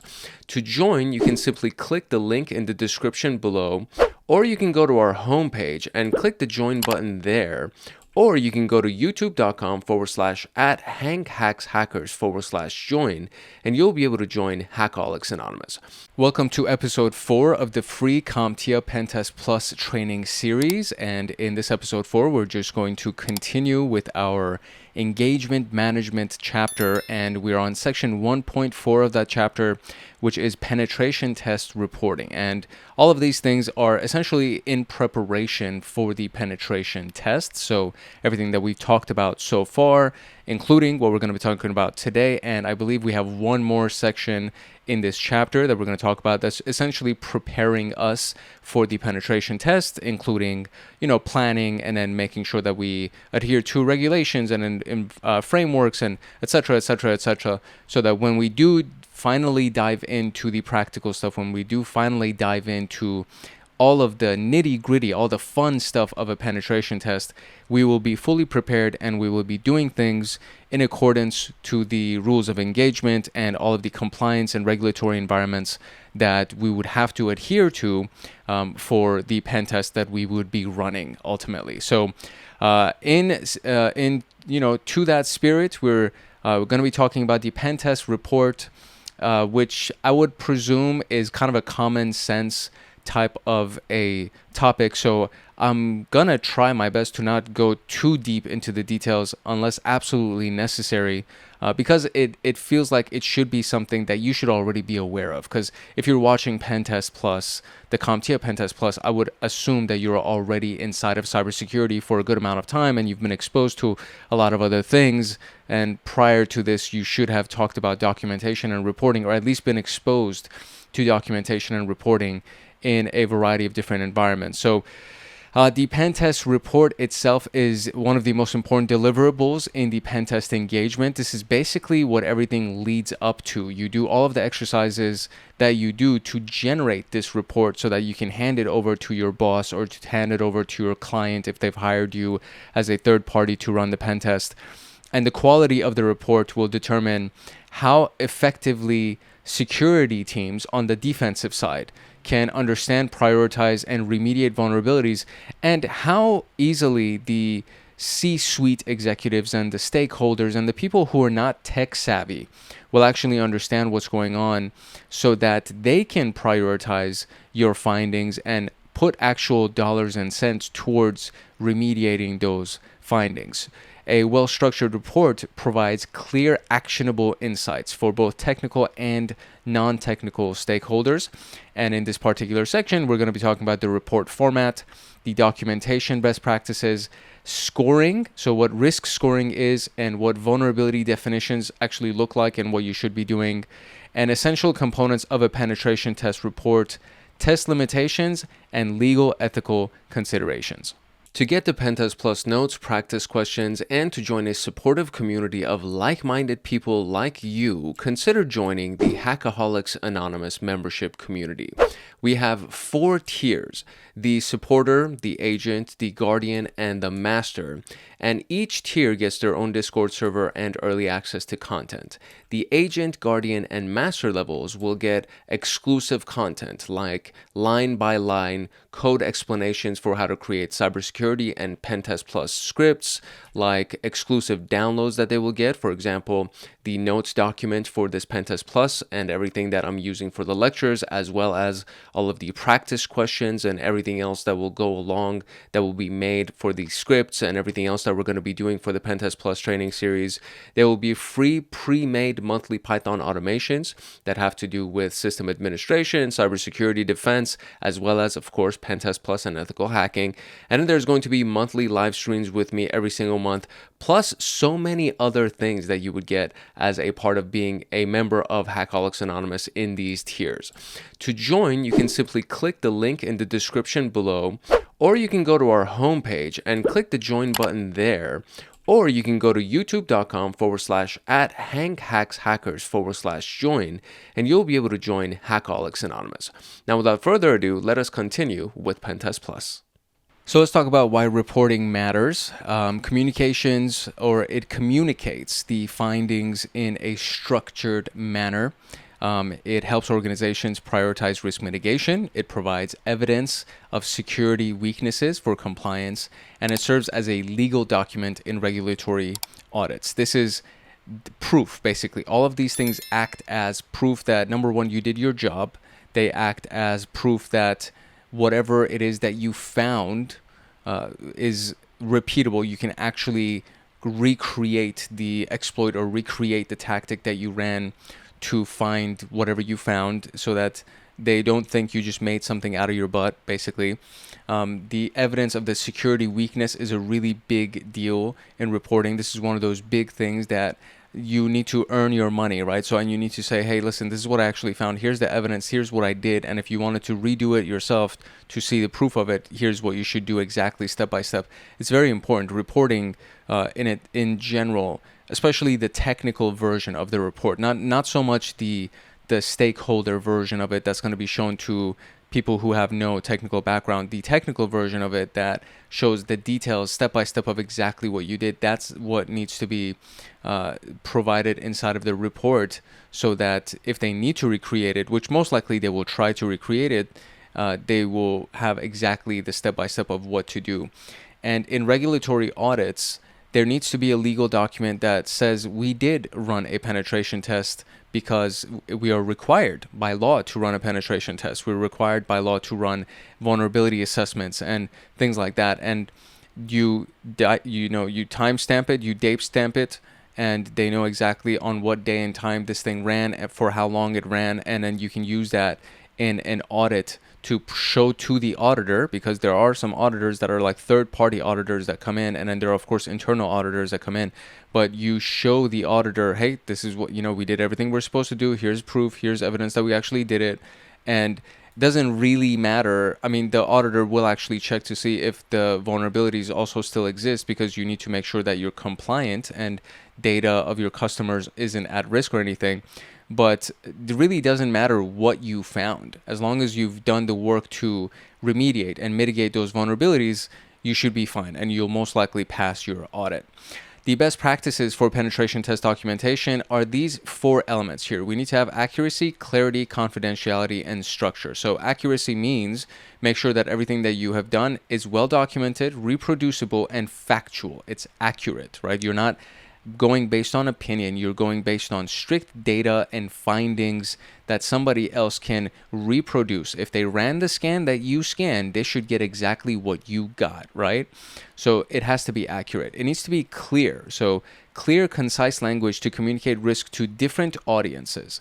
So again, there's at least 2 different versions of this report. There's the technical version that's going to go to the head of security and cybersecurity, the head of IT, head of networking, and there's the non-technical version that will go to the C-suite executive, so that they understand that there are issues that need to be addressed. Some of them are very, very important, and there's a cost associated with not taking care of these issues. And if you're not going to take care of them, this is what you're looking at. Do you want to accept that risk? Do you want to buy insurance to transfer that risk? Or do you want to mitigate the risk so that you're no longer susceptible to it? You're not vulnerable to it. And then confidentiality is, number 1, don't share it with anybody that shouldn't see it. That's like a big thing. You most likely will sign an NDA, a non-disclosure agreement, as a part of it.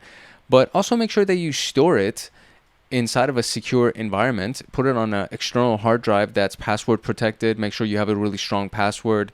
Put the external hard drive in a place that is locked up. Like, make sure it's secure, right? And then if you're going to share it through some kind of a file sharing or some kind of methodology that would transfer it to somebody instead of handing them the hard drive, you would share it through an encrypted medium. You would use a VPN to make sure your channel of communication is also encrypted, so on and so forth. So just, you need to make sure that the data doesn't accidentally leak, right? If you find a vulnerability that can be exploited, that can steal data from the company, that vulnerability should not be leaked to anybody other than the head of security, cybersecurity, so that they can go ahead and remediate it immediately.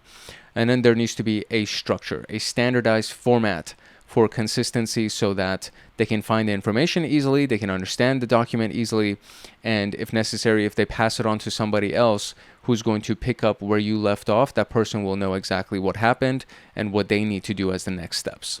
A big part of the documentation is going to be the risk scoring and vulnerability definition. So this has to go into the report. Not all of the vulnerabilities are equally dangerous. So there has to be some kind of a risk score associated with each one that you find. And the risk scoring helps to prioritize which issues should be addressed first. So the most critical, severe risks need to be addressed immediately, and the ones that are info only may not even need to be addressed, right? So we'll talk about what scoring looks like and the defining of those vulnerabilities that you found, so that the people who are reading it, they're like, oh, I get it. I understand what this vulnerability can potentially lead to and how it can harm us. And I understand how the score that's been assigned to it, how severe it makes it, and we need to address it right away, or we don't even need to worry about it. The most common risk scoring model is the Common Vulnerability Scoring System. So CVSS is going to be something that you're going to see a lot. And this is based on the CVE database, the Common Vulnerabilities and Exposures database, that each one of those things actually has a CVE ID, and then we'll see that in a little bit. And then there's also a CVSS score that's been assigned to it. And this is pretty much the industry standard. For the most part, it's going to be the thing that's going to be used in a lot of environments, unless you were told to use the DREAD model for the threat model, or the STRIDE model, or the OWASP risk rating. Unless you were specifically told to do these, most likely you're going to be using the CVSS scoring system. The industry standard model for assessing severity from a 0 to 10 scale, and used for public vulnerability disclosures, for example, the Common Vulnerabilities and Exposures database. And then we have the DREAD model, which rates risk based on damage, reproducibility, exploitability, affected user, discovery, so on and so forth. It prioritizes the attack vectors during penetration tests. And then we have the STRIDE model, which focuses on spoofing, tampering, repudiation, information disclosure, denial of service, elevation of privilege. And that would be threat modeling for applications. Now I understand. See, now when I understand what this was, because when we went through the questions for the last section in the last video, it didn't say elevation of privilege, it said escalation of privilege. And now I understand why that was not one of the right answers. So the STRIDE model is for threat modeling for applications.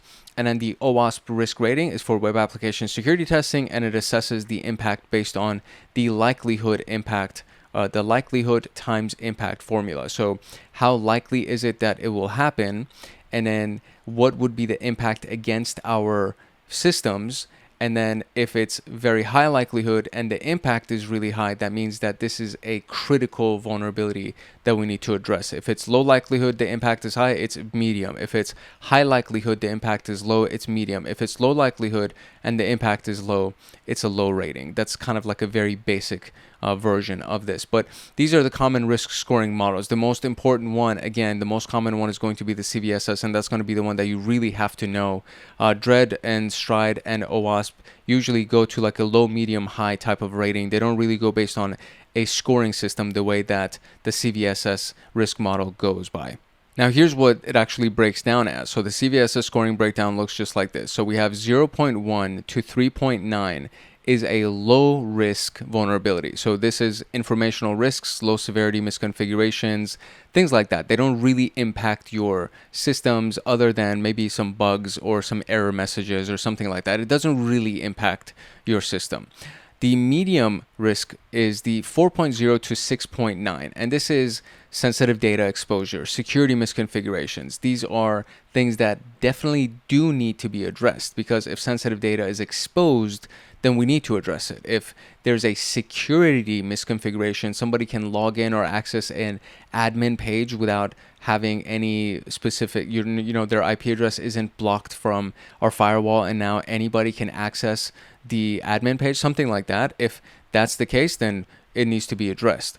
A high risk vulnerability, 7.0 to 8.9, is actually something that really does affect us. So like somebody can inject SQL queries inside of one of the forms in our website, and they can pull data from our database. They can actually extract our customers' usernames and password from our database. They can extract customer credit card information from our database. That's really, really severe, and you need to address that immediately.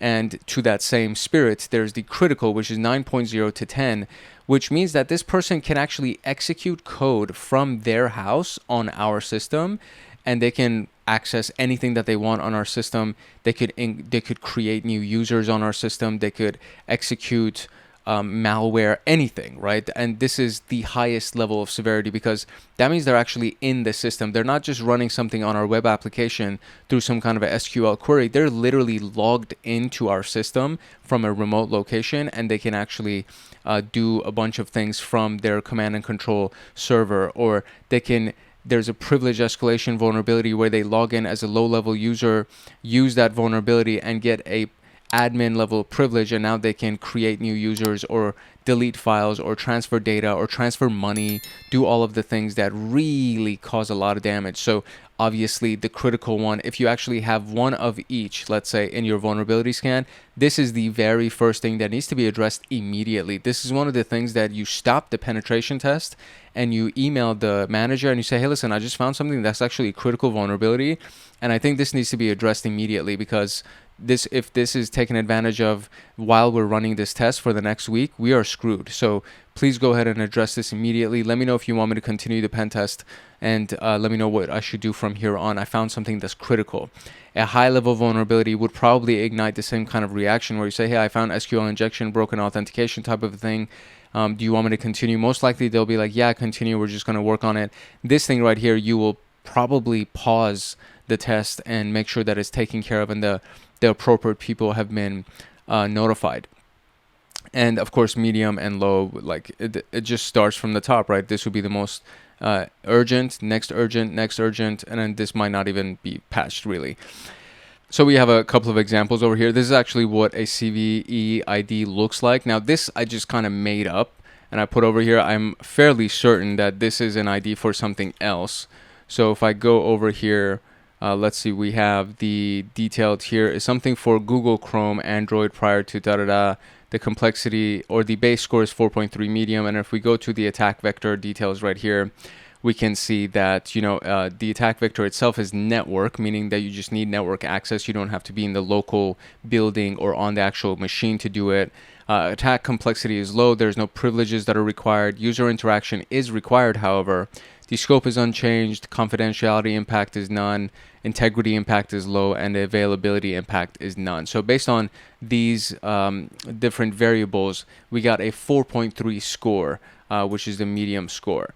And then if we look at this other example, for this one, I put just SQL injection as the example, and I assigned it a 9.8, which is a critical. It is critical if somebody can do SQL injection. Although we do have SQL injection over here for broken authentication. I feel like maybe I was like falling asleep or something when I did this. And then this one right here, I put as outdated TLS version with a score of 4.2, which is a medium score. So it's, for the intensive purposes, I just wanted to show you what the ID looked like, and then if it had a 9.8 score, then it would be ranked as critical, etc. But as you just saw, this is not the actual ID that's been associated with SQL injection. So my bad on that, but you can literally just go look at the NIST CVE database, or you could just Google CVE database and you'll find that NIST link. And then from there, you'll find things like this, and then you can literally just go and search through the massive vulnerability database that exists to actually search for it. So if we do the National Vulnerability Database, there we go. So we have the CVSS version 4.0 support. So there's actually a version 4.0 of the Common Vulnerability Scoring System. And then there are APIs available, and then the last 20 scored vulnerability IDs in summary. So these are actually the most recent ones in 2025, and what they're associated with. There's a 6.5 medium, 6.8 medium version of these things that are here. So there's a lot of cool stuff that you can actually find about here, and this is a good resource for you to reference to see what the common vulnerability scores of the vulnerabilities are when you find them through your vulnerability scans. So this is the most important scoring system. I'm telling you, you're going to see this more often than anything else, and the security tools that you would most likely end up using will end up using this scoring breakdown compared to any other scoring breakdown unless it was specified. The essential components of a pen test report contains several structured sections to ensure clarity and actionability, right? So you want it to be clear, and then you want them to know, okay, what do I do next to resolve this, to fix this thing that you just found that seems to be critical and I got to address it? What is the thing that I need to do to fix it? Don't just tell me there's a problem. Tell me what I need to do to fix it. What actions can I take? The first section is the executive summary. So this is the overview, right? This is the high level description of it. The audience for this section is the C-level executives, the senior management, anybody who's not in IT. The purpose is to summarize key findings and the business impact without any technical jargon. You don't need to tell them what type of scan you ran. You don't need to tell them how the hack can take place and what type of code you ran to get the hack. You don't need to do any of that stuff. You just need to summarize, hey, there was a vulnerability that we found, and this vulnerability is on this system, and this system holds really, really sensitive information of our clients, and if this stuff is exposed, then we can be sued and we can be fined and all of those things. And it's very important to address it right away. If you want the details are on the other section, but you just need to know that this is a very severe thing that I just found, and this is what it can actually do to us. This is what we would do to fix it, right? So the overall security posture was the system resilient or highly vulnerable, right? That's basically one of the things that you're saying. The system was vulnerable, and an attacker could exploit the SQL injection vulnerability to extract customer data. That's a big deal. That's an issue. The remediation would be to offer fixes for the stuff that is the most high impact first. So you prioritize the highest impact, the critical level, and the severe. All those things are the ones that you need to prioritize in the executive summary, right? Because they're mostly interested in the stuff that can really do big damage right now, right? If it was exploited, they will steal customer data. The customers are going to find out. We're going to get sued. There's going to be a class action lawsuit. We're going to get fined by the regulatory people. It's going to be bad, right? So we need to fix it immediately. This is an example. Our pen test identified 3 critical vulnerabilities that could lead to unauthorized access to sensitive financial data. We recommend implementing multi-factor authentication, input validation, and patching as priority actions to mitigate these risks. It's just a simple example of what you could say about those vulnerabilities that you found, and then you can include links for references of the rest of the stuff so that they understand what's going on. The methodology section, the audience is the security team, right? So this is actually for the security people. This is for the compliance officers.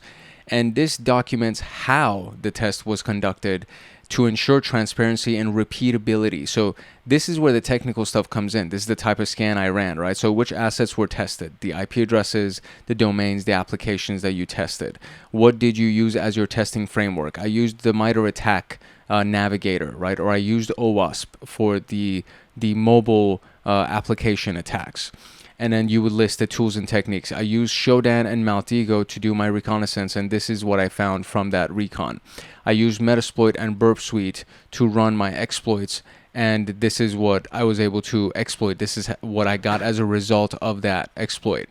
The compliance standards that are actually referenced, right? So PCI DSS is for payment card industry standards. So, the POS system, our point of sale system for this website is actually very vulnerable, and we were able to extract the credit card information for our customers. That's really crazy. The general data protection regulation, which has to do with the European Union, and basically any person from Europe who goes to your website will be protected by this. So if your website, even if you don't have customers in Europe, but somebody accidentally from Europe is browsing the internet and they find your website, you need to adhere to this. So this is actually a regulation that pretty much applies to every single website.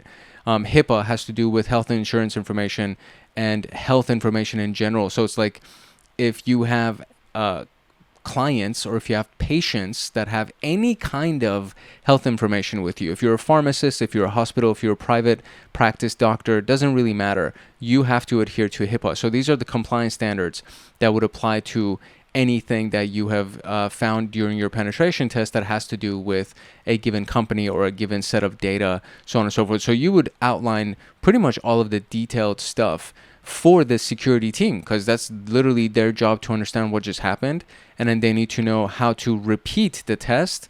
Excuse me about that. They need to know how to repeat the test, and then they also need to know what the action steps are to remediate and to solve it. And then we have the findings and risk analysis section that is strictly targeted for the IT and security team. So the last one was IT team as well as compliance, because they need to know about the regulations and stuff like that. But the risk analysis and findings and everything is just going to the IT and security team. So this is the technical stuff, the technical details, proof of concept, exploits, and screenshots and everything else. So this is even more detailed than the last one. The last one does not need to have as much detail because it is technically going to compliance, and compliance people aren't really very tech savvy, so they might not need all of the proof of concept exploits and the codes that you ran, right? So the vulnerability name and the description of it, the affected systems, exploitability and attack scenario, the risk score based on the model that you used, the proof of concept code that you executed or the tool that you used, and the exploit from Metasploit that you used to run that test and to run that exploit. All of those things is where it goes inside of the findings and risk analysis, because the IT and security teams really can't understand the technical jargon. It's their job to get the technical jargon stuff. So this would be even more detailed than the last version that actually went to the IT team as well as the compliance team, right? And this is like an example of what you found, right? So, and one of the big things that I was actually taught kind of early on is that when you create these reports, anything that has to do with code or scans or anything, put it inside of a different type of font. So it's either Courier or Roboto. That kind of looks like this. And then you would also color it green, and it would be separate from the Arial font that you see right here, so that it's very, very obvious that this is a segment of code or an example of something that we got from the test itself. So this is like a little formatting trick to just make sure that your report is better readable. So this is like an example for the SQL injection vulnerability, right? So the vulnerability is SQL injection in the login form. The CVSS score is actually a critical. The affected system would be this specific domain name, right? So example.com/login.php, that's what's been affected. That's the actual login form.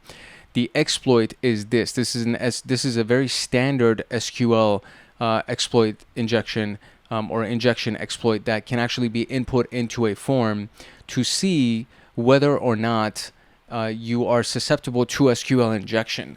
And usually, essentially what's doing is that when you submit, I'm not going to go into the details of this like crazy, because we will go to an SQL injection section where we're going to run this a lot and practice this a lot. But essentially at the end of an SQL query that's submitted, when you put an extra comma or apostrophe or a single quote, I should say that. So when you put the single quote, you close the original query. So there's some kind of query that is submitted to the database, and you close that query where that submission, like whatever that initial query was, is submitted by itself. And then so you say, this is the query, or, so this is one of the keywords, is an operator. So you say either the first query will end up giving me something true, or this is going to give me something true. And 1 = 1 is always going to come back true. So this is a condition, right? It's always true. 1 is always going to equal 1. So you do that. You close the very first query that was submitted, which is, it doesn't even need to be like, you're not inputting any kind of a query. When you try to log into a system, for example, the login page right here, when you try to log into a system, you would put the username, whatever your username is. Let's say you actually created a legitimate username, or you don't have a legitimate username, you're just using the username admin, and then you go in the password section and you put apostrophe or single quote, and you do or 1 = 1. And so what that does is that if the first portion is false, meaning there is no password input, so that's false. So if that is false, the second part of this is true, because 1 is always going to equal 1. So if the first part is false, the second part is true, which means it's either this is true or this is true, which in either case, something is going to come out being true, because 1 is always going to equal 1. So that means that this is actually a true condition, and you should be able to bypass that vulnerability, because technically it's a SQL injection. So if that exists, that means that this is going to work. So the semicolon will terminate the statement in SQL, and it marks the end of the SQL query basically. And then the double hyphens is a comment indicator in a lot of databases. And anything following this on the same line is ignored by the database. So essentially anything after this will no longer be considered part of the query, and then you'll just be able to run it. And that's kind of how it works. So if you do select, everything from users where the username equals admin and password equals password, or 1 equals 1, right? That ends up kind of being the query that you would end up submitting. This is like a very, very generic example. I'm just kind of showing you what it will look like inside of a report, but we're going to go through the SQL injection example itself as we run some SQL injection attacks. But this is what it should look like when you're providing sample code as a part of the technical explanation for the IT team and for the technical part of your report, the technical section of your report. Then you'll have the attack narrative and the kill chain analysis, or otherwise known as the kill chain analysis. So this is for the red and blue teams and for the incident response teams, and this explains how an attacker would execute a successful breach, and the step-by-step breakdown of a simulated attack would be included here. The screenshots of the attack chain, so gaining admin access, exfiltrating data, the mapping to the Mitre attack, the Mitre attack navigator that I showed you earlier, or I think it was in the last video. I don't think it was in this one. Potentially, maybe. No, I think it is in the last video. But the Mitre attack navigator that we use to demonstrate the steps that we would take based on some kind of adversary group if we were to copy their attacks, that's what we would include in this portion as well, because this is basically the kill chain analysis. So the tactics and techniques, procedures that were used, for example, the ID of the TTP, which is the application layer protocol, etc., etc. You would give it the ID and what the explanation is, and if you use any sub techniques under it, you would give it the ID for the sub technique, and then what that explanation would be. You would map the whole thing out for them. Basically, you're giving them the full kill chain. This is like a line by line kill chain, but I'll just go back to the Mitre attack navigator just in case. I'm recording everything in one day right now, so I don't know if it was in this video or if it was in the last video that I demonstrated that for you, but we'll just go look at that real quick again. But this is like the example kill chain, right? So the initial access phishing email with malicious attachment, exploit or execution was exploit executed using PowerShell obfuscation. Persistence was achieved through backdoor installed via a scheduled task. Privilege escalation exploited Windows kernel vulnerability. Lateral movement used Mimikatz to extract credentials, and exfiltration was stolen database dumped to external C2 server. And this would be the kill chain. This is what you do first, second, third, fourth, fifth, and sixth. And this is the full attack map, right? This is exactly what they did, the kill chain that they used to execute. And to just show you what it looks like on Mitre, because you could actually essentially just duplicate anybody's kill chain to outline what you did as well. So you have the Mitre attack website, and when you land on it, it shows you the attack matrix that shows everything that's listed here. But if you go to the top menu under CTI for Cyber Threat Intelligence, you can click on groups, and you can essentially choose any group, right? And you would most likely choose the group that actually has to do with your industry. So they should be known to run some kind of financial attack, for example, or an attack against a financial company. But let's say for us, it's like Deep Panda. So we choose Deep Panda. And then when you go inside of their profile, over here, you see this button, the Attack Navigator Layers. And then you would click on this. You could either download it or you could view it in the browser. And if you view it in the browser, it shows you the matrix that we saw earlier. But what it does is that it actually highlights the different steps that they took for their attack to take place. So under initial access, they used Windows Management Instrumentation. And then under execution, they used command scripting and interpreter for PowerShell. And then under persistence, they were able to go into the event triggered execution, and then they use accessibility features. And then there's comments for each one of these things. When you highlight over them, you can actually see the comments of them. And if you really wanted to visit that link that's inside of there, as long as you've clicked on it, you can go into the top right menu right here, and then you can click on technique controls, and then there's a comment button. So for whatever reason, that's not being available to me. So let me just make sure that it is actually, there we go.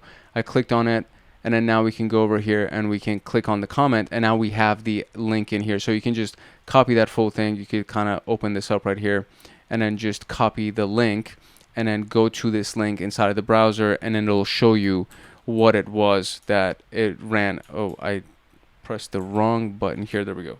Copy.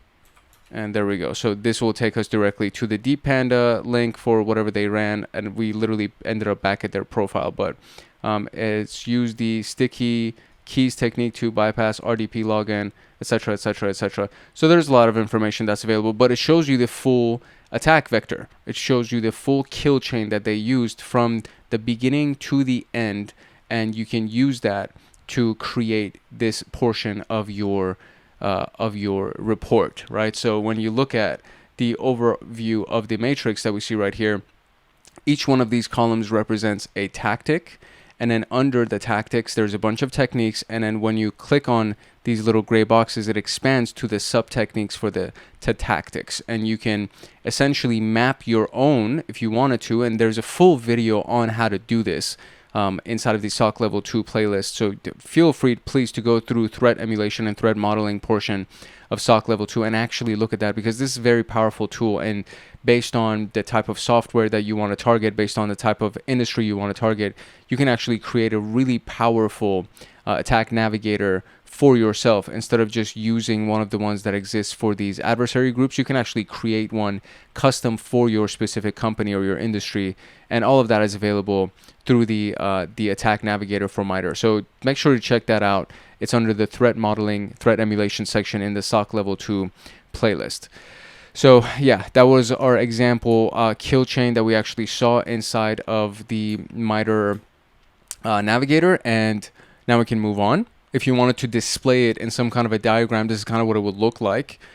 This would be the diagram version. There's also a lot of great diagramming tools. There was a series of tools that I shared in the last video of the Linux Plus playlist. So if you actually go check out the Linux Plus playlist in the last video for the practical exercises, there's several diagramming tools that I share with you that you can use, and they're all free. So you can use those to create some diagrams. And so this is the attacker. He's going through the internet, and then he's getting into the virtual private cloud finance department, and he's going, entry, going in, getting reconnaissance, getting information, created the exploit, the virus, and then now he was able to get into the C2 server is what this is representing, and now he can do remote code execution. So he can execute code remotely from where he is through your systems, and now he can execute code here, and now he can either go to the virtual private cloud support department, or he can go to the virtual private cloud HR department, etc. So this is a very basic diagram of a lateral movement tactic that somebody can take to try to move through your network and try to gain access to different parts of your network, different users, different systems, so on and so forth.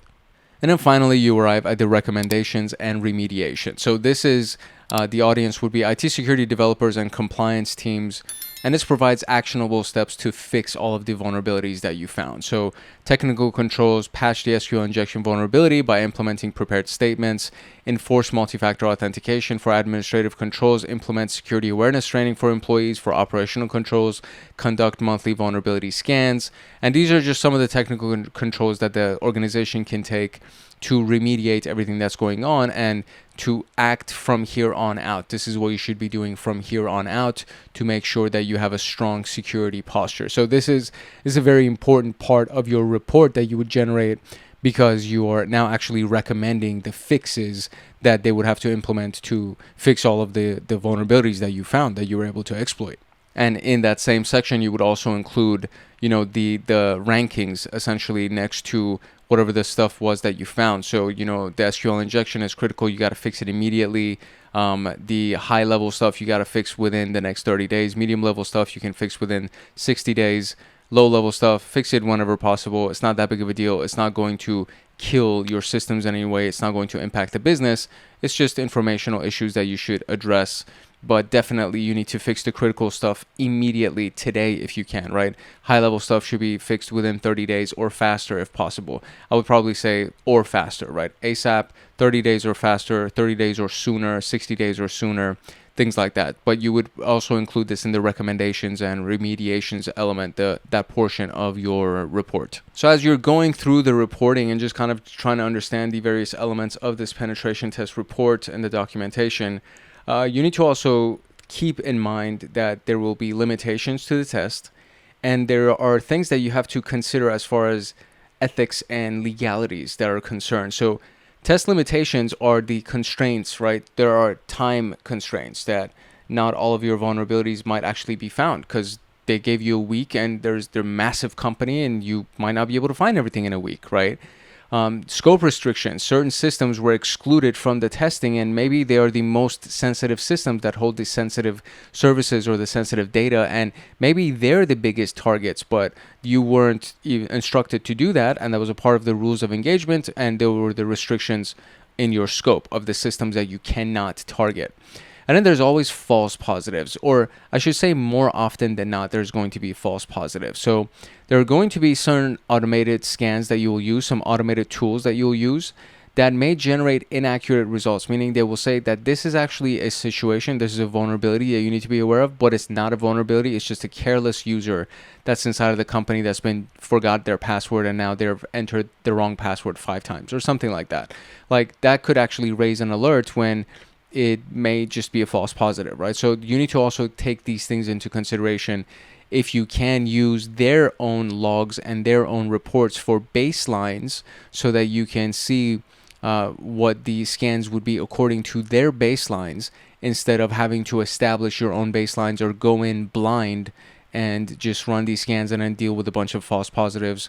Those are always things that need to be considered as you're establishing the original preparation documents and going into that first meeting to prepare for the test. You should always bring this up where it's like, okay, we do want to worry about, or we are worried about false positives. So is there any possibility that we can maybe use your tools or at least use some of your data to establish a baseline so that when we run our scans, we don't get as many false positives and we don't waste time because we are on a time constraint, right? In the time that we have, we want to actually find the stuff that's useful to you. And if we get too many false positives, we're just going to be wasting time. Then there's the legal and ethical considerations. So authorization. PenTest actually requires signed authorization letters. We've already talked about this at the beginning of this course. Data protection, meaning that the security team must securely store pentest reports. It's very, very important because literally the pentest report actually stores all of the vulnerabilities and exploits that we found and used, and all of those things are, if it gets into the wrong hands, you are now at risk of somebody that's malicious would be hacking you. And you have the compliance alignment. So you have to actually adhere to all of the guidelines of the regulatory environments that that company has to abide by as you're running the test, and then as you're creating your report and as you're moving through everything you're doing, you have to make sure that you actually adhere to all of those guidelines from those regulatory environments. And this is not the full list by any means. So just kind of like a quick little, small little snap, like literally not even the tip of the iceberg. There's so many things, so many legal and ethical considerations. It's just that the whole point is you have to adhere to those guidelines, those compliance and regulatory guidelines. Which brings us finally to our practice questions for section 1.4. So as always, we're going to go through several formats of questions, and they're all aligned with the PenTest Plus certification examination. So you're going to see multiple choice questions where you'll choose one answer. You'll see multiple response questions where you'll choose 2 or more answers. And then there's going to be performance-based questions where it'll either be scenario-based, drag and drop stuff, or matching questions, or there may even be stuff where it's like, okay, here's a block of code that was ran from the test. What is this test running? Or here's a result from a test. What type of test was ran, and what is this result saying?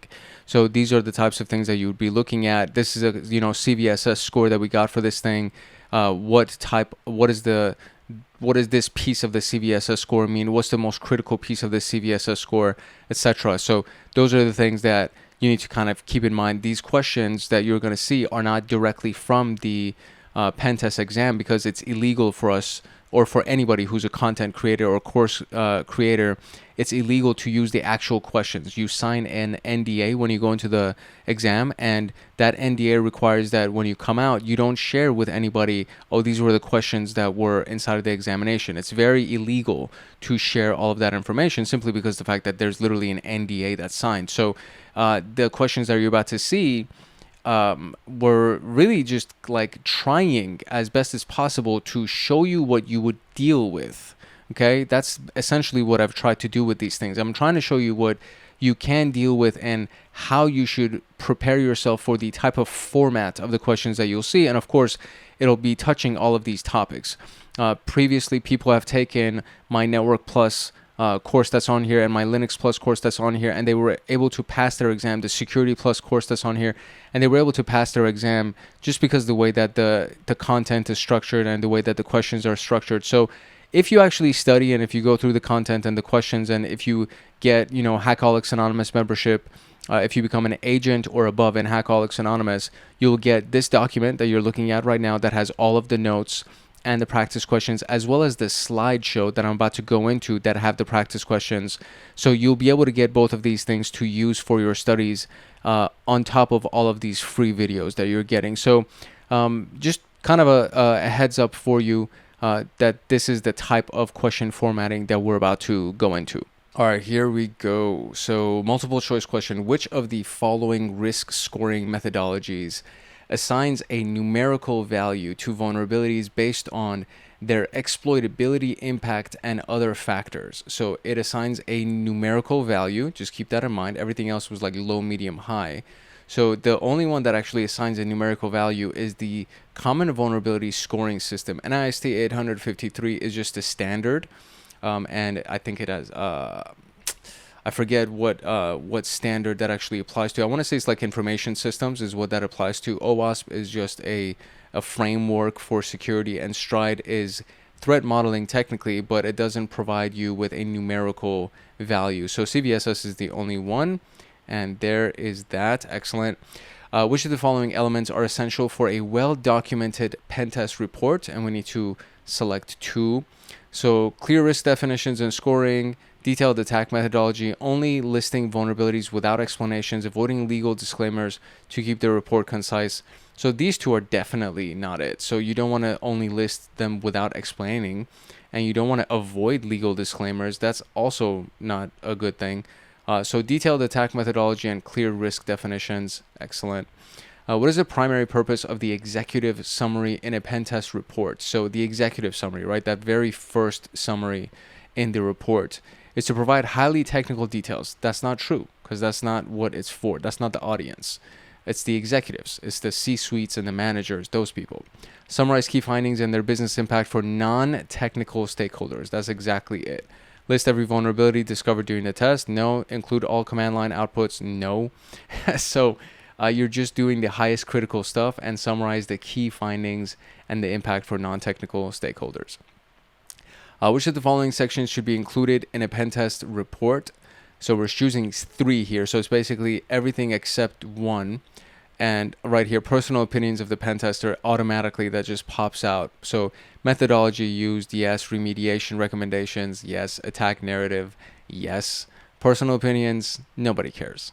So all of those three are yes. This was no. Which of the following is an example of a common limitation that should be documented in a pen test report? So a common limitation that should be documented in a pen test report. The pen tester discovered all existing vulnerabilities. The test was conducted with full access to internal credentials. Testing was restricted to non-production systems only, and the organization had no security flaws. So a common limitation is really not that they had no security flaws. So that's not a limitation. The test was conducted with full access to internal credentials is not a limitation. That's like you're getting full access to everything. And the pen tester discovered all existing vulnerabilities is also not a limitation. So the test was restricted to non-production systems would be considered a limitation. Which of the following are legal or ethical considerations in pen testing? And select two. So obtaining explicit written authorization before testing, absolutely yes. Avoiding actions that could cause system downtime unless authorized, that's also yes. Exploiting vulnerabilities for personal gain, definitely don't do that. Leaving backdoors open, don't do that either. So there are legal or ethical considerations independent. I mean, technically, all of these things are actually considerations, right? So these things should all be considered. You should not be doing this. You should not be doing this. But based on the outline of the content, I would say it's gaining explicit authorization and avoiding actions that could cause downtime. There we go. Okay, so here's a scenario. A pen tester is preparing a report after testing a company's web application. The findings section includes a high-risk SQL injection vulnerability. The company's CEO is concerned about the security risks but does not have a technical background. How should the pen tester communicate this finding to the CEO? In the executive summary, provide a detailed SQL query demonstrating the injection payload. That's not it. That's too detailed, right? Explain the unauthorized users could manipulate the database and access sensitive customer data. I would say that's the answer. Include raw scan results. No. Recommend using a more complex password policy to prevent. No, that has nothing to do with it. So B would be the answer here. Great. Oh, and that's it. So there we go. That's all we had for that one. So all of these practice questions are inside of the Hackaholics Anonymous Agents documents folder. Agents and above basically get access to all these practice questions, as well as the test document or the course document that we've been using for the lecture and everything like that. If you want to get access to them, you're about to hear a quick little message on how you can do that and all the different benefits that you would get from Hackaholics Anonymous. But that's pretty much it for this specific section and for this video, and you will get another one the next Friday. So this is what I'm doing so far, is I'm just distributing these every Friday if I feel generous, or if I've had a good amount of recording time available according to my schedule. I'll probably record more and distribute them more frequently, but at the very least you'll be getting these every single Friday. So this is it for today, and then next Friday you're going to get section 1.5, which is analyzing findings and providing remediations. And then I think that's the last piece for the engagement management, which is the first chapter. And then after that, we're literally going to dive into all of the tactics and techniques and everything that we're going to be doing for pen testing as an exercise. So it's going to become really, really detail oriented and exciting after we're done with this section 1.5, because we're literally going to be going over exploits and source code and all of the other stuff that actually goes into the pen test, not just preparing for the pen test. So that's pretty much it for today. I hope you got some value from it. If you have any questions, drop it in the comment section below, and I will see you in the next video for the free CompTIA PenTest Plus training series. Talk to you soon. To get the PenTest Plus notes, practice questions, and to join a supportive community of like-minded people like you, consider joining the Hackaholics Anonymous membership community. We have 4 tiers: the supporter, the agent, the guardian, and the master. And each tier gets their own Discord server and early access to content.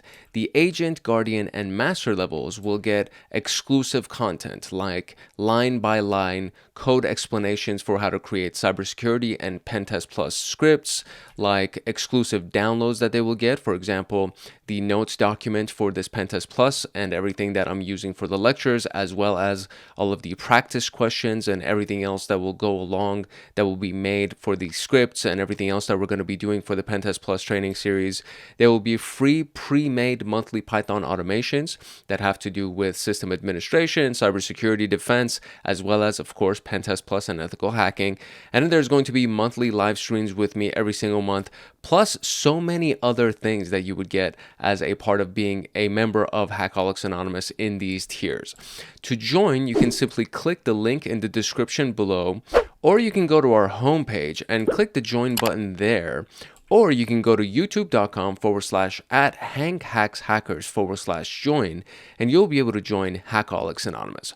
Welcome to episode 5 of the CompTIA PenTest Plus training series, and this is a continuation of our very first chapter, which is the engagement management, and this is module 1, chapter 1. So engagement management holds 13% of the PenTest Plus examination, and we've gone through every single section with the exception of this last one, which is analyzing findings and providing remediation. And then the very next chapter is going to be reconnaissance and enumeration, and we're going to start actually going into techniques and everything else. So if you've been watching so far and you're more excited about all of the techniques and you're kind of over the theory, which I can understand because PenTest Plus is really exciting because you're going to be, the idea is to pen test, right? The idea is to start hacking. So we just needed to go through all of the engagement management stuff because it's a very important piece of the big puzzle, and it sets the foundation for everything else that we're going to be talking about. So in today's video, we're going to go through the analyzing findings and providing remediation that covers technical controls, administrative controls, operational controls, and physical controls. And then in the next episode, we're going to begin chapter 2 or module 2, which is reconnaissance and enumeration. And then we're going to start going through a bunch of different techniques, and that's where the fun really begins. So I do recommend, there you go, that's the word. I do suggest and recommend that you maintain a little bit more patience and just kind of hang in there so that we can get to the technical elements of it and start using all these various techniques. That being said, we're going to be talking about analyzing findings and providing remediation in this episode today. To get the PenTest Plus notes, practice questions, and to join a supportive community of like-minded people like you, consider joining the Hackaholics Anonymous membership community. We have 4 tiers: the supporter, the agent, the guardian, and the master. And each tier gets their own Discord server and early access to content. The agent, guardian, and master levels will get exclusive content like line-by-line code explanations for how to create cybersecurity and PenTest Plus scripts, like exclusive downloads that they will get. For example, the notes document for this PenTest Plus and everything that I'm using for the lectures, as well as all of the practice questions and everything else that will go along that will be made for the scripts and everything else that we're going to be doing for the PenTest Plus training series. There will be free pre-made monthly Python automations that have to do with system administration, cybersecurity defense, as well as, of course, PenTest Plus and ethical hacking. And then there's going to be monthly live streams with me every single month, plus so many other things that you would get as a part of being a member of Hackaholics Anonymous in these tiers. To join, you can simply click the link in the description below, or you can go to our homepage and click the join button there, or you can go to youtube.com/@hankhackshackers/join, and you'll be able to join Hackaholics Anonymous. Now, without further ado, let us continue with PenTest Plus. Okay, so this is where it all leads to. The penetration test, all of the exercises that we would run up until this point all lead to this, right? So you have ran exercises, you have ran various tests, and you have ideally found something that would be of note, something that should be pointed out to the stakeholders. And so those would be considered your findings, and you would need to analyze your findings and provide a remediation for any vulnerability that you've found, whether it was critical or severe, whatever it is. You need to be able to, at the very least, say, okay, this is what we found, and this is what we would recommend you to do to remediate. I don't know if the cost of it would be worth it or whatever. You don't even need to say any of that. It's just say, this is what I found, and this is what I would do to remediate those findings, and then let the management, let the head of the security team and the head of the IT team communicate with upper management to see whether or not it would be beneficial for them and cost efficient enough, or if the cost would be worth it for them to actually remediate. But that's pretty much the whole, this is like where it all leads to. This is literally the goal of a penetration test, is to find whatever the findings are, to find whatever the vulnerabilities are and patch them or remediate them in advance before any malicious actor can take advantage of them. So if the findings are properly analyzed and actionable remediation steps are provided, the goal of this phase is to help security teams and decision makers understand the vulnerabilities, prioritize them, and implement fixes that reduce the risk. And this is what we're going to be talking about in this section. So how do you analyze the findings from a penetration test? What are technical controls, which falls under everything that has to do with the systems themselves, with the technology themselves? So system hardening, multi-factor authentication, encryption, patching, any of that stuff. Administrative control. So what is administrative controls, and then how do you implement these types of controls? And as the name implies, it has to do with the administration. So role-based access control or rule-based access control technically falls under administrative controls. Secure software development lifecycle, security policies, training, technically, that it's kind of under operational controls. But I've also, when I was studying for CompTIA at CYSA Plus, they mentioned training would fall under administrative controls. So it could be either or. For the purposes of the PT0-003 CompTIA PenTest Plus, training, user training, has fallen under operational controls. So just keep that in mind. It is different from where you would go through when you went through CYSA Plus, if you did go through CYSA Plus. Operational controls themselves would be job rotation, right? So this all falls under how the business operates and what the mechanisms themselves are as far as the business itself is concerned, not so much the technology, but the business itself. So you have the job rotation, right? So not one person should be serving a 24-hour cycle for a variety of different reasons. So you would have job rotation, and it's also responsibility rotation that kind of falls under access restrictions as well. But it's like, you don't want one person to have access to everything. You don't want one person to be responsible for everything. And we'll talk about that a little bit later as well. User training, very, very important. The biggest, weakest link inside of the security chain is the training of users or lack thereof, right? So if users aren't properly trained, and if they don't know not to click on something, or if they don't know not to visit a link or open an attachment that they don't recognize, if any of those things happen, you're letting somebody into the organization. So therefore, it falls under somebody making a human error. And of course, access restrictions, which is actually a part of the OWASP top 10. We actually went through the OWASP top 10 list in one of the previous videos, and in the framework video. And access restrictions is a really, really big piece of it. It's actually in the top 10 list. I think it was actually number 1, if I remember correctly, where somebody got access to things that they shouldn't have access to, and now there's an issue because if a hacker gets the credentials of that person, they get access to all of those things that person is authorized to access. Therefore, they can essentially do things that they shouldn't be able to do as that specific user. So restricting access to the zero trust or to the concept of least privilege. So they don't get anything that they don't need for their job. They only have access to things that they actually need. Physical control, so biometrics, video surveillance, access control, and this falls under access control to a building, for example, or to a segment of a building. Video surveillance, CCTV cameras, biometrics, right? So eye scans or fingerprint scans, or the access cards, right? Security cards for somebody to get in, where only one person has a given card, and that card is connected to that person's identity. So if somebody uses that card to come in, it's as if, John Smith just walked into the building. And if John Smith was out of the country on vacation, it's like, oh, this is a red flag. John Smith isn't even supposed to be in the country. What the hell is going on here? So these are just the various, and I'm kind of giving you a brief overview of them, but that's essentially what this stuff is. And the remediations that we will be talking about fall under either one of these controls that you'll see here.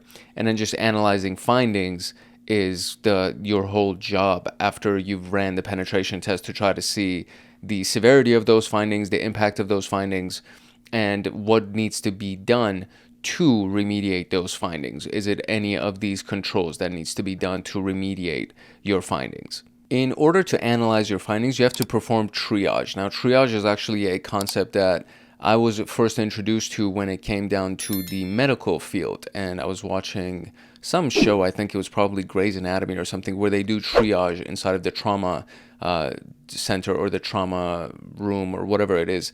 And somebody would come in and you quickly have to triage. But in this case, you're not limited to the amount of time. I mean, it needs to be within the scope of the penetration test time limits themselves, or it shouldn't take too long. But essentially, the concept of triage is analyzing the vulnerability and then categorizing it, prioritizing it, and determining whether or not it has really high impact, how exploitable it actually is, and essentially looking at the various elements of it. So for example, somebody comes in the medical world, somebody comes in and they're bleeding heavily from a wound in their chest. It's like, okay, well, this seems to be really significant. We need to address this immediately. Versus another person comes in and they're like, oh, I fell and I sprained my ankle and now my ankle really hurts. I think I may have broken my ankle or something like that. And it's like, okay, well, most likely that's not an emergent type of a situation, and you don't need immediate attention right away. You could just sit here, we'll give you some morphine and some painkillers. You should be fine, right? Unless there's some kind of infection or something like that. If it's just a broken bone in your foot or something like that, you should be fine. Somebody who's bleeding out of their chest, that's more emergent. And that's what triage essentially means, right? It's like you're looking at the situation and you're saying, okay, what is the severity of all of these vulnerabilities that we just found? And what is the most critical one that we need to address immediately? What's the most severe one that we need to address immediately? And then what are the ones that we can kind of put off for a couple of weeks or a couple of months before we address them, because we have more severe things that we need to worry about? So the key factors in the triage process in vulnerability analysis is the severity level. So is it critical, high, medium, low? We already talked about the CVSS scoring or the OWASP risk rating process. So just based on those scoring systems, you would look at the severity level and, okay, if the critical ones need to be addressed before the low ones. It's like very common sense. Exploitability is, can it be easily exploited? And this actually has a lot to do with how severe it actually is. So exploitability is a big part of the scoring system to try to find something severity. But it's also something that we need to just really look at standalone as well. It may not necessarily be super high impact, but it can easily be exploited, and that would be one of those things that somebody would make an executive decision and say, hey, you know what, we need to also address this immediately as well. So if it can easily be exploited, then we need to address it immediately.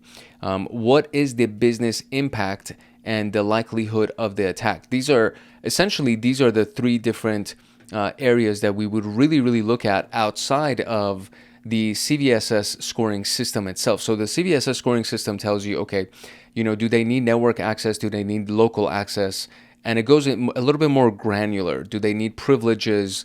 Does it have an impact on our availability? Does it have an impact on confidentiality, on the integrity? It starts looking at very specifics, right?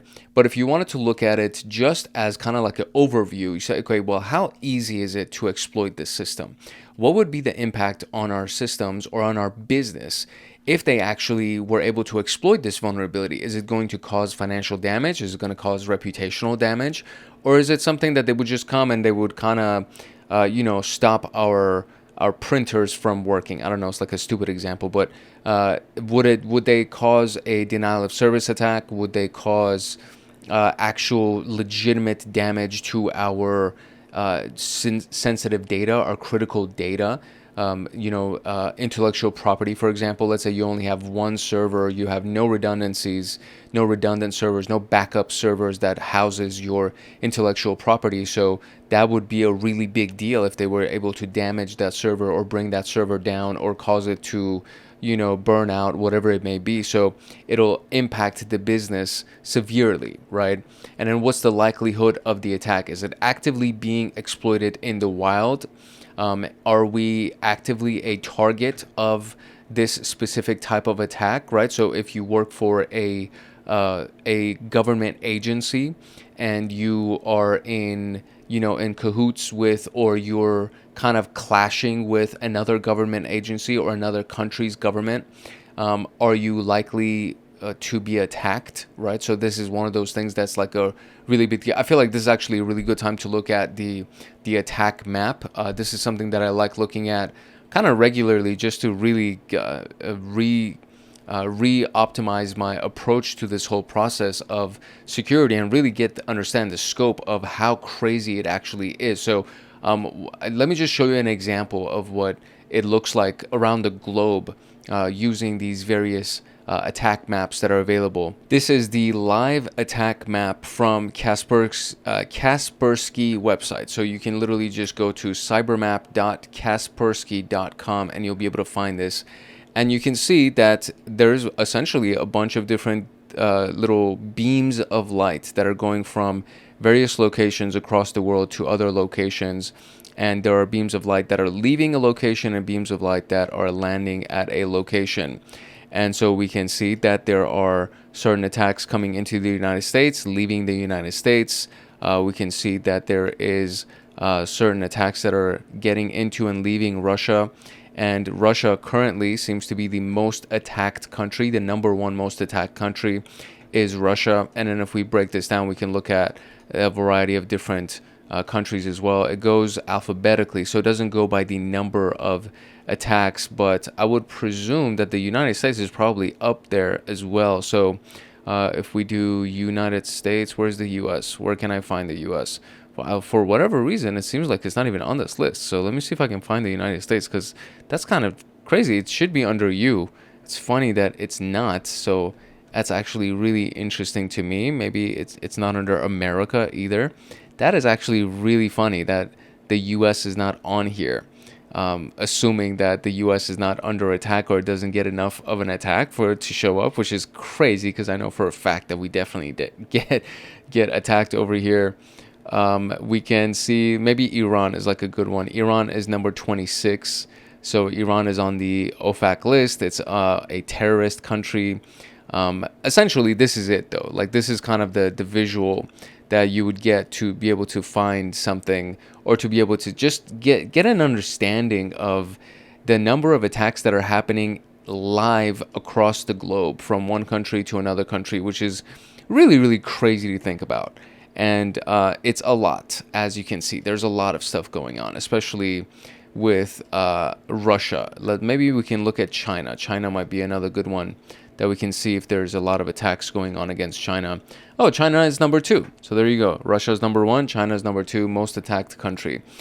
Now, the attacks that are leaving these locations, it's always good to kind of keep in mind that it could be that there is a proxy server that's being used, that's housed in this country, to make it seem like the attack is leaving that country. So let's say if an attack is leaving from this particular location, no idea what this is, but it seems like there's a lot of stuff leaving that location. So if there's an attack that's leaving this specific location, whoa, let me see what I can find here.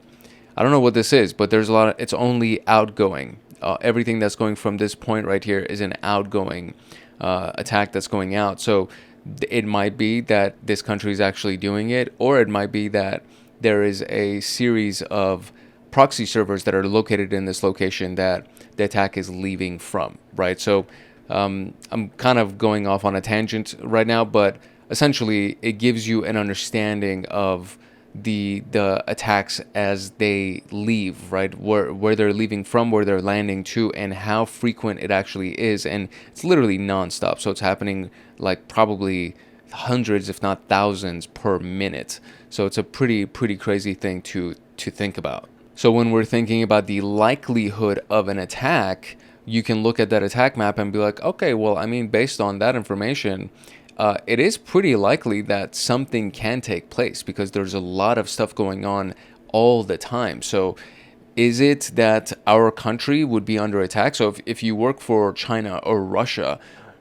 and you're looking at something that is a vulnerability inside of your system, you're one of the top 2 attacked countries in the world. So there's probably a likelihood that you're going to be attacked, especially if you work for the government of those countries. So if that is indeed the case, then you need to put a critical rating to whatever that severity is. If it's easily exploited and if it will cause a really big impact against your infrastructure, then you need to just assume that the likelihood is also very high. Even if it may not be, you just need to assume that it is, and it would be ranked critical. Therefore, you would need to go ahead and address it immediately.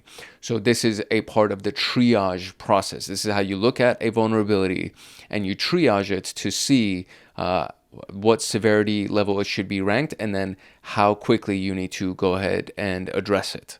So here's the example of prioritization, right? The severity thing. I just noticed that this was collapsed. The table that we're using didn't have enough space for it. So that's supposed to say severity. So we have the severity, example, vulnerability, risk level, and then the action required. So if it's a critical level vulnerability, for example, an unpatched remote code execution, meaning somebody can execute code remotely from a different country, they could execute code on your system. You need to fix that immediately. This is a warning, like an alarm, right? And you need to fix that right away because, I mean, they could execute code remotely. They could do whatever the hell they want on your systems. So the applying of the security patch would be like a really big concept that we would do in this particular case. Apply a security patch, update the system, do whatever it is you need to do. Maybe use a different thing if you can't apply a security patch to it, harden the system. If somebody can execute code remotely, maybe you just need to block off that port completely that will give them access to it, or block off the system completely. Something needs to be done immediately to make sure that that system and that port, that service is not available for people to try to hack into. If it's high level, it would be SQL injection in a web application. Fix it within the next 30 days. This could also be ranked as a critical vulnerability, just depending on what kind of data is being housed inside of that relational database. Fix it within 30 days, right away, I would presume. Implement parameterized queries, meaning that the queries that are being submitted are going to be verified via the parameters that are allowed to be sent to the web server, to the database server. You can also do input sanitization on the client side, meaning through the web browser. You can also do input sanitization on the server side, meaning if by whatever chance they were able to bypass the web browser, then and it gets to the server should also sanitize the input, meaning essentially just don't process whatever input would be considered as unauthorized input. Medium would be insecure TLS configuration. So TLS is for the encryption certificates. So fix it within 60 days. Disable weak ciphers, for example, TLS 1.0. Upgrade to higher versions of TLS, or if you're running SSL, upgrade to TLS. So any kind of cipher, any kind of weak cipher or weak encryption should obviously be updated, but it's not as crazy if it's on a web server or if it's on some kind of application or communication that houses really sensitive information. Then I would say that this goes up in the rankings and it should be addressed sooner than later, maybe not 60 days, because it's housing really, really sensitive information. And if it has weak encryption, that means that it can actually be bypassed. And even as we speak, there's now quantum computing that can actually break through these encryptions relatively quickly. So now there's quantum ciphers. There are quantum cryptographic algorithms that have been generated to secure against quantum computers being used to decrypt something. And again, like a country like Russia or a country like the United States or a country like China, these like powerhouse countries need to consider this as something that then it needs to be upgraded immediately, especially with like the treasury computers or the treasury servers or some kind of crazy, the power grid stuff. Like anything that is housing critical infrastructure or critical data should be looked at as far as an upgrade is concerned. And then low level stuff would be missing security headers. This is like, okay, well, it's whatever. Add HTTP security headers, CSP or HSTS or whatever it is. Like fix it whenever you get a chance. It's not that big of a deal to have missing security headers unless the guy, whoever is attacking you, is so freaking skilled at poisoning the HTTP requests that are being sent out that they can somehow bypass or take advantage of those missing security headers. But this is just an example, like a triage kind of an example of looking at a vulnerability, saying, okay, based on the impact, essentially, this is kind of what we're looking at here, right? So if they can execute remote code, that is going to have really, really high impact against your computers and against your systems and your business as a whole. So that needs to be addressed immediately.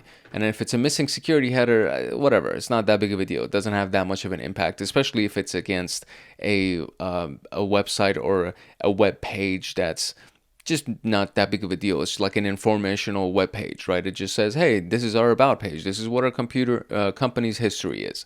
Like, who cares, right? So those are the web pages that, I mean, they're not, you don't even have to worry about them. But if it's a login, if it's an admin login page and it's missing security headers, that's probably something that you need to address sooner than later. Don't say fix when possible. Be like, fix sooner than later, because the impact could be really great, right? It's an admin login page. It's kind of a big deal. So yeah, these were just some of the examples. Okay, so now we need to talk about the various control types that we can implement to secure our systems and to remediate the vulnerabilities that we have found. Technical controls applies to hardening systems and preventing exploits through security configurations and technology-based defenses. So technical, right? It has to do with the tech itself, the technology itself. The first version of this is system hardening, and hardening is just another word for strengthening, right? So you would strengthen your operating system or harden your operating system. You would harden your applications, you would harden your network devices against attacks. So disabling unused services is one of the most common ones. So it reduces the attack surface. So you would disable SMBv1 or you would disable SSH, secure shell, because you don't use it ever. It has nothing to do with any of your business operations and nobody needs to log in through SSH. So just disable SSH. It's like, it's one of the most basic versions of hardening a system is disabling any of the services that are never used. And if somebody ever does need to use them, they should only be accessible on one given computer or one given IP address. And it's because it's so unique and so specialized that only one person in the IT team needs to use it. Therefore, only one IP address has access to that service, etc., etc. So on every other computer, on every other IP address, it's disabled, right? Applying the principle of least privilege. So you only get permission to do things for your job function. Anything outside of your job function, you don't have permission to do. It's just limiting the user's permission only to the things that they just need to do, right? They don't have any other reason to do any other thing. It only fits inside of their job function. Therefore, you get the maximum amount of privilege to do your job. Apart from that, you have no other privileges. Enforcing secure configuration. So harden your cloud services, harden your network appliances, make sure that you're using, and we'll talk about it in a little bit, make sure that you're using multi-factor authentication. That's technically a security configuration. Make sure that your storage buckets, if you have a cloud service, for example, Amazon S3. This is one of the examples that just comes up in my mind a lot when we talk about this because it was something that we talked about in the Security Plus playlist when I was creating that training series. There was an example of a company, forget the name of the company, but essentially they had S3 buckets. S3 buckets are like storage buckets for Amazon Web Services. And the S3 bucket was public facing. The IP address for that S3 bucket was public facing. Anybody from anywhere could access that storage bucket, which is like, okay, well, that's kind of a big deal. That's a very important security configuration that somebody misconfigured, and now that IP address is accessible from anyone across the world with no authorization or no authentication, meaning no login or anything required. And, you know, if there's sensitive data inside of that storage bucket, you are really just asking for it. You're leaving yourself up to a really big vulnerability. So that's like one of these security configurations that needs to be addressed. Same thing with network appliances. You know, it's like make sure that all of the ports that are unused on your network switches are disabled. No port should be enabled, and whatever port is actually enabled, there should only be one IP address that is allowed to access that port. No other IP address should be allowed to access that port on that switch. That's kind of a configuration that can be done on your network appliances. Using secure boot and firmware protections, so preventing rootkits and malware from actually being able to launch on your computer or on your machine, on your web server, when the machine boots, right? So if the machine is booting for the first time or it's rebooting, you need to have secure boot configurations in place or firmware protections configurations that are in place to make sure that rootkits are not able to launch from that machine or maybe even be installed to that machine. Same thing for malware, just preventing these things from actually going through. So secure boot is a pretty basic feature that comes with pretty much every operating system, every machine, and it's your choice to use it or not use it. So the recommendation would be to use it, especially if it's a critical system that is housing a lot of data that's very important to the company. You would use secure boot on that specific machine. Multi-factor authentication would be our next technical control, and so this prevents password-based attacks, for example, brute force attacks or credential stuffing, and we'll talk about those when we actually get to that section. So even if an attacker steals a password, they can't log in without a second authentication factor. And so those could be either something that you know, something that you have, or something that you are. And typically something that you know is like the very most basic thing, which would be your password or a PIN number or something. The next thing would be something that you have. So a mobile authenticator app like Google Authenticator or Authy, these are required, or they would be installed on your mobile device, on your cell phone.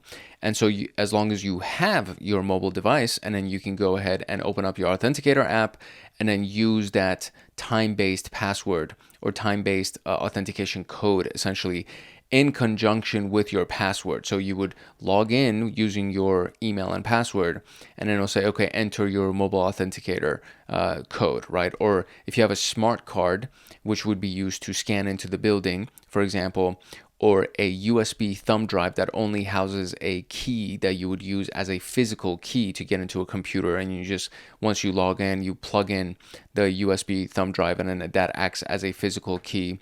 And it's something that you are would be biometrics, right? So fingerprint or a facial recognition, or your eye scan or whatever, that would be your biometrics that would be used. So it could be, it's at least one, or I would say at least two of these things. And the most common is the password and some kind of a authenticator one-time code or something that gets text or emailed to you. That's the most basic version of this. For best practice, you would use the time-based one-time password. So TOTP is a time-based one-time password, and that would be a Google Authenticator or an Authy, because literally it expires like every 10 seconds or something. So the code just resets every 10 seconds. So as long as you have pre-configured your computer or your email or something to connect to Google Authenticator or Authy, then it'll just do a reset every 10 seconds. And so that time-based one-time password is a really, really solid one.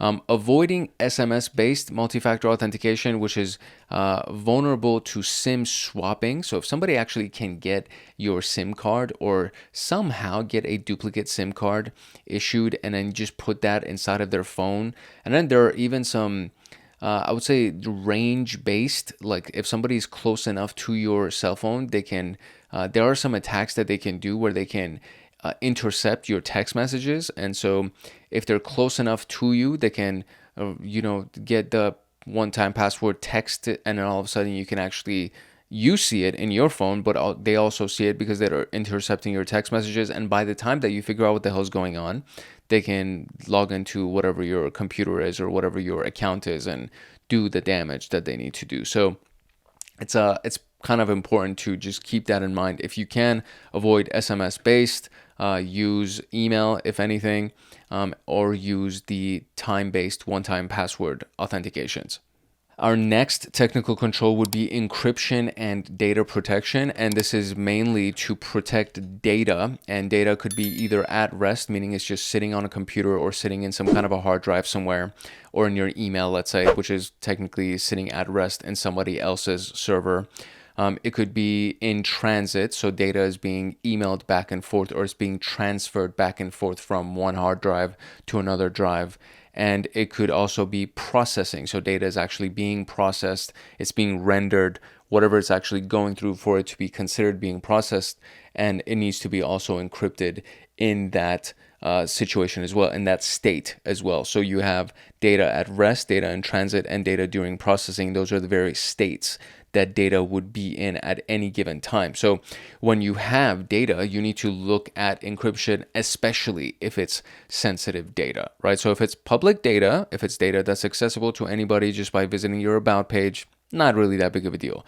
If it's sensitive data, customer data, financial data, that has to be encrypted. It's not even a choice, right? And there's a variety of different ways that you can encrypt data during these different states. So AES 256 Advanced Encryption Standard for encrypting sensitive data. You can also have 512. You can also have 1000 something.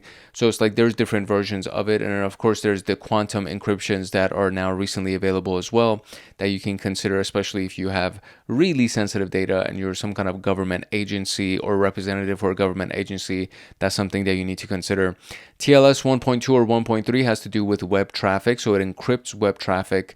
And obviously, if you can, you would use 1.3 or the most recent version of TLS, depending on when you're watching this or when you're going through this process. You would just want to use the most recent version of TLS to make sure that you encrypt your web traffic in your website.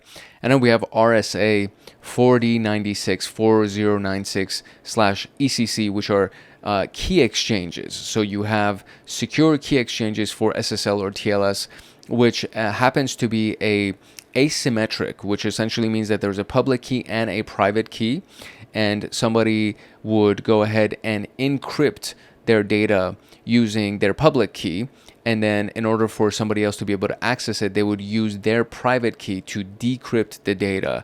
And so a web browser is the most common version of this. A web server, for example, Google is what I'm using for this presentation, right? And you're watching this through YouTube.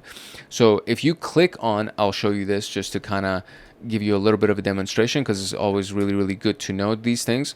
So if you go over here, and then there's this little button right here. Usually, sometimes depending on the browser, it's like a lock icon. So if you click on this, it'll open this thing right here. And it says connection is secure, right? And then we can go ahead and click on the connection is secure. And then it says certificate is valid. I click on that, and then it'll open up the certificate information for google.com. And this applies to any of their subdomains on google.com. And then you can see this right here. So you have the public key, the SHA-256 hash value of their public key, and this is what they used to encrypt the data. Now, I logged in to my Google account using my email and password.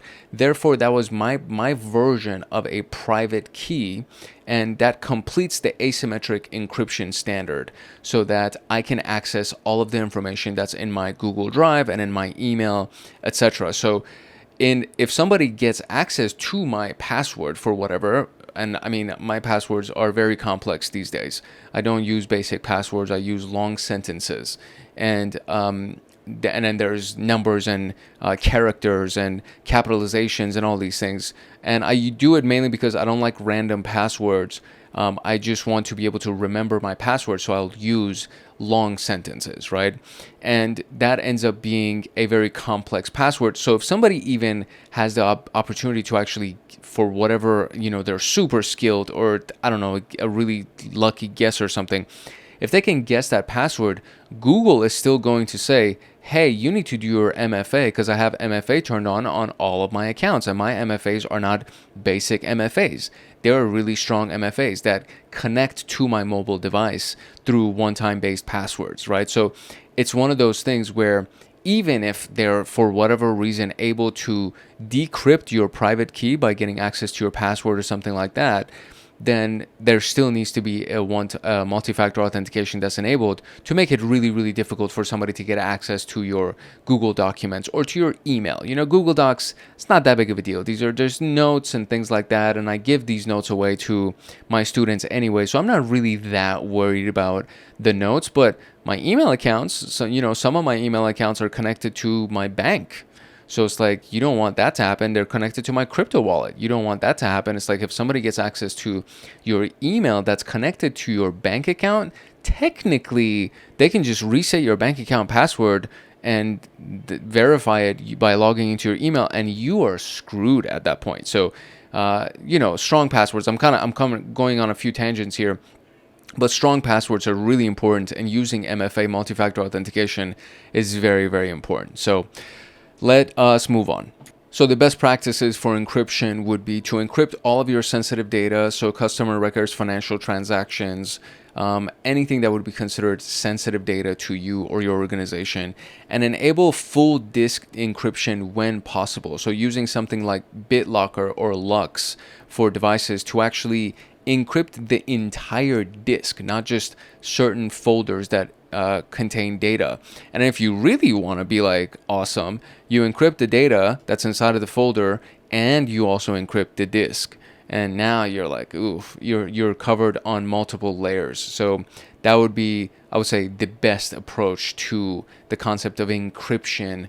And I mean, just get into the habit of using super strong passwords and making sure that you use multi-factor authentication and all of these different things. If you need to communicate with somebody, if you need to send them certain messages, you can be using VPN, virtual private networks, to encrypt the communication channel, right? So, and then that way you would then be able to further ensure that whatever data you're sending is actually encrypted and nobody can access it. So there's a lot of different ways to actually be able to do this, and it's just best practice to be, I would say, as paranoid as possible, and there's nothing wrong with that, because I'd rather be too secure than not secure enough, right? It goes back to that old saying that it's better to be a warrior in a garden than to be a gardener in war.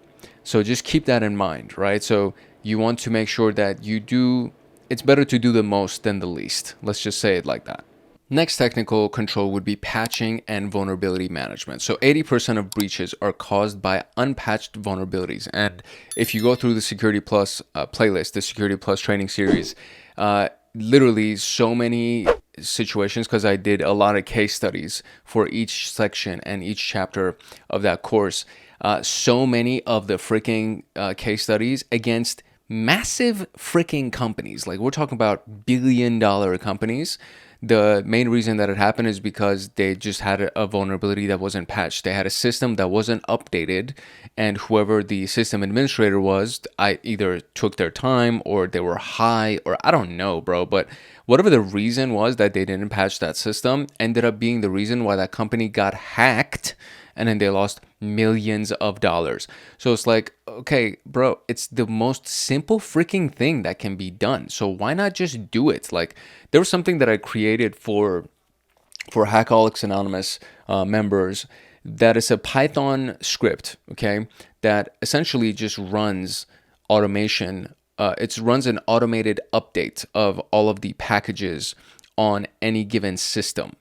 And you can schedule that automation to run on startup, or you can schedule it to run every day to just run. Like, you don't even have to worry about it anymore. You don't have to worry about manually updating or patching your systems, simply because the fact that there's this little automation that just goes out every single day or every time that you start your system, and it'll just make sure everything is updated and current. And Microsoft will patch vulnerabilities with pretty much, like, I'm not going to say every single version of Microsoft that's launched includes some kind of vulnerability patch, but there are a lot of them that are included in their new updates. And it's so silly to run an old version of Microsoft or Mac OS or Linux when the company, right, like these massive trillion-dollar companies, are putting so much resources in there to make sure that they patch vulnerabilities that are in their operating systems. And all you have to do as the user is just update your freaking system. The next time that an update comes out, just do it. I know people that are so paranoid, bro, that they won't update their system because, they're trying to steal my data. And I'm like, bro, who are you even for them to want to steal your data? Nobody gives a crap about your stupid data. But when you're going and leaving yourself vulnerable like this, if there's an actual malicious actor out there, they can now hack into your system. Apple doesn't give a damn about your data. Apple actually is so solid with this kind of stuff that I've heard of like drug dealers that will use iPhones because they know that Apple will not succumb to subpoenas from the FBI. So that's how solid Apple is with their customers, that they're willing to protect their customers even against FBI subpoenas, and nobody, like, people still don't patch their Apple phones. It's like, bro, why? Like, why? Anyways, so implement automated patch management. So WSUS, SCCM, Ansible, these are all patch management platforms and softwares that are available. And you can even learn to write your own little script that actually uses APT or Yum or whatever, DPG, any of these things that will go ahead and update your software and your systems automatically. You can prioritize patching critical vulnerabilities. So if you've actually seen the vulnerability inside of the CVE database and it's been ranked as a critical vulnerability, then prioritize patching that mofo immediately. The very first thing should be done would be to patch that one specifically because it's critical, right? And then use virtual patching. So WAF rules, for example, which is a web access I want to say it's web application firewall. There you go. Web application firewall. If immediate patching is not possible. So you can use, I don't think it's web application firewall. I thought WAF stood for web application firewall, but in this particular case, I feel like it stands for something else. So let me just verify this I think it is web application firewall, but let me just verify this real quick. Yes, so it is a web application firewall. For some reason, I thought it meant something else, but no, it is actually a web application firewall, and that is very important to keep in mind. So you can actually use a web application firewall, meaning the reason why it falls under virtual patching is that you could technically log into that web application firewall from any system, any location, as long as you have the appropriate credentials and MFA authority, all of that. Once you actually get into the system, then you can go ahead and use virtual patching mechanisms, or just update the firewall or patch whatever it is on the web application to just make sure that it is as secure as possible. All right, now we can move on to our next set of control protocols, which would be the administrative control protocol. So administrative controls are policy-driven mechanisms. So you have policies within the company, do this, don't do this. Those are policies. And they help the organization enforce the best practices of the company. And essentially, when you have a policy, like an official policy in a company, if somebody goes against that policy, they'll get a formal warning. And then the second time that they go against that policy, they're fired. That's essentially why policies are important and how they can actually be so powerful. Like, hey, John, you did this thing that you shouldn't have done. It's a part of the policy. You went through the training. You know that it's a part of the policy. And it's very, very important. And some of them are zero tolerance kind of stuff. So it's like, if you do certain things that are damaging enough, you are fired, even if it's just your first offense. So policy-driven mechanisms can actually be very powerful. It just needs to be very well disclosed, and people need to be aware of the policies so that they know that something should or should not be done the way that it is. So one of the basic things of this is a role-based access control. And role-based access control is something that's done by the system administrators, the domain administrators, and they give access control to an employee based on their role. So a bank teller should not have the same role controls, right? Access controls that a banker does. They should not have the same access controls that a branch manager does. Now, to that same spirit, a branch manager should not have the same access controls that the regional manager or the district manager or the VP of retail does, right? So these are things that the higher you go up the chain, it's like people below that person should not have the same access control as that person. And then this goes all the way to the top, literally. So the VP of retail will not have the same access controls as the domain administrator, because the VP of retail doesn't need the same access controls as the domain administrator. It's the concept of least privilege. They don't need it. It has nothing to do with their role. So it goes based on your role.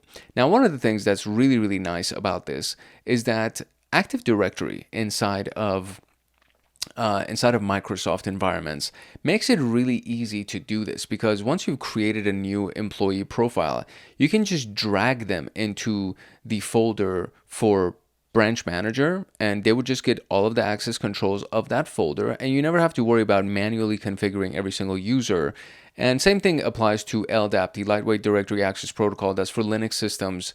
That does similar things where you can manage access to resources and assets and systems based on somebody's role, right? So role-based access control is one of these really simple concepts that you can just ensure that the access to something is restricted based on somebody's responsibilities or their role that they play in the company. So the best practices would be the principle of least privilege. So just make sure that that role inside of Active Directory has only the privileges that it needs. And then when a new employee gets hired on, you just go ahead and drag and drop them inside of that folder. And now that organizational unit, technically that's the name of it, is an organizational unit. Now that OU has all of the privileges that it needs, and then it's just assigned to this new employee right here. So it only gives the minimum access necessary to a given user. And then there's the just-in-time access for temporary admin privileges, essentially giving them temporary access for whatever it is that they would need. And then after a certain set amount of time, it's just automatically revoked. All of those admin privileges that they had for today, for the next 8 hours, at the end of those 8 hours, all the admin privileges are revoked, and you no longer can access any of those systems or do any of the things that an admin is able to do.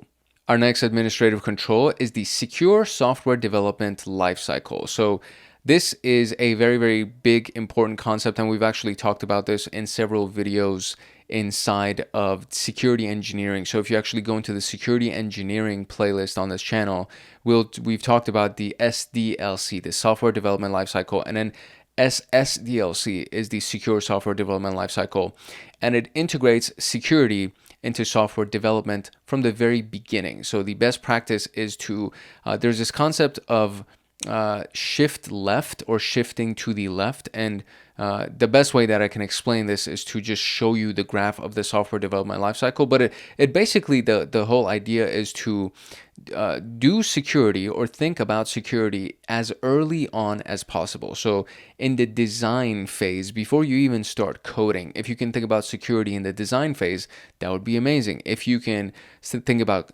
security in the coding phase, which is also known as the secure code review concept, that would be amazing. So there's something called static analysis, or SAST. There's also something called dynamic analysis, and dynamic analysis is further along in the development lifecycle because it's actually when you're running the software that you want to analyze to see if there are any security misconfigurations or security issues that need to be addressed. But static analysis is at looking at the code, and then you look at the code and you're like, oh, this is insecure. You know, you hard coded a password inside of your code.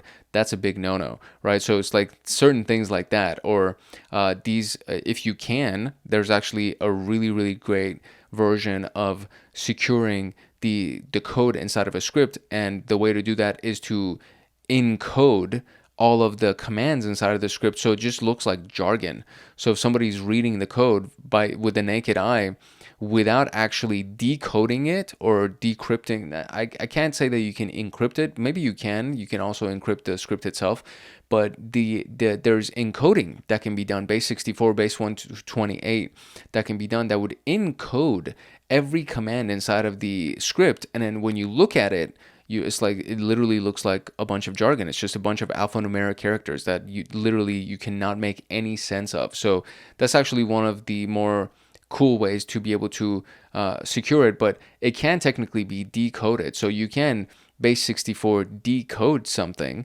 and once that is done, then you want to make sure that there were no passwords or credentials that were hard-coded into it. There were no API keys that were hard-coded into it. There's just certain things that you just want to make sure that are not hard-coded into the script to prevent from that script being poisoned or somebody stealing data from the script. So the software development lifecycle is something that you need to consider doing all of your security stuff earlier. So let's talk about the shifting left concept just so you can kind of understand it. Now, as you can see here, there are multiple versions of the graphics that are presented for this. A lot of times it's a circular graphic because it is technically a continuous cycle, but this is the original version where the the concept of shifting left was actually brought up. So if you look at this right here, there are 6 phases of the development lifecycle. You have analysis, design, development, testing, deployment, and maintenance.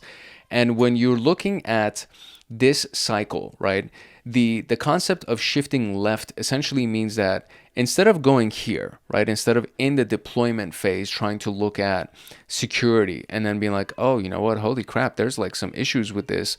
Now we have to go back to the beginning and start looking at design and development to fix this security issue. Instead of doing this, you shift left. And instead of doing it in the testing phase, you shift left. And instead of doing it in the development phase, you shift left. And so the design phase is typically the best version of this. You can even think about it in the analysis phase.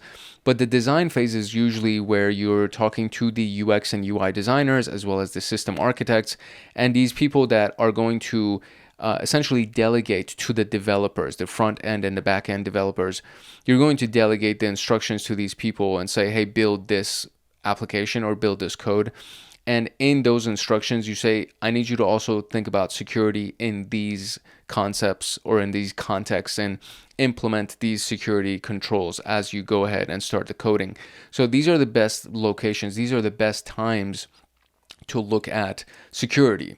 Now, if you don't do that, then what's going to happen is that during the maintenance element, so let's say they don't even look at it in deployment or testing, in the maintenance element, when it's actually public and it's available to the rest of the world and users from across the world can actually start using your application, somebody in those users, or maybe somebody who has it out for your company, is going to attack your application, and then you're going to get hacked, and then there's going to be a lawsuit or there's going to be damages, and then you're going to be like, shit, we need to go back and secure our software. So this is one of the big things that is a really important concept to understand, because everything has to do with software these days. For the most part, everybody in some capacity is using software. My 70-year-old mother uses software. She doesn't look at it from the concept of security in any way, but she uses software regularly, so you know that people are using software all over the world for everything that's done. There are billions of users across the world that are using software in some kind of capacity. So this is a very important concept to understand, and more often than not, you as a security person will end up using some kind of software. And you may not be a coder, you may not be a developer, but you need to understand security, because the conversation of security in software will be coming up guaranteed. I guarantee it to you. So you need to understand this concept of the secure software development lifecycle and this concept of shifting to the left so that you can think about security earlier instead of doing it in the testing, deployment, or maintenance phases. And one last note is that when you look at the concept of DevSecOps, right? So development security operations, essentially, there's this whole idea of automating security scanning in software and source code. And there's the continuous integration, continuous deployment or development pipelines. That's what CD stands for. And so when you're looking at continuous integration or continuous deployment, continuous development, when you're looking at those pipelines, very similar to what we just looked at, that graphic that we just looked at, you want to use some kind of a tool to automate the security scanning of these things so that as people are developing, as people are coding, as people are integrating, as they're doing the work of building the software, there is something in the background that's just looking at it and saying, hey, this is a security issue. You need to find a different way to do this block of code or to do what you're trying to do in this segment so that it's not a security issue. And so DevSecOps is this concept of automating the security scanning and the analysis of the source code and the analysis of the web application as a whole to be able to point out the security vulnerabilities and to ideally still, while you're inside of the development and the design phases before you go into testing, you would fix whatever the vulnerabilities are so that it makes testing and deployment and maintenance just much easier to do. And then we have security policies and compliance. So the acceptable use policy, don't use your laptop for porn, right? Or don't visit certain websites when you're on the work computer, like anything like that. You can't use the printer in your office to print the flyers for your next party. Like certain things where it's like, dude, there's certain use cases for the equipment inside of this place. There are certain use cases for the location itself. You can't just invite your friends and have a potluck at your lunchroom inside of work, because it's literally for employees of the company. So what you can and cannot do with the facilities, what you can and cannot do with the equipment, is falling under the acceptable use policy. And a big piece of that is actually security. So if you invite somebody that's not an employee of the company and they come to the break room, we don't know what this person's like. You may trust them, but we don't know them. We don't trust them. And you can't just invite people into this place. You can't you can't take the laptop if you're not supposed to take your laptop outside of the building, outside of the office. You can't take your laptop to go use it for homework or whatever it is that you're doing. We have no idea what network you're going to connect to and what the people for that network sitting in Starbucks are thinking about or what they're doing. People literally sit in the parking lot at Starbucks and they just sniff traffic using Wireshark or using a variety of different tools just so they could see if they can hack into somebody's account. Like, that's a real thing that actually happens.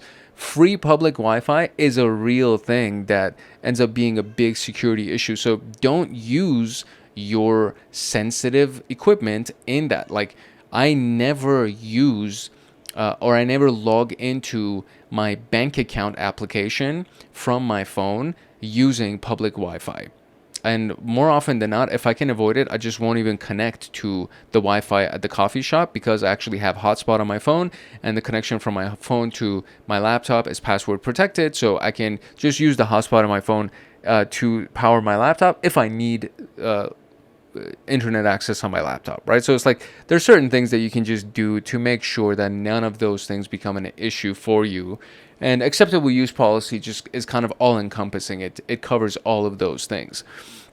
Then we have the incident response policy. So how to handle security breaches, right? So we actually are currently inside of the incident response module for the SOC level 2 pathway. So as I'm writing content or creating content for PenTest Plus right now, this video is probably going to come out in a couple of weeks though. So it's like by the time that this video comes out, the incident response portion of SOC level 2 is complete. So you can actually go to the SOC level 2 playlist and look at everything for incident response, and then you'll see the various elements of handling security breaches using the incident response path or the incident response series of actions, right? The protocols inside of incident response.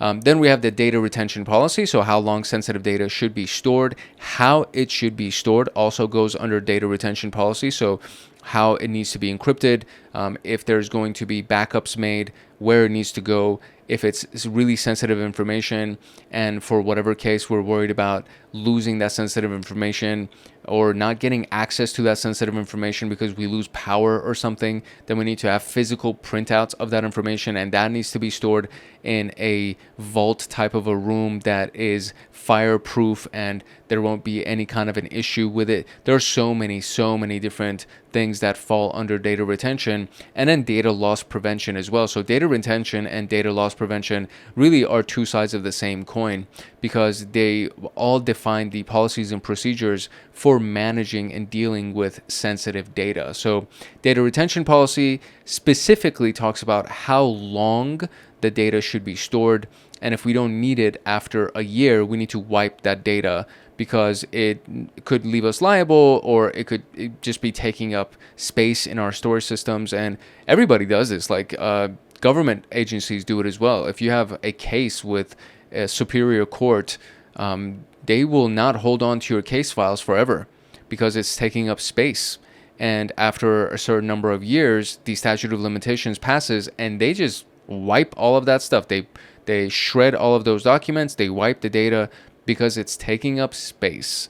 And that's one of the bigger reasons why there is even a data retention policy. But there is also just the concept of liability, that if somebody gets access to this information, they can do malicious things with this information, and we would be held liable for it, and we could be sued, etc., etc. So security policies are very, very important. There are a lot of different security policies, most likely within your company, whatever company you're going to end up working for. There are going to be other security policies, but these are the most common that actually apply to every single company. So for example, acceptable use policy is going to apply to every single company, as well as data retention, because every company now deals with data. So data retention policy is also going to apply to every single company. Incident response policy is going to apply to every single company. So there is these general policies and compliance that apply to everybody, but then there's industry specific policies and companies, and then there is company specific policies and companies where compliance, that actually applies to your given industry, or it applies to your given company, and maybe even your given department inside of that company. And then of course there's security policies that would apply to your unique role inside of the department inside of that company. So there are different versions of these policies and compliance that you have to adhere to in order to keep your job, really. Our next level of control would be the operational control protocols, and these focus on the day-to-day security operations, the day-to-day operations of the company, and how that actually relates to security and what the security protocols are for operations. These are focused on reducing human error and any kind of an insider threat. And it may not necessarily be a conscious insider threat. It could be somebody that really doesn't know that what they're doing is a threat to the company, and they're working from the inside because they're one of the employees of the company. So that ends up being an insider threat. So this is what operational controls is designed to handle.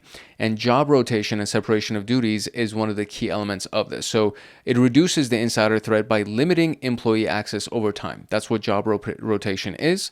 And then that would be the separation of duties, is where one person should not have too much control over critical systems. So one of the key elements of this is that, when a nuclear bomb is supposed to be launched, or it's going to be launched, you need multiple people with different keys to be present, and for both of them or all of them to be involved in turning the key to actually activate the thing. Inside of banking or inside of any environment where there's a vault that's present, there's not one person that can access the vault. There's actually multiple codes that are distributed to the different people, and one of them would be management, the other one would be kind of lower staff, and both of those people need to be present because both of their keys or both of their codes have to be used to log into or enter the vault, I should say, to get into that specific system. So the separation of duties is a really great approach operationally to enforce security. And so if somebody gets into the bank and they want to do something, or if somebody gets into the building and they want to do something, if somebody gets into your system and they want to do something, by having separation of duties, that person now needs multiple layers of access to be able to do whatever it is that they're trying to do. So it's very, very important, and it's a really important security concept, and it applies to physical security as well as digital security. So we want to reduce insider threats by limiting employee access over time, and we want to prevent one person from having too much control over critical systems or critical infrastructure. Another element under operational controls would be user training and security awareness. And as we've already established, and I say this all the freaking time, human error is the biggest or the weakest link in the security chain. And 90% of freaking breaches involve human error, because as long as the systems, I'm hiccuping. As long as the systems are patched, right? As long as the systems are patched, as long as everything is updated regularly, there really isn't that much that can be done against a system or a software because it's just secure. So the hacker then they resort to social engineering to take advantage of human error. So they'll send a really interesting email to try to get somebody to open an attachment or click on something. Weak passwords, just not having strong password policies can resort to somebody saying, okay, my password is 1234567 8. That's his password. And it's like, okay, bro, what the hell, dude? So that's on the dictionary list, right? So the RockQ password list is like, it has over like 15 million weak passwords that have been stored over time, that somebody can just use John the Ripper or Hydra, and then they'll use one of these password lists, and then they can predict your password, right? So it's so easy to do, especially if you think that the human being is lackadaisical, they procrastinate, they don't pay attention. There's so many different reasons why somebody would make a mistake like that. So 90% of breaches involve human error. And this is one of the big things that you're trying to address when you focus on operational controls. And operational controls involve user training. It's one of the biggest things. There needs to be regular user training. When you get a license with a state authority to do any kind of transaction, there's something called continuing education that needs to be done every single year, because not only do you need to be reminded of all of the foundational principles of whatever you're doing, but there's things that happen that they're now updated in the industry, and so now you need to be up to date on the stuff that's happening inside of your industry with your given license. And there's, of course, user training that is done regularly as a part of the auditing process of a company, where they'll track to see, hey, did this person finish their training? And it's like, no, dude, you haven't finished your training. You are now non-compliant because you haven't finished your training. And now you're leaving us at risk for failing the audit. So you need to get on that, right? So there are a lot of different ways that you can enforce that people are completing their training. And even I know that certain companies actually give you like a pay raise on your hourly wage or on your salary or something like that if you actually finish the user training that's been assigned to you, because it's just better for the company if you're fully aware of everything that's going on and you're more informed. Therefore you are worth more. Your dollar value is higher because you're better trained and you are more diligent and aware. So conducting regular awareness training, for example, phishing simulations, right? Or tabletop exercises or penetration tests, right? Or threat emulation, which is considered to be purple teaming, where red team and blue team combine forces, or the person who's handling the threat emulation is focused on purple team type exercises, where that person is looking at everything inside of the system from a red teamer as well as a blue teamer, from a pen tester as well as a security engineer. They look at both of those concepts, and all of that falls under awareness training as well. And I mean, threat emulation doesn't necessarily fall under awareness training, but at the very least, if you do a phishing simulation where you just send out an email to everybody in the company and don't let them know that this is a phishing simulation, and then see how many people actually click on that, then you're like, oh no, 49%, 50%, 70% of our employees just clicked on this freaking link. We are screwed if this happens in real life. So this is one of those things that is just it's so important. It's so important and it's so powerful. It can actually have a really, really strong impact on the company. And when you do this regularly, then people are just hyper aware and they're always on their toes. Therefore, your company is more secure. Access restrictions and monitoring also falls under operational control. So implementing geo-blocking to prevent login from unauthorized countries or even states, right? So geo-blocking means that this specific system or IP address cannot be accessed by anybody outside of the United States, or this specific system or IP address cannot be accessed by anybody outside of this building. That's actually a very powerful way of doing geo-blocking as well. So it's one of those ways that you kind of force that only that system can be accessed from having local access. So the attack vector, when you look at a CVSS, when you look at the scoring system, one of the categories of that scoring system is the attack vector. And it could be local or it could be network, right? And I think there's actually even a third one as well. It's kind of slipping my mind right now. But local means what? You have to be on that specific computer to do whatever the vulnerability is, right?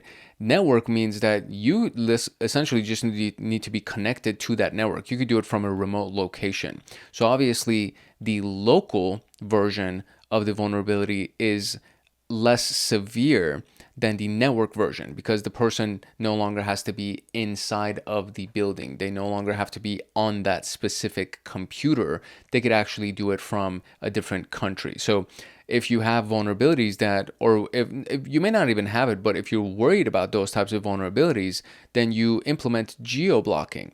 So a person cannot log into that system unless they're inside a given building or inside a given city, right? or inside a given state or inside a given country. Somebody from New York should not be able to access the system that's inside of California. Somebody from Vegas should not be able to access Texas, vice versa. So this is considered to be geo-blocking.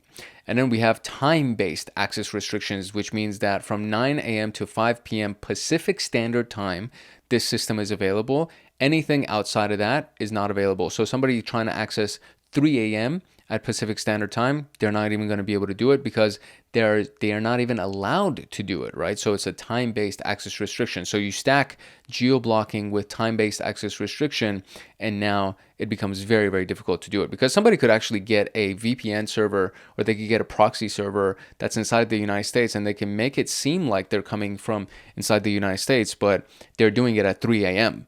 And it's like, oh, no, you definitely can't do that, right? So you have multiple layers of restrictions here. And then we, of course, would monitor the user activity with SIM tools like Splunk or Elasticstack or Azure Sentinel. And there are many videos on this channel that use Splunk, many videos on this channel that use Elk or Elasticstack. So those are really, really powerful tools, and user activity being monitored with those tools can be done in a live environment. This is why there's a security operations center that, and a lot of times it's running 24/7. So there are people that are looking at these tools and the activity inside of those tools. And if there's any kind of an alert that pops up, they're immediately addressing it. And then you can also use a SOAR that goes hand in hand with a SIM.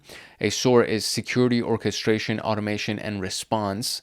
And the SIM tool more alerts you. It analyzes traffic and it gives you alerts, but it's up to the security analyst to take the action necessary to prevent the attack from going further or responding to the incident. A SOAR tool automatically responds. You orchestrate your security responses, and then you automatically have the tool respond to it. So they'll block an IP address or they'll isolate a network segment, etc. So very, very powerful set of tools that are available, and these all help with operational controls. Technically, SIM tools can actually also fall under technical controls, technically, because it's a tool that's being used. But for this particular case, we're looking at monitoring and restrictions for access and things like that, and it falls under the monitoring segment of operational controls. And finally, we have physical controls. And physical security is actually overlooked very frequently, but this actually plays a really, really big role in preventing unauthorized access to systems or parts of your building or the building in general. There's something called tailgating and piggybacking. And tailgating and piggybacking is essentially when somebody follows an authorized person who has a key card to get into the system. And I've done this before. I've actually done this, and it's kind of scary. People literally just hold the door open for me, and I'm like, hey, so can you hold the door? And like you have a stack of coffees in your hand, right? And both of your hands are occupied, so you can't access the thing. So it's like, hey, can you hold the thing for the door? And then it's like, even if somebody says, well, I can't, you need a security card, it's like, okay, it's in my pocket. Do you want to reach in my pocket? And they're like, oh, fine, never mind. And they just let you in because they don't want to deal with the discomfort of reaching into your pants pocket when you actually don't have anything in your pants pocket. So there are so many different ways to do this. So tailgating and piggybacking, and we talk about this in Security Plus as well. So if you go look at that Security Plus playlist, then you'll get a lot of examples of this. But physical security is a big deal, and a lot of times it's overlooked, and employees are just not aware, right? They either don't watch when somebody's tailgating them, and then they, instead of making sure that the door closes behind them, they don't pay attention because they're on their freaking phone. And so all I have to do is just be fast enough to, before the door closes, I just put my foot right between the door and then I keep the door open. Or they piggyback and they're like, hey, can you open the door? Can you hold the door for me? And then they hold the door open for them just because they're not aware, right? Or they don't want to deal with the discomfort of saying, I don't know you and I have no idea whether you have access to do this. You got to go through the front gate, etc. One of those things. So biometrics and multi-layer authentication is a big part of this. So using fingerprint scanners, retina scans, or facial recognition for access control, this is actually really, really important. You see this a lot in spy movies, right? So fingerprint scanners, retina scans I haven't seen in real life myself, but I would assume that like government agencies have these kinds of things where like you put your face to it and it scans your freaking eyes, right? That's a big one. Facial recognition is on every iOS device. So if you actually have a cell phone that is an Apple phone, an iPhone, it actually will scan your face for facial recognition before it unlocks your phone. Implementing multi-layered authentication is actually a really big deal as well. So multi-layered authentication for high security areas, meaning you need to have one type of key card to enter the building, then you need to have a second type of key card to enter this other segment of the building, and you need to do your fingerprint to get in. And then when you want to get into the third part of the building, you need your key card, your fingerprint, and you need your retina scan to be able to get into the third part.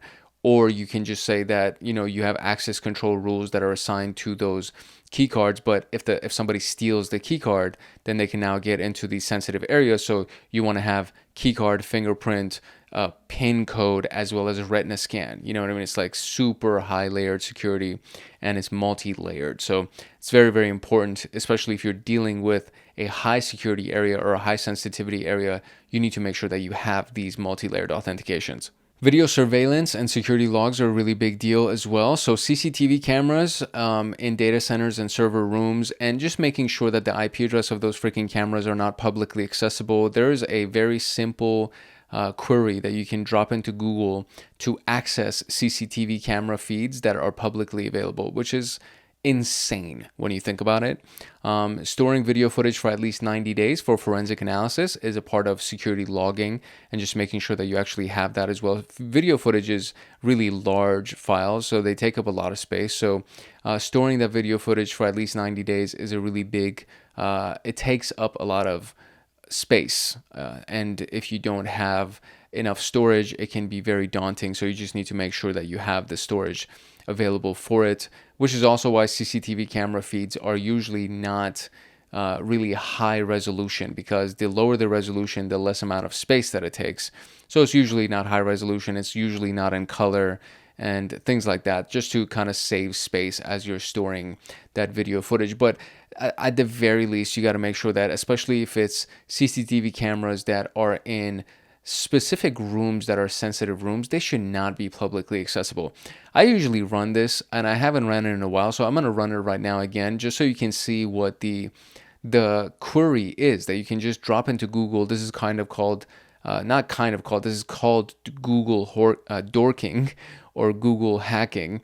And I'm going to try to see if I can run it and still find CCTV cameras that are publicly available, but usually it works. So let's see if we can actually find some more. All right, so here's a simple one. So if we do in title colon and inside quotes do webcam XP5, for example, you will end up seeing certain links like this, where you do webcam XP5 and then you see an IP address that it's not HTTPS, it's just HTTP. And then you have the IP address itself, and then we click on it, and it'll open up a feed to a webcam. And then I can even click down, I think, right? Can I do click down or something like that? Or zoom in? Can I zoom in on this? I can't. So, or maybe I can, and it just won't do it very well. But this is a feed. I have no idea where this is, but it's a live feed that's going on right now, and we don't know where it is. So let's see. There are a lot of different ways to do this. That's the thing that's kind of like really crazy to think about, that websites are not, or people who use webcams are not securing their webcams from public access. Exposed webcam results, so criminal IP or criminal lip. Oh, there we go. So these are various different versions of freaking. This is another thing that's like really crazy to think about. This is on criminal IP, and then you can, let's see, if I click on this, is it going to show me something? So if I do this, and then let's copy it, and then let's go to this location and see what we can find. This kind of stuff is like really, really crazy to think about. Oh no, it's copying. I want to copy this full thing. So we're going to copy that, and then we'll do port 8888. So we'll do that and do 8888, press enter. And oh, okay, great. So this actually used a username and password, so that's nice.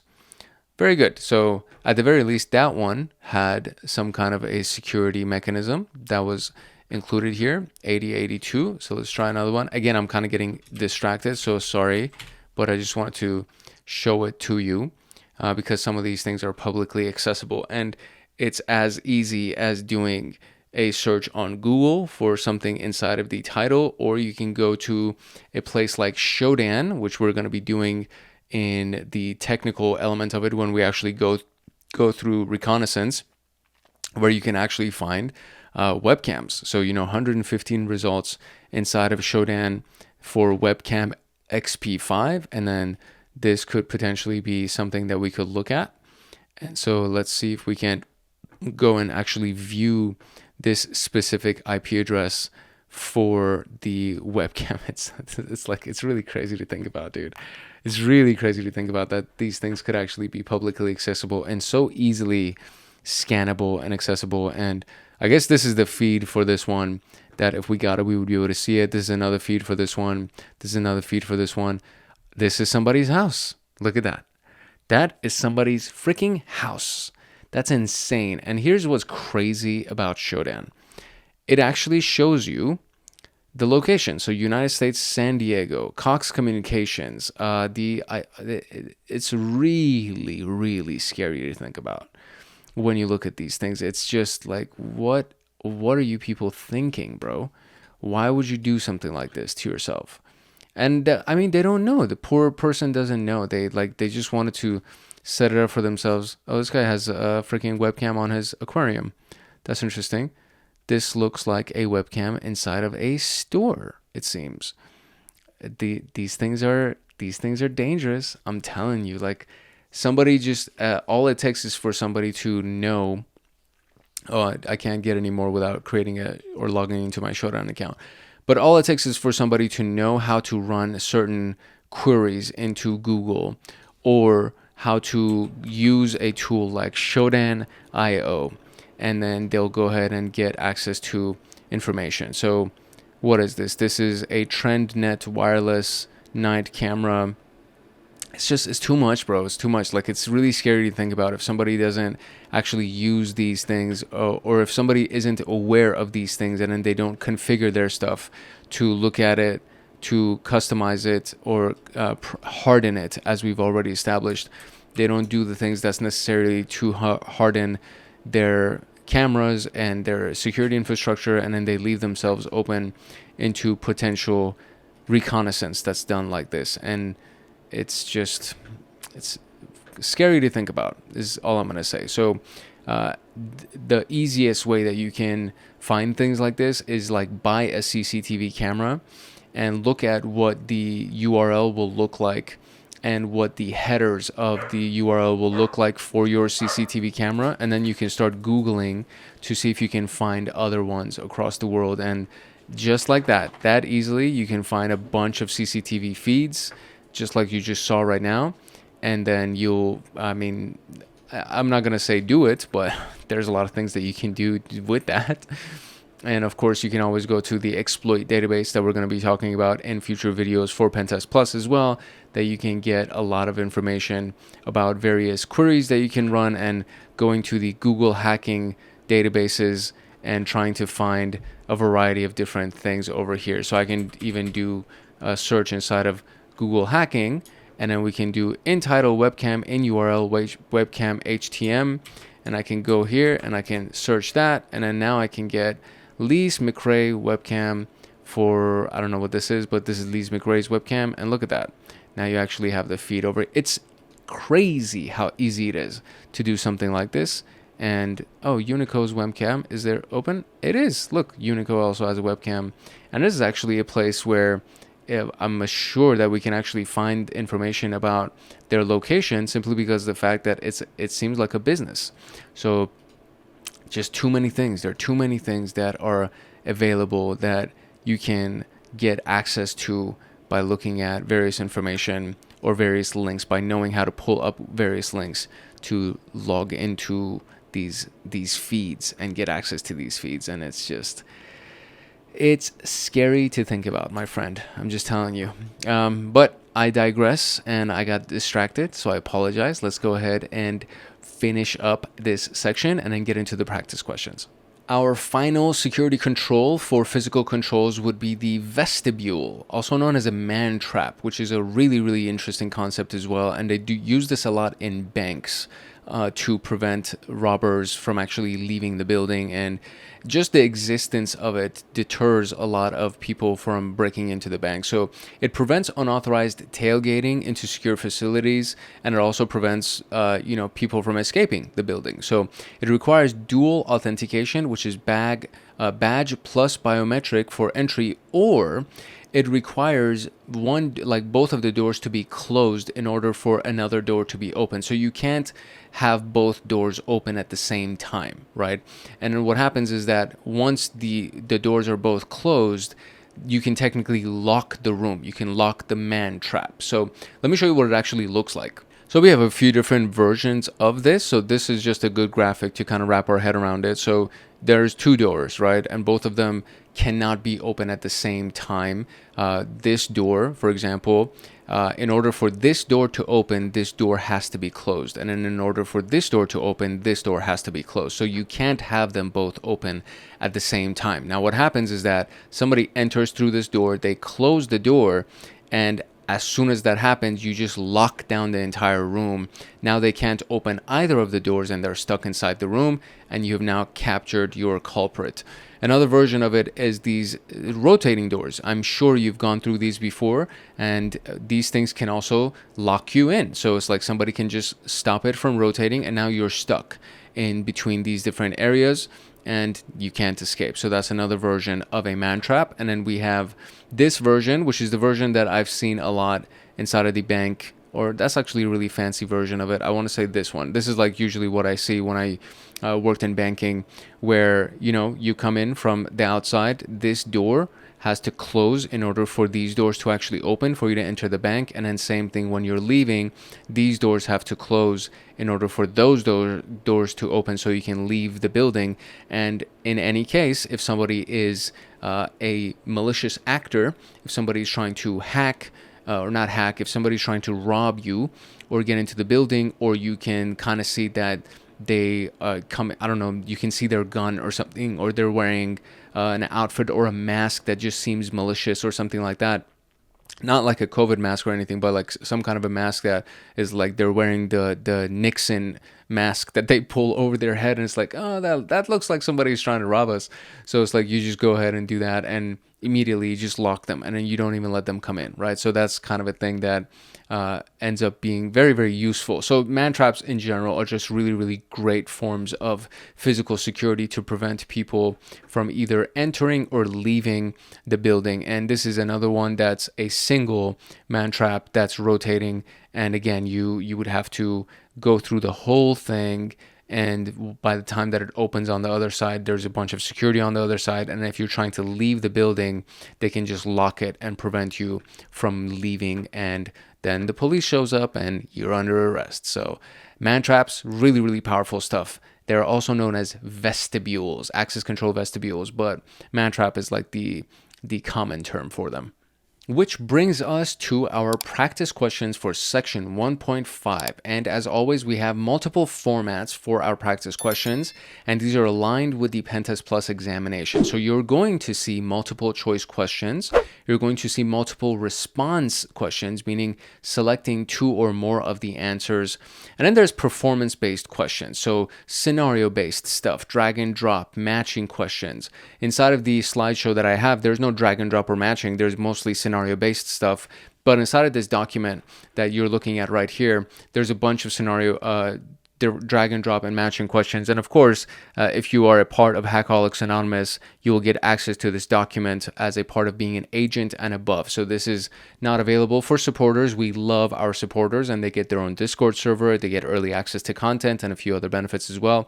But for the people who become advanced members as agents, guardians, or masters, they get access to all of these documents, including the practice question slideshow as well. So a big part of the performance-based stuff is also what we're going to go through with the exercises that we're going to run, with the techniques that we're going to implement, so that when you see a command, for example, that is going to be entered into a terminal, you need to know what that command is going to do, or they may run the command and then they'll show you the output of that command, and then you need to know what that output is saying. So that also falls under performance-based types of questions. And we're going to go through all of that when we actually get into the techniques and the exercises that we're going to run, so you really understand what they look like, how to run them, and how to analyze them. So for now, we're going to go through the practice question slideshow. All right, so here we go, analyzing findings and providing remediation. So first question is multiple choice. Which of the following is an example of system hardening? Disabling unused services and ports, that's great. Using the same administrator password across all servers, allowing unrestricted outbound traffic on a firewall, disabling multi-factor authentication for remote access. So disabling MFA is not security, so you're making it weaker. Allowing unrestricted outbound traffic on a firewall is not necessarily a security concept. You want to allow outbound traffic on a firewall so people from inside the network can access the internet. Using the same admin password across all servers is really weak. It's very bad security, so you definitely don't want to do that.